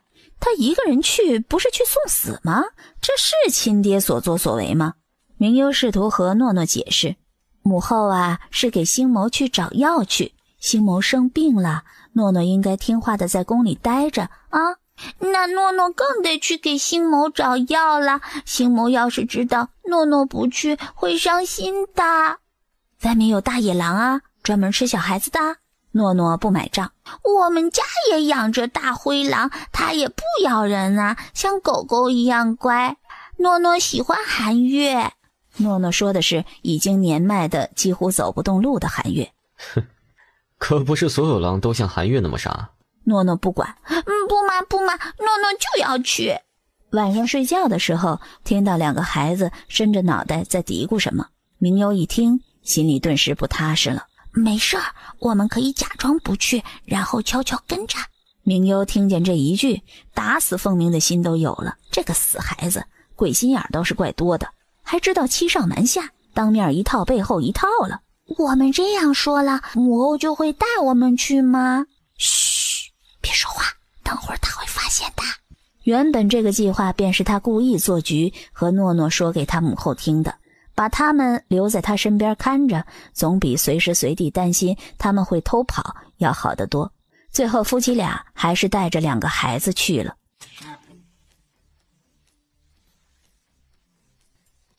你可曾问到了什么？凤清浅有些好奇。附近的庄稼人住在寺庙里干什么？不知道，看他们这样子啊，许是该住了一段时间了吧。长风和长生便回来了。这马的踪影都没见到，倒是在山里发现了一些之前用过的纸钱。啊，这里死人了吗？没事撒什么纸钱呢？等今晚看看。入夜的时候，长风和冷意特意去了明幽他们屋子守着，长生和凤清浅穿了一袭黑衣，就在外面潜伏着了。约么夜深人静的时候，住在寺庙里的几个年轻人悄悄摸摸地出来了。无名和他师弟则是在月下站着。你们这是要造杀孽啊！喂，大师啊，我们可是有言在先，若是他一直这样好不了，那就杀了他。可他如今被囚禁起来，也伤不了人，你们何苦咄咄相逼？无名的师弟也劝，上天有好生之德，你们就放了他一条生路吧。不行，他活着岂不是连累整个村子性命啊？万一他害人咬了人咋办呢？将石头上的机关开启，下了密室，长生和凤清浅看了一眼，便跟了上去，瞧见铁笼里关着一个东西，四人却又有些古怪。你们再想想，都是街坊邻居的，他以前也没做什么伤天害理的事情啊。他是被恶鬼附身了，之前差点害死我们村里俩人呢。若不是大师你向村长求情，村长给你个面子，他也活不到今天了。只能眼睁睁地看着他们将铁笼子拴上链子抬走了。长生和凤清浅两人在他们出来之前便先行离开了。没事吧？没事，昨日夜里凄厉的哭声，那是他们关着的一个女子，一个人不像人鬼不像鬼的东西发出的声音。那些村民留在这儿就是为了好带走他。那为何将我们的马匹放了？他们将马匹偷了，不是放了，就是为了运这女子回村。等天亮的时候，无名已经牵着马匹来了。施主，你们的马匹回来了。哈，真不知道该说是这马通灵性，还是无名师傅与他们有缘。这昨日就丢了，今日一早便找回来了。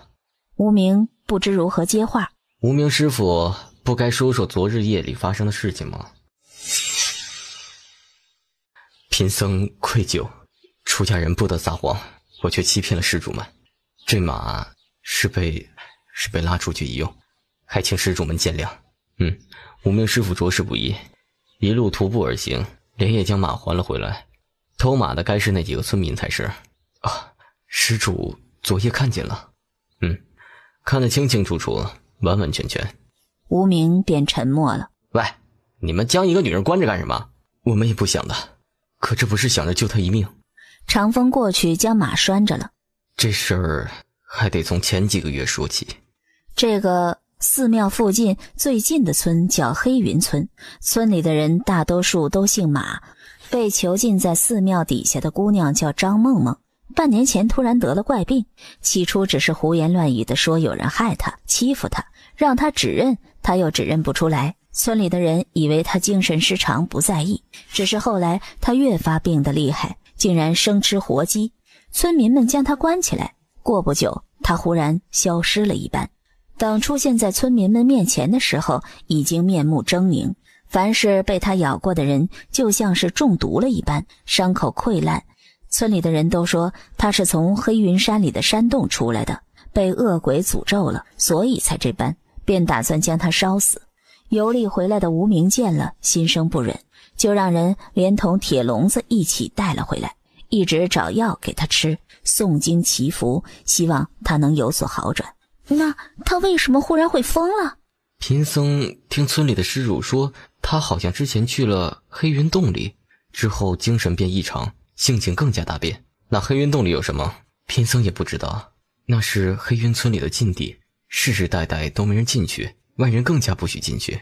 他们偷了施主们的马，想省些力气将梦梦女施主运出去，并未想加害施主，还请诸位莫要怪罪。几人收拾东西出了寺庙，明幽还在琢磨，那黑云村的禁地里到底有什么？若说皇家禁地，那有世代相守的机密或者奇珍异宝，这穷乡僻壤的村子里也不该有什么绝密宝藏啊。顺着路下去，总要路过黑云村的，去看看就知道了。凤清浅知道事情没那么简单。娘，我想去看母鸡，可以吗？可以，但是你得和哥哥一块儿去，跟着哥哥，不许去院子外面啊。凤鸣本来不想去的，但诺诺想去，怎么能拒绝自己的亲妹妹呢？妹妹要什么都可以。诺诺看着圈里的老母鸡，咯哒咯哒地走来走去，有些好奇。哥哥，他们是要上厕所吗？一副尿急的样子。凤鸣虽是上了学，能识文识字，可真正也没见过母鸡生蛋。是吧？才不是呢，这是母鸡要下蛋啦。春安从他后面走了。你们连母鸡下蛋也没见过吧？凤鸣还没来得及说什么。没见过。哼！凤鸣不高兴了。一个母鸡生蛋有什么好得意的？蛋又不是你生的，你得意些什么？我瞧着你比母鸡都得意。诺诺也是个小人精，知道春安的笑里是鄙视他们，不怀好意，立刻附和道：就是，又不是你生的蛋。春安说不过兄妹俩。你们想吃鸡蛋吗？诺诺是个小吃货。想吃炖的鸡蛋，滑滑嫩嫩香香的。那你们叫我哥哥吧，等会儿他们下了蛋，我便拿给你们吃。春安想和诺诺们一起玩，他们2个年纪又比自己小许多。做梦！凤鸣不屑一顾。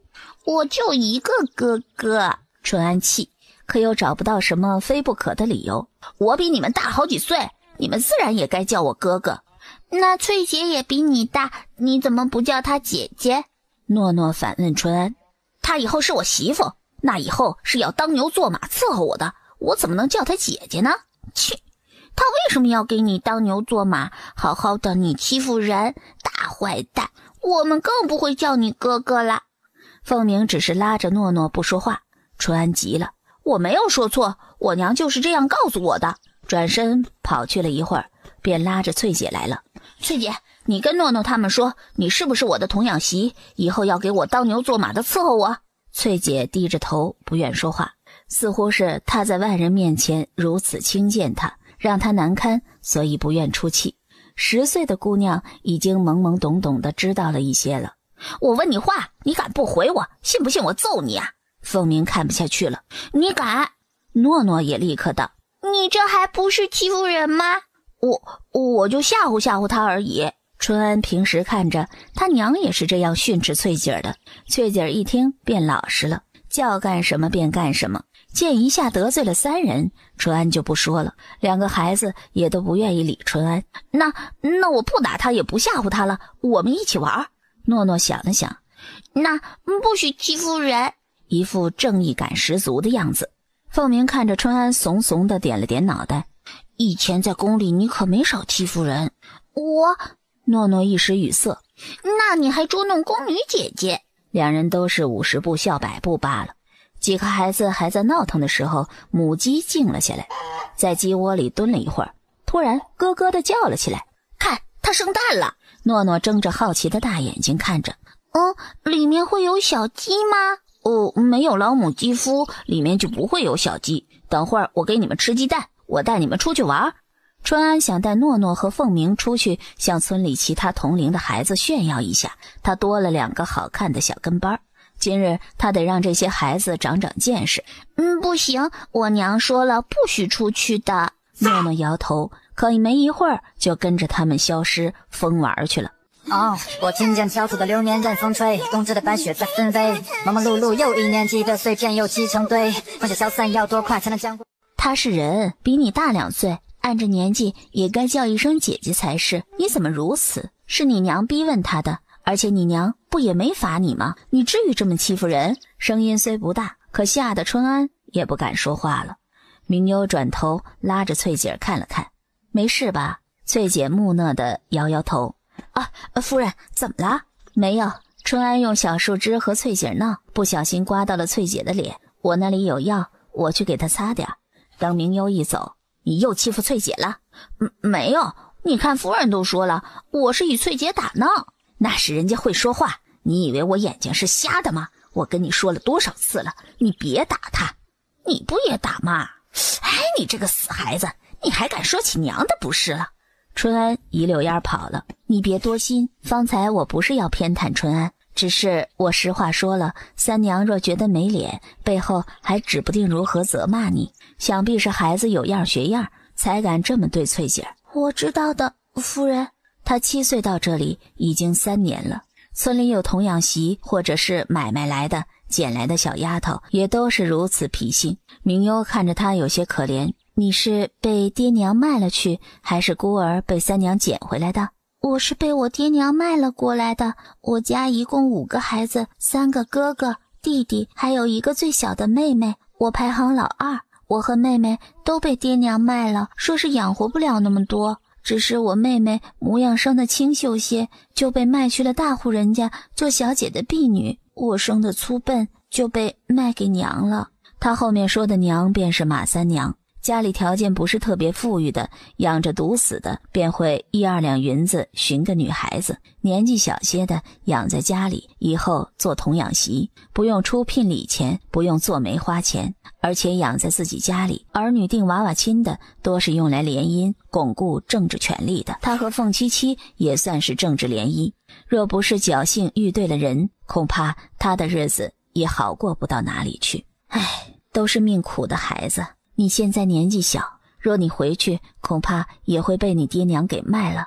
若你走了，想必也养活不了自己，也只能去做个奴婢，或者和现在一样。将手里的玉镯子脱了下来，我给你这个，你等着悄悄去找个地方将它埋好，等你长大了，能自力更生，去哪儿都饿不死的时候，若春安以后长大还变本加厉的欺负你，你活不下去，你就拿着这玉镯走，找个大些的镇子去把它变卖了，少说也值得700-800两银子，莫要被人骗了啊！我不能要，这都够买多少个我了？哼，傻丫头，人是无价的，你要记着，没有人能轻贱你，你也是爹生娘养的，与别人都一样。虽说是人在屋檐下，不得不低头，你诚诚恳恳的做事。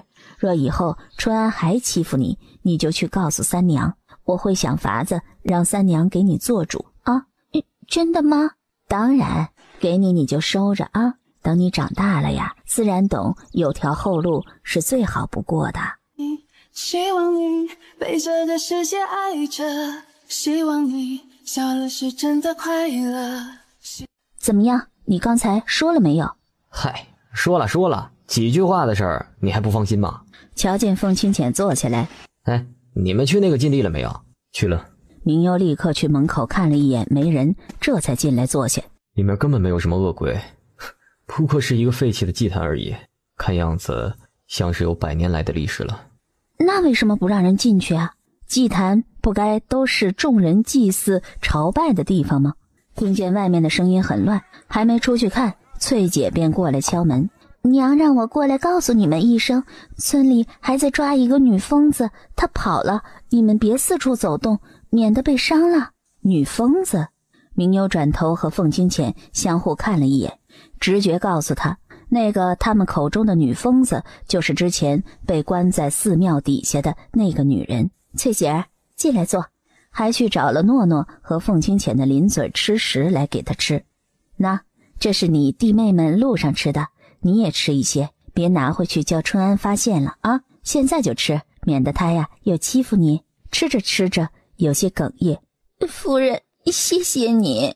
哎呦，好好的怎么突然说这个呀？不就是些零嘴吗？你要喜欢啊，等明日再来吃。从来没有人对我这么好，我知道今日冷公子说的那些话一定是你故意的，不想让娘为难我。嘿呦，看着你呆呆笨笨的，以为你是个呆头鹅，没想到你这还挺上道的。那喝点水，慢慢吃，不够啊我再给你拿啊。凤清浅瞟了他一眼。哎，翠姐，外面那个女疯子是谁家的？也是一个孤女，姓张，叫张梦梦，是我们村里出了名好看的姑娘。这么好看的姑娘怎么会疯了呢？翠姐似乎有些警戒。夫人，我告诉你们，千万别说是我说的。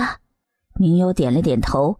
梦梦姐姐才不是莫名其妙的疯了，之前梦梦姐姐还好好的，我还看见村长偷偷去了她的家，只是后来村长说梦梦姐姐中了鬼咒，就将她赶去黑云村里的禁地里关着了。那地方邪性的很，我们偷偷去过，附近还有个浑身是血的鬼婴。当时天色有些晚了，还吓到了很多村里的孩子。大人告诉我们说是鬼婴，以后都没人敢去了。那他不是好好的在禁地待着，怎么会跑回来？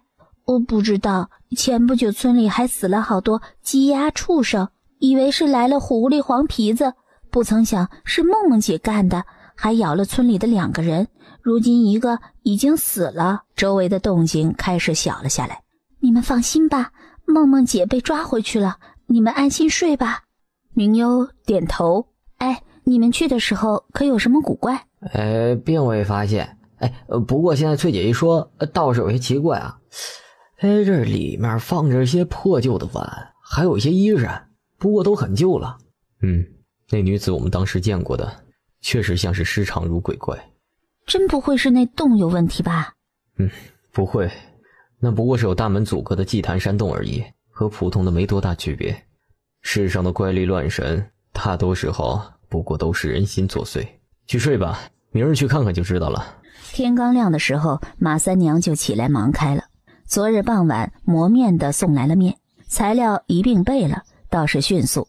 长风依旧在家里带着2个孩子，明幽和凤清浅他们出去了。去到他们祠堂门口，里面还传出撕心裂肺的怒吼声。身别离，不忍却要别离，托红颜难。这刚出生就死了。从袖子里摸出一瓶东西来，涂了些在头骨和其他明显的骨头上。找些水去。去溪流处寻了水来，冷意将幼小的头骨洗了。哎呦，这孩子是被活生生摔死的呀！你们看，这头骨都裂了。啊，他就是翠姐他们说的那个浑身是血的鬼婴。这孩子是谁家的？为何摔死，扔在禁地附近，被发现又偷偷掩埋了？你们想过没有，会不会是张梦梦呢？可张梦梦不是没夫君吗？再说翠姐不是说她是疯了才被关在山洞里的？你忘记了一个东西，翠姐说看到3番2次的村长去梦梦家，大晚上的一个男人去一个未婚的姑娘家，有什么事儿不能是白天说的。明幽脸色立刻就不好了下来。若说村长和梦梦有什么，那梦梦的病一定也和村长逃不开干系。要知道做一个局便是。下山之后一冷便大肆宣扬梦梦是中了毒，他有办法解毒，今天夜里就可以将此毒解开，梦梦和小木都能恢复清醒。你想引蛇出洞？好了，将孩子埋回去吧。马三娘听闻他们能救梦梦啊，你们不会是哄人的吧？你们是没瞧见呐，梦梦啊都半人半鬼了。不妨，我们敢说就能做到，就劳烦三娘去和大伙说一说，请大家明日来见分晓就是。梦梦和小木有救的事情不到1个时辰就在村里传开了。长生将带有迷药的针隔着很久打入了梦梦的身体，还在笼子里不住挣扎的张梦梦嚎叫着便晕了过去。明幽则是负责赶人，大家出去吧，出去吧，这是独门秘籍，不得外传，你们明日一早来看梦梦就是。等众人散了没多久，明幽又诓马三娘去说梦梦的毒刚才已经解了，明日早上就能恢复正常，自己则是和凤清浅回去了。凤清浅在坐着，明幽和孩子已经睡熟了。半夜，捉到鬼了，大家快来看鬼呀！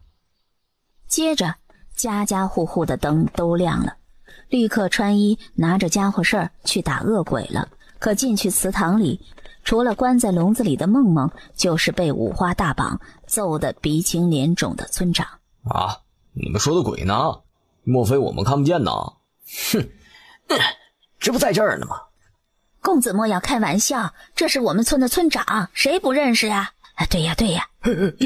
这乡亲们，快救我呀！就这几个恶徒都是来害人的。有的人是披着人皮的恶鬼，今日我们便来揭穿这恶鬼的身份。这到底咋回事啊？大家都静静啊！我们在村里发现了一些端倪。梦梦不是变成恶鬼，而是被人下毒害的。我们在黑云山山洞附近发现一个婴儿的死尸，你们都记得啊？前面村里的孩童去附近玩耍时遇见的鬼婴吧？孩子们见到的那便是被埋藏的尸骨。这么一说，大家都七嘴八舌地议论起来。可我们村从去年到今年来，谁家都没生过孩子呀？有，笼子里的梦梦就是。村长的脸色极其不好看，长风看不下去了。你再嚷一句啊，我就割了你舌头。不是你做那些小把戏，还真以为可以瞒过众人吗？乡亲们静静，我们也是受无名师傅所托来的。他说梦梦可怜，是无辜的，我们虽是找不到治疗他的法子，可不忍心看着他死了，于是将黑云村发生的前因后果一并说了。身别离，不忍却要别离，托鸿雁南。明幽坐在不远处，看着躲在笼子里东看西看的梦梦。明明他有大好的年华，却这么被毁了。你的孩子呢？村里的人凑钱给他做了法事，超度了，也给他寻了一个合适的墓葬了。我听那禽兽说，你给你的孩子取名叫希望。我想你若好好的活着，那才是希望吧。我们走了，没人给你喂药，可我总觉得你疯的也不是那么彻底，不然当时就不会去找小木和阿四报仇。而且我听无名师傅说，有一天你跑出了笼子，可要咬他的时候还是停住了。梦梦一愣，缩在角落里不动。哎，他居然流泪了。等他们都走了的时候，梦梦伸出手，将笼子外小碗里的药颤颤巍巍地端进去喝了。事情已了，明幽他们也收拾东西走了。翠姐儿给他们引路。夫人放心，无名师傅已经让村民将梦梦姐重新送回以前的地方去了。好，你呀，要好好的长大，平平安安的啊。夫人，你真是一副菩萨心肠。是吗？以前他们都说我是害人精，惹祸鬼。那是他们猪油蒙了心，看不见。就像是乌云层里的星星啊。那以后你也要做云层里的星星啊。好，挥着手看他们走远了，翠姐才回去。诺诺似懂非懂。母后，我也要做星星。凤清浅将她高举起来。好，小公主，让你做月亮，独一无二的月亮。那会不会太孤单了？月亮只有一个，万一星星孤立它怎么办？你想的真多，而且月亮不孤独，因为它有太阳啊。意味深长地看了一眼凤清浅。可月亮瞧不见太阳啊。可月亮在太阳心里，生生世世都爱。你又是怎么知道的？诺诺不懂凤清浅隐藏的意思。等你长大就知道了。可我现在就长大了呀。诺诺还义正言辞的，仿佛他说的还真是事实。凤清浅看了他一眼，矮矮小小的小冬瓜，若不是他自己的亲生闺女，可能早就被扔出去了。明幽也怕他一直问下去，小孩子的问题来的总是莫名其妙，而且很长，真怕他研究星星月亮太阳一路。诺诺，你看前面，长风在偷吃什么？诺诺一听，立刻转头看向前面，一会儿哒哒哒地冲着向长风跑去。可想而知，明幽又毫不留情地坑了长风一把。出了黑云村，冷意的马车在前面走，明幽时不时地拿出地图看看。嗨，你看了也找不到路啊，这都是数百年前地图了。比如啊，他们路过了黑云村，那之前这地图上可没这村子啊。我就怕这小子胡乱带路。哼，没事，除非他不想活了。凤清浅似乎是早料到了一般。啊，你给他吃的不会真是毒药吧？凤清浅挑眉。当然，这孙子既然能换皮，也是懂几分医术的，普通的药能吓唬住他啊？不怕趁机报复？那得看他有没有这本事。搂住他的细腰，凤清浅眸子里藏不住的张狂和自信。他能算得天下，把握住整个朝堂，难不成他还算不过一个冷意吗？他们口中的某人正在马车上看风景喝酒，长风驾着马车。哎呀，你至少也该30出头了吧？哎呀，不得，今年40整。是什么？40？那年我双手插兜，不知道什么叫做对。你能吃到他的糖葫芦才奇怪了，这扎心窝子扎的呀，他就不如一颗糖葫芦吗？可更扎心窝子的是，诺诺轻而易举地将糖葫芦分给他娘了，还有他爹。长风想，没法子，毕竟是爹娘嘛。你居然给一冷都不给我！长风话里带着酸意，如同一个痴情女子数落负心汉一般。负心汉背叛了他，诺诺朝他做了一个鬼脸。哼，冷毅叔叔给了我一个小娃娃。长风觉得这小丫头片子就是故意的，诚心像他娘一样的坏，满肚子的心眼儿。眼神看向凤鸣，企图得到一丝安慰。我可没有糖葫芦，我的吃完了。吃了饭下楼，准备去找间客栈休息。出门的时候，明幽听见一个娇嫩的声音：你们敢？你们不知道我是谁吗？找死呢！瞥见不远处几个衣着鲜亮却言行举止猥琐的公子哥，哼，长得可真辣眼睛。本打算不管的，你们几个登徒子，别碰我！看来是辣眼睛的流氓欺负良家妇女，上去看看，好像有姑娘被欺负。凤清浅冷眸动了一下，长风得令立刻去了。冷毅已经走到下面，听见动静，又转身回来了。等会儿有点事儿。紧接着便是楼上一顿叮咣乱奏。你没事吧？女子从荷包里掏出一锭银子来，扔给他。这算本小姐给你的报酬，赏给你的，不用谢。长风没接银子。你什么意思？嫌弃给少了？见长风脸色不好，你该清楚自己的身价有多少，别以为英雄救美就可以攀上本姑娘。切，若不是我们家主子开口，就你这种货色，我才懒得救你。将话扔下，转身就走了。你什么意思？长风，走。女子追上来，真要和他们理论。你们是一伙的吧？你还想奚落他们几句，可瞧见一身青衫的凤清浅，一个男人竟然好看成这样，他这辈子都没见过这么好看的男人。明幽也呕了，看了他一眼便走了。真是的，好心救他，反倒是成了他们的不是了。等一下，有事吗？原来是公子救了我呀。女子脸上娇羞一片，顺着他的目光瞧见他看的是凤清浅。明幽无语了，我看姑娘是眼神不好吧，还是不要耽搁，早些去看大夫吧，黑衣也能看成青衫。那也是公子叫家仆救我的，公子的大恩人家无以为报。凤清浅眉头严肃起来，里面带着厌恶。是我家夫人吩咐的，我一向不救丑的，亏欠天地的。丑的亏欠天地？哎呀，你这嘴巴也太毒了吧，我觉得还挺好看的。哼，和你一比，的确丑得惨不忍睹。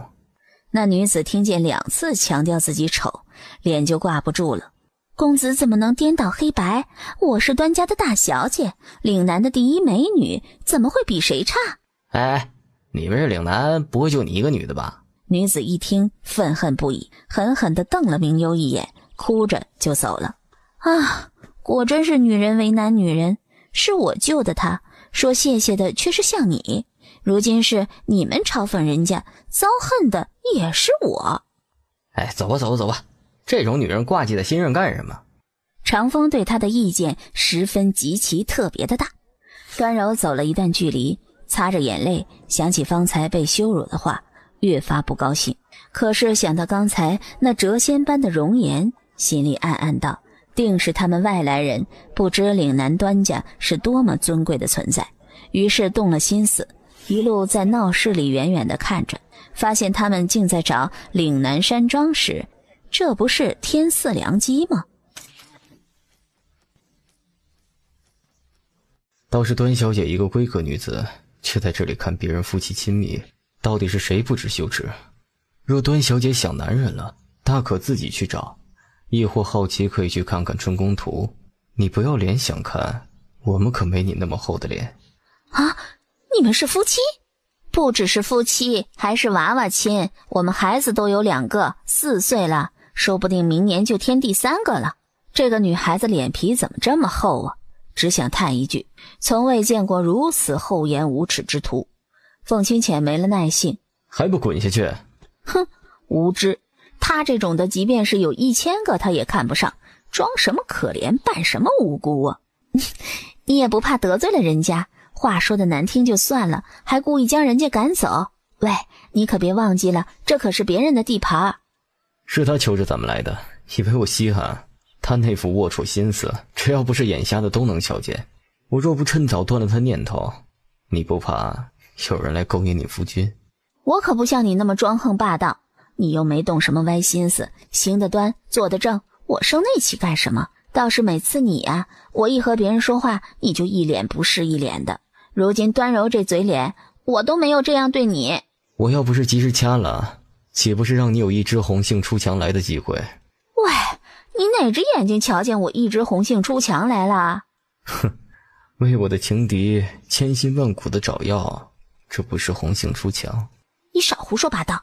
长生过来的时候，听到屋子里情意绵绵的呻吟，老脸忍不住一红，自觉地站在院子里把守着，免得有什么不相干不识趣的人打扰了。约莫傍晚的时候，端柔的婢女来了。我们家小姐请你们家公子过去吃饭。长风想起屋里激烈的动静，哎，免了。婢女一看他这冷漠的姿态，喂，你一个下人，容得你做主吗？我们家小姐请公子吃饭，那是看重公子，你倒是不识好人心，张口就给拒了，一把攥住婢女的手腕。换在平日，就你这双手，早就给你废了。小心说话，没有下次啊！我们家的事儿，更轮不到你一个外人的下人做主。本想拂袖离开的，可想到回去要被端柔训斥责骂，于是乎，是奴婢知错了，可眼看到晚饭时间了，这才请公子过去的。我们家小姐也是感激你们救命之恩，一片好意呀。我早跟你说了啊，谢过你家小姐的好意，不用，我们吃喝会自理。婢女碰了一鼻子灰，实在没了办法才回去的。回去院子里，哼，不知好歹，本小姐是谁？低声下气的请她，是他们的福气。他们倒是好，没有半点自知之明，特别是那个女人，仗着自己有2分狐妹子的脸，便不知天高地厚了，怂恿着那公子跟着了魔似的。可公子总是冷脸对他，他也找不到合适的机会解释解释。庄主不是快回来了吗？估摸着今天晚上就到。他们敢不给小姐面子，但不敢不给庄主面子啊。小姐去和庄主求情说一说，必定能请得动。听他这么一说，真有心里多了一丝期盼。我这就去瞧瞧。正如小桃说的，庄主没多久便回来了，瞧见端柔在府门前候着，端旭眼里多了一丝诧异。堂哥一切还好，一路可还平安？已经让厨房准备酒菜了。端旭也没理会他，自己进去了。许是瞧见陌生的人影。府里可是来了客人，谁的？堂哥，是我的，我请来的。于是便将昨日他们如何英雄救美的事情一并细说了。不过这英雄救美的人物变成了凤清显是关键，刻意将明幽忽略弱化了。我说过不得让外人随意进入山庄的。端柔也有些不快，我将救命恩人请到我家里来，有什么不对？公子小姐切莫生气，公子毕竟他们对咱们家有恩，确实该好好报答才是。端管家去准备就是。端管家是个特殊的存在，从小端管家一直对他多有照顾，算得上是他半个父亲了。这别离，不忍却要别离。诺诺要吃灌汤包，还真遇见端旭了，这还真是不是冤家不聚头啊！抱歉，庄主，我昨晚一时激动，说话有些过激了，请你原谅。是我误会了夫人才是。不知为什么，端旭对他总是有一种特别的感觉。夫人家在哪儿？怎么来岭南了？家里是皇城的，过来探亲，顺带游山玩水的。孩子小，带出来长长见识。既然是初次来，那确实应该好好玩玩。岭南山庄的园子也不小，奇花异草也多。夫人呢，可以带着孩子四处转转。那便多谢庄主了，孩子还等着吃，便不多打扰了。明幽怕说多了惹人怀疑，也不知道这岭南庄主的性子，索性再多打听打听。瞧见他轻影越走越远，端旭陷入了沉思。等晚上晚宴的时候，菜式还挺丰富的。没想到这个庄主还挺不记仇的，不是个小心眼儿，准备了这么多好吃的。没出息的，日好吃好喝的不亏待着你，还养成了这见吃的走不动的道，可见呢，越吃越馋是有理的。这不过是夫妻两人的玩笑话，可听在端柔的耳朵里便不是那么个意味了。端旭入座，便邀约众人：诸位都是远道而来的客人，不必拒绝，吃好喝好，这都是岭南这边特色菜，多尝尝，看能不能吃得惯。多谢庄主款待啊！我敬诸位一杯，算是昨日冒失赔罪，也算是诸位救我堂妹的感谢。在座的除了2个孩子，也就明优端着茶，诺诺还有模有样的说了一句：干杯。端柔看了一下，内心鄙视，人人都喝得酒，他偏喝不得。入座吃着，凤清浅一直给明优夹菜，诺诺和凤鸣则是坐在长风和长生中间。端旭看着，意味深长地看了端柔一眼，人家夫妻恩爱，情色和鸣成这样，他偏偏不知趣，要横插一脚，即便是真嫁给了人家，想必也得不到什么好结果。冷夫人不觉得菜品丰富吗？想必是从前吃的不多，不过放心，我们这里多的是，尽管吃，不够还有。这是嫌弃他没吃过好东西。凤清浅的脸色不好看，倒是诺诺先打断了他：这些东西我都吃腻了，娘吃这么久肯定更腻了，我还是觉得凤尾鱼比较好吃。凤鸣也知道这丑女人就是故意来膈应人的。诺诺，有些乡巴佬不知道凤尾鱼，没吃过没见过，你和他说了也没用。那他糖葫芦总吃过吧？我还是觉得糖葫芦好吃。端旭听见凤尾鱼，眼神闪了一下，那可是皇族大家都未必能享受的待遇呀。夫人，你可知道哪里的蛙最好吃？什么？井底之蛙，因为一直坐井观天，日日在井水里，没见过世面。长风喝着酒，一口酒就呛住了。抱歉，一时有些激动，丢人现眼，吃的还堵不住你的嘴。诸位不要在意啊，吃菜。这道拌凉菜啊，是我们当地的特色菜，虽不是什么罕见食物，爽口开胃，都尝尝。明优也没和他计较，估计和这种人计较要气死。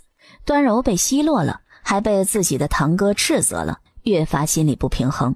酒足饭饱之后，明优带着2个孩子在院里玩，端旭则是请凤清浅去厅里喝盏茶。凤清浅端着茶杯，不急不缓的。端旭本想耗他一会儿，凤清浅还是一副淡然的样子。冷公子，听闻冷公子是从皇城来的，家里只有夫人一位妻子，可曾想过纳妾？没有。端旭无语了，端管家就在门口候着，只好去借故端着一壶茶上来。冷公子，这都说救命之恩以身相许，你救了我们家小姐，救命大恩无以为报，便让我们家小姐做奴做妾。你们这儿国人，自古以身相许，那都是英雄美人。你们家小姐给我做妾，这不是报恩，恐怕是报仇吧。你在干什么？诺诺抬头看了他一眼，低着头不说话。别人问你话不回答不礼貌哦。我爹说了，对于套近乎的人不必理会。这死孩子，气得肝疼。可我不是套近乎的呀，我是给你和你爹爹送糕点来的呀。你看，只有3块，我吃1块，剩下的给你1块，另1块给你爹吃。诺诺细细地看着他吃了，想接却没有接。难道我还敢害你们吗？你们是我们家的客人，出了事儿我们也是要惹上官司的。这孩子不好对付。诺诺有些心动了，里面翠绿翠绿的，很好吃的样子。里面没毒吗？小小年纪倒知道毒？没有，真的没有。不信你先吃1块，递给他最左边的那块。那盘子里这个给你爹。哦，诺诺端着进去了，隐约听见脆生生的声音。出来的时候他手里没东西。端柔想，应该是成了。他不知道屋子里的2个人完全不按他想象的来。诺诺果真是拿着进去的，可是没碰自己的，反倒是爬到凤清浅小气的榻边。爹爹，我能吃这个吗？哪里来的？凤清浅睁开眼睛。那个笨女人给的。笨女人？端柔。哥哥说他笨得像癞蛤蟆，还想欺负人。凤清浅挑眉，他自己吃了一个，说把这个给我，盘子里的给你。诺诺小，可经常被凤清浅和明幽带着，也是一只狡猾的小狐狸。明幽告诉过他，陌生人的东西一点儿也不许吃，否则肚子里会长虫子咬死他的。事情没那么简单，想必这块东西一定是动了手脚的。他算计不会防备自己的女儿，自己女儿吃了也给他稀里糊涂的吃了，于是只好拿去给冷毅看了，一副欠揍的笑容。看来公子这艳福不浅呐，烂桃花也多。听他这么说，立马是知道了这其中是什么。这催情散药力很大，发挥却很缓慢，怎么说也得1-2个时辰后发作。既然是他主动招惹，便怪不得我了。吩咐长生，你去准备准备，找个府里又丑又猥琐的小厮，最好是一身臭毛病的。明幽刚好回来。什么一身的臭毛病啊？不再回来，你夫君的便宜都要被占尽了。那癞蛤蟆竟然给我吃了有毒的糕点。什么？摸着他的胸口啊？什么毒？情毒，慢性情毒，一会儿就发作。长生无语了，陛下太阴险了，太腹黑了，明明就没吃。冷毅，这还有天理吗？我从未见过如此厚颜无耻之人，明明就什么都没吃。诺诺有些不解，明明爹就没吃啊！娘，长生及时地捂住他的嘴。孩子小，不应该听这些少儿不宜的事情。朝着冷毅使了一个眼色，凤清浅不安分的手已经掐上了他的细腰。长生刚走到门口，且慢，长生，你不必去找什么小厮了，你等2个时辰就请庄主去刚才那间屋子里，就说凤七七有话找他说。长生一脸为难，你若不从，我就亲自去处理，你呀，就自己个儿解毒吧啊！凤清浅一听，算是默认松口了。长生极有默契的下去了。爹爹说谎话，明明就没吃，还说我拿给他吃了，这不是诬赖我吗？面对诺诺来自灵魂的拷问，长生张口也不知该说什么了。你哥哥跟长风出去怎么还不回来？不会偷摸着背着我们吃好东西了吧？不可能，有什么好吃的，哥哥都会留着给我的。长生无语了。太子不可能，可是长风可能啊。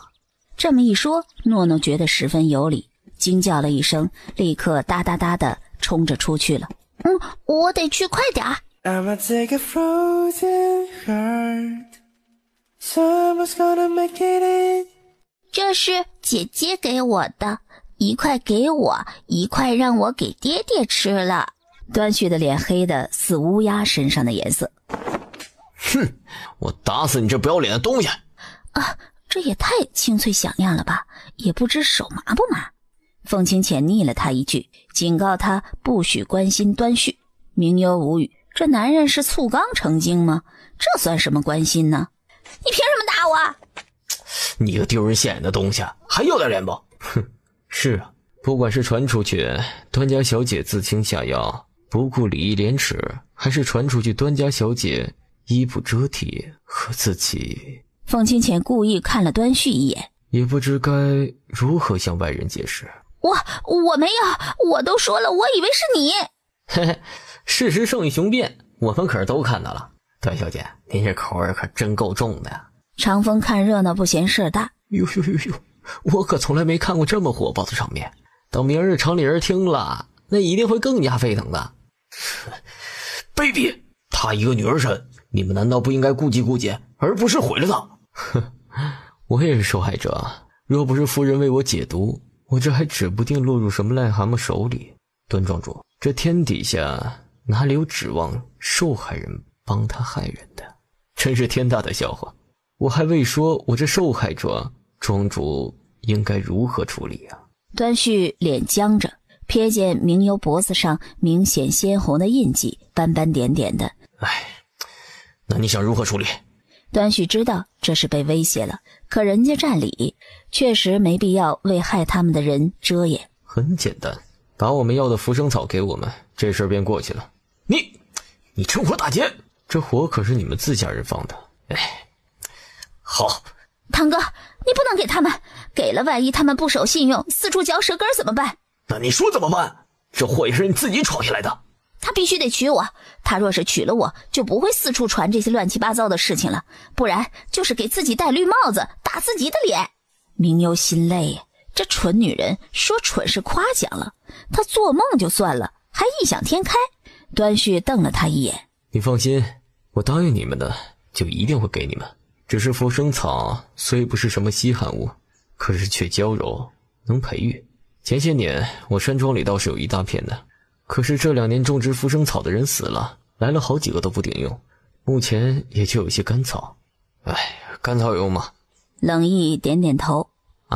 制造药丸倒是不影响，不过就是药效会缩减而已。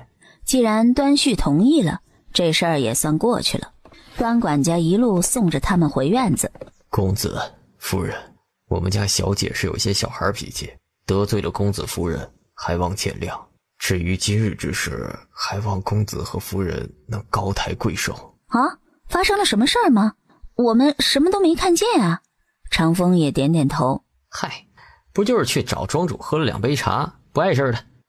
好，多谢诸位，多谢。转身走的时候，凤清浅冷声道：不过还请转告庄主，这次是看着浮生草的面子，下次我可不会这么轻饶了他。声音并不大，可却吓得端管家寒意阵阵。回去屋子里，众人的心总算放了下来。总算是拿到了。正好他们这里药材房，一并将药材集齐了，制作成药丸，咱们便可以走了。只等晚饭过后，端管家便亲自来请明幽过去。凤清浅略微有些不悦，难不成他还不撞南墙不死心，想挖墙角来着？于是乎，明幽没走多久，他便出去了。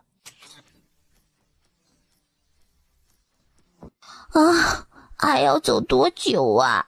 一副很累的样子。你都是轮流背着的，又不需要你走路。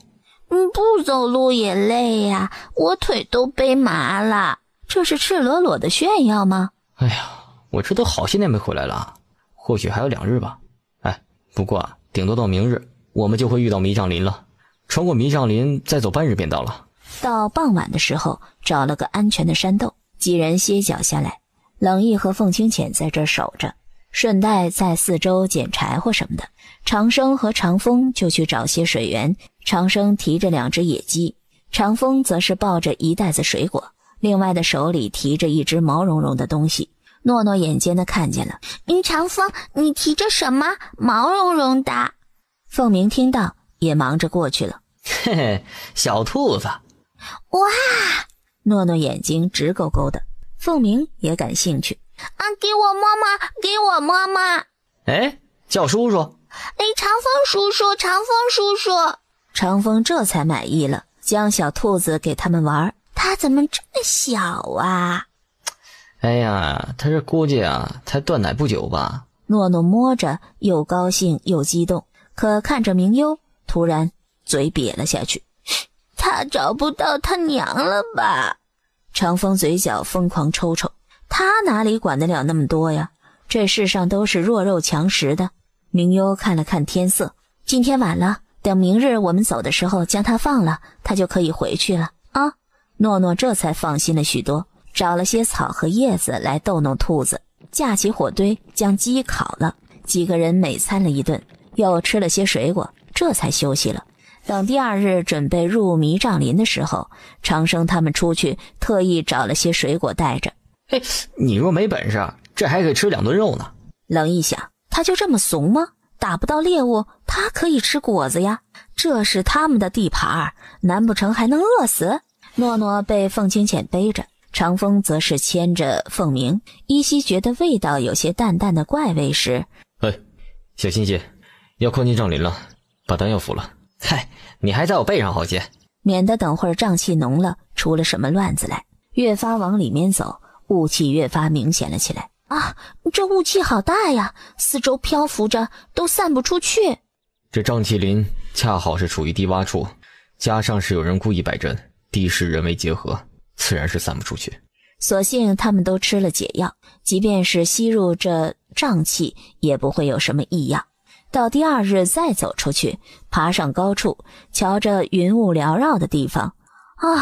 明明就一小块地儿，偏走了这么久，难怪这些年外界都找不到腾云村。这般隐蔽，若不是机缘巧合或者有人带路，只怕一辈子都寻不到。雾气缭绕，还真像是神仙住的地方。我知道为什么叫腾云村了，你看远远看着云雾缭绕，不正好是腾云吗？好了，快走吧，争取今日能进村。到傍晚的时候，约莫已经能看见人烟了。低低矮矮的房屋错落有致，各色各样的树草花木，只是依稀难见人影。走近发现有人，明幽还未上前去打听。你们什么人？快来人呐！有人闯进来了！我们不是闯进来的，我们是稀里糊涂走进来的。嫂子，你别嚷嚷，我们拖家带口的也不是什么坏人呢。说着将自己的一对儿女递到面前，给我使劲撒娇卖萌。凤鸣无语了，男子汉大丈夫卖什么萌啊，可耻，宁死不屈。诺诺也无语了，卖萌可耻啊。婶婶，你长得可真好看呢。对啊，我们应该叫你姐姐才是，我们真的没有恶意，我们只是迷路啦。过来，给娘尝一口。凤鸣就过去了。诺诺滴溜溜的眼睛一转，将碗里的汤一口气喝完了，这才过去了。娘，已经没有啦。明幽无语了，他怎么养出一个吃货女儿来呀？果真是像极了你，平时也不见他精明到哪儿去，可这一碰上吃的，谁都比不过他。果真是有其女必有其母。明幽似乎是有些不服气，哪里随我了，我可没这么贪吃。可自己已经跑到桌边默默地舀鸡汤去了。这不都一个德行吗？给2个孩子弄了鸡汤泡饭，凤鸣不高兴了，想将青菜挪出去的。喂，不许挑食，你敢扔了，我就将一盘子给你吃了。小的贪嘴，大的嫌恶吃素菜。明幽身上的小毛病遗传分配的刚刚好，娘也不爱吃，怎么不见爹说他？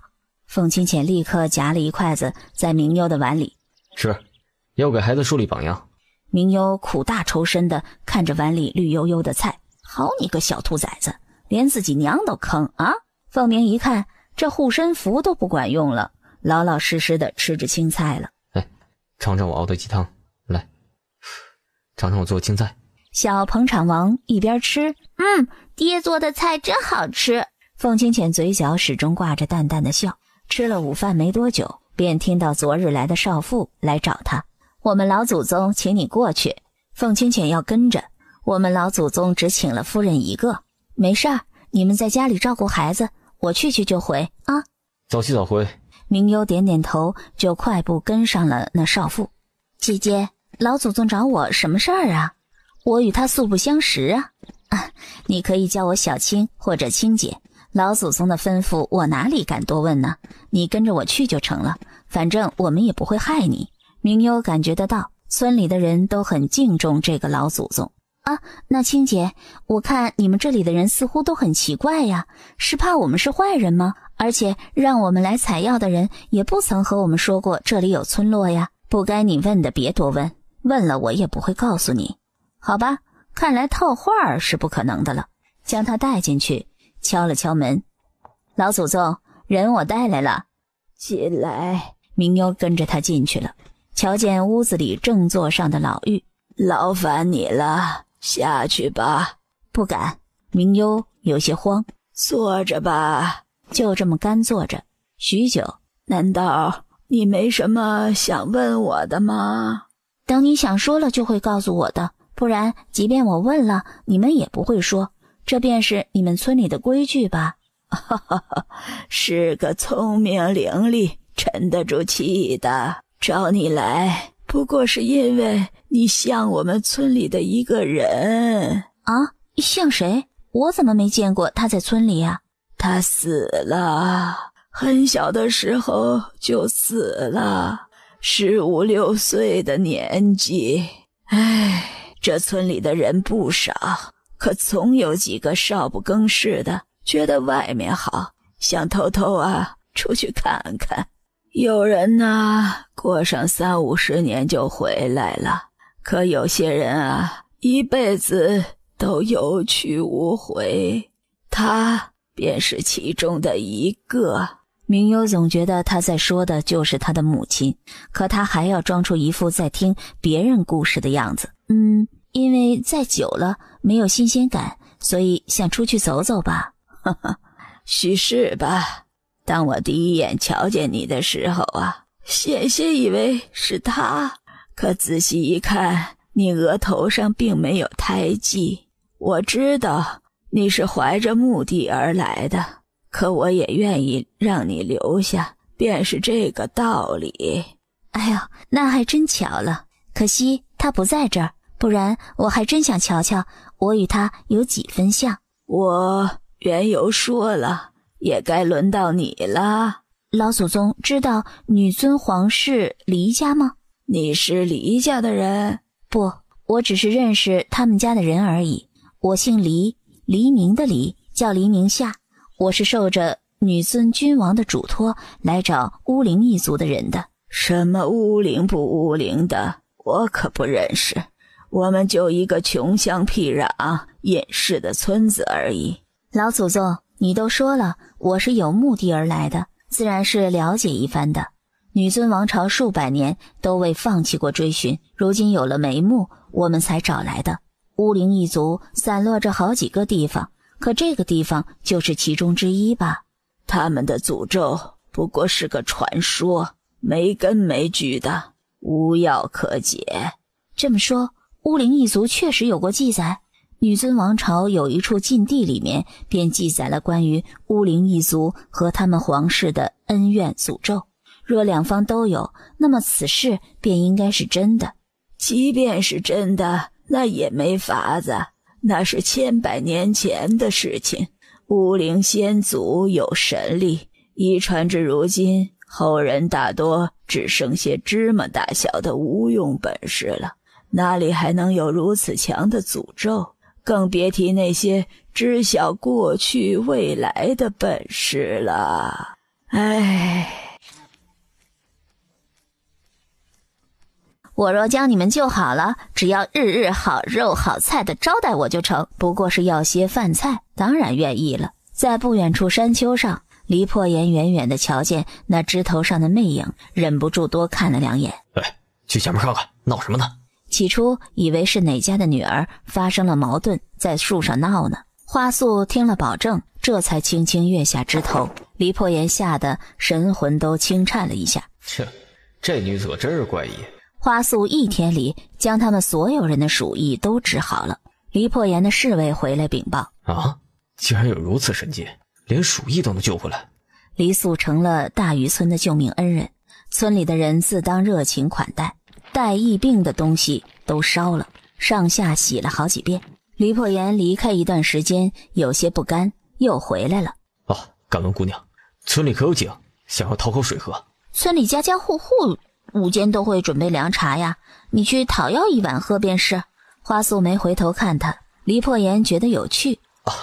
那姑娘家有吗？和谁家的不一样嘛，只是抬头瞧见那双勾人的桃花眼。那我带你去讨要吧，我在村里都是吃百家饭的。等他们一走，那小子细皮嫩肉的，该不会是对花素有意思吧？小声些，花素是仙女，你不怕惹恼了她呀？不会，不过也唯有这样的公子才配得上花素。你看咱们村里的糙小子糙汉子，哪里能和他般配呀？花素领着他去找了一家最近的。桂花姐，你们今日泡凉茶了吗？来了，催命呢，煤也能给你煮出来。用围裙擦着手。原来你带了客人过来呀，让他们坐着，我一会儿就煮好了。看着桂花姐将凉茶的药材都拿出来，我来吧。在质疑的目光中，花素淡定的一把药材放进去。桂花姐张了好几次口，还是没开口劝住。她想说，祖宗，东西放多了又怪又苦的，这哪里是一壶的量啊？满心欢喜地将茶水倒出来，在另一个小壶中，然后殷勤地倒给他们喝。在黎岩坡旁边最近的侍卫迫不及待地端起喝了一口，眼珠子动了动。呸！这茶水还能是人喝的吗？你说的是人话吗？不是人喝的，你是什么？还是拐着弯的骂你们家主子不是人呢？花素不高兴了。味道不错。还是属你有眼光。自己也斟了一杯，喝了一口，噗嗤一口喷了出来，喷在他对面刚才说他茶难喝的侍卫脸上。啊，好苦好涩啊！倒是黎破颜一直淡淡的喝着茶。好喝。众人心里一片绝望。陛下，你这味觉失灵了不成？花素疑惑地看向桂花姐。花素啊，你料放太多了。哦，好家伙，今日丢脸丢大了。注意到了这个男人，不住地给他倒茶。啊，喜欢就多喝点。周围的人一副同情的目光。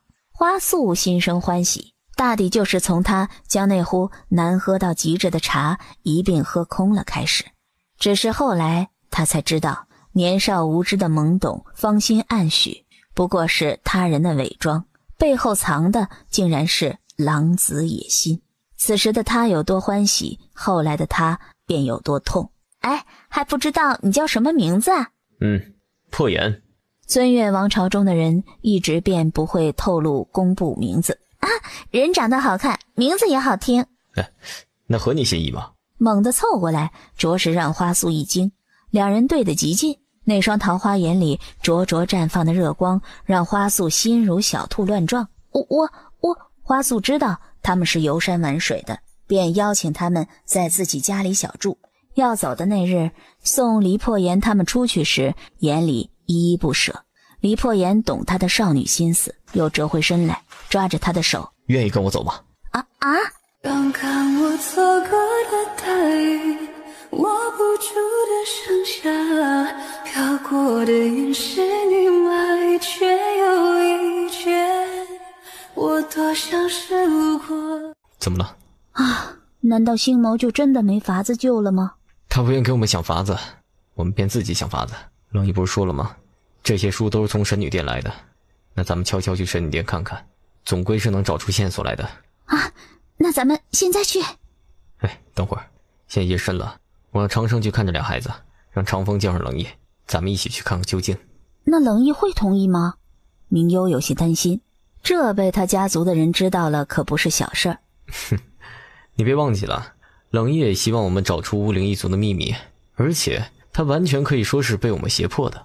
冷毅还真的愿意帮忙，虽是一脸的不情愿，嘴里一直叨咕着，可腿还是老老实实的带着他们去了。明幽想，这冷毅就是个受虐体质，不被人嫌弃，不被人骂着，他还不高兴，这就是传说中的口不由心吗？他一路嘀咕，长风就一路各种嫌弃他。虽是在深夜，月色皎洁，可明幽眼睛不太好使，走路磕磕绊绊的，凤清浅便背着他走了。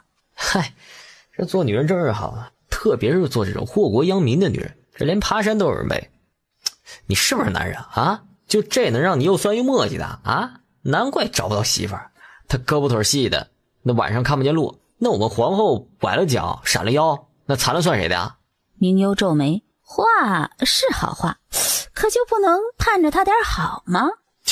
我是风流倜傥，那这些年追我的，我泡的那些窈窕女子，没有1000，那也有800。开玩笑，我像是没人要的吗？我们巫灵一族生来就善美貌，你看我们村里的人有谁是丑的？那以前老祖宗也是很漂亮的美人吗？虽说如今老祖宗早已枯老的如树枝一般，可看她的气度便知道，年轻时一定是个令人过目不忘的美人。那可不啊！以前听村里老人说了，老祖宗那时候那也是能让牡丹失色的容颜，可不知为何他活了200多岁，一直未找到夫君，直到16岁上门求亲的人也多了，可都被他父母给挡回去了。后来16之后，他便闭关了好些年，出来时越发不想嫁人了，就这么过着了。他也消失了好几年，他不会是偷偷出去了外面，然后又像你这般回来了？不知道，许是吧。可当年的人都不知道他去没去过，那大多数人都说他在闭关修行。或许吧。突然想起刚才见老祖宗时，他说族里的人出去时的场景。若他出去了，经历过些什么？豆蔻的年华可在外面遇到了心上人，是像花素一样所托非人情伤回来，还是冷意一样看遍红尘都看淡了？翻了一座山头，才瞧见一座高耸屹立在半山腰的阁楼。明幽看着这月黑风高黑压压的建筑有些闷。冷意偷偷看族中的老祖宗去过。别走中间的路，往右边走，对，靠左边树走。冷意一行按着记忆中的路线刚走进去，一阵乱箭齐飞。明幽还没反应过来，凤清浅便提着他躲过左右两边的乱箭。更加慌乱的还有冷意，若不是长风提着他的腰带一一躲过，估计早就被乱箭射死了。哎呦，我终于知道了，为啥村里人都不来这神女殿了。那若是有祈福祭祀仪式，人多误闯了机关怎么办？一般祭祀的祭坛都在那边，也只有神女会一直守在这儿，其他人基本不会过来。越发走进女神殿，几人都加倍谨慎起来。进入神殿的正前方，四处设有巨人石像，石像双手盯着火坛，用来照亮四周。可几人都不敢点火，只得借着月色看路。凤清浅怕明幽误碰，于是乎将他背起来。冷意走中间，长风在后面，这样明幽和冷意都相对安全些。不需要挽留，這世界繽紛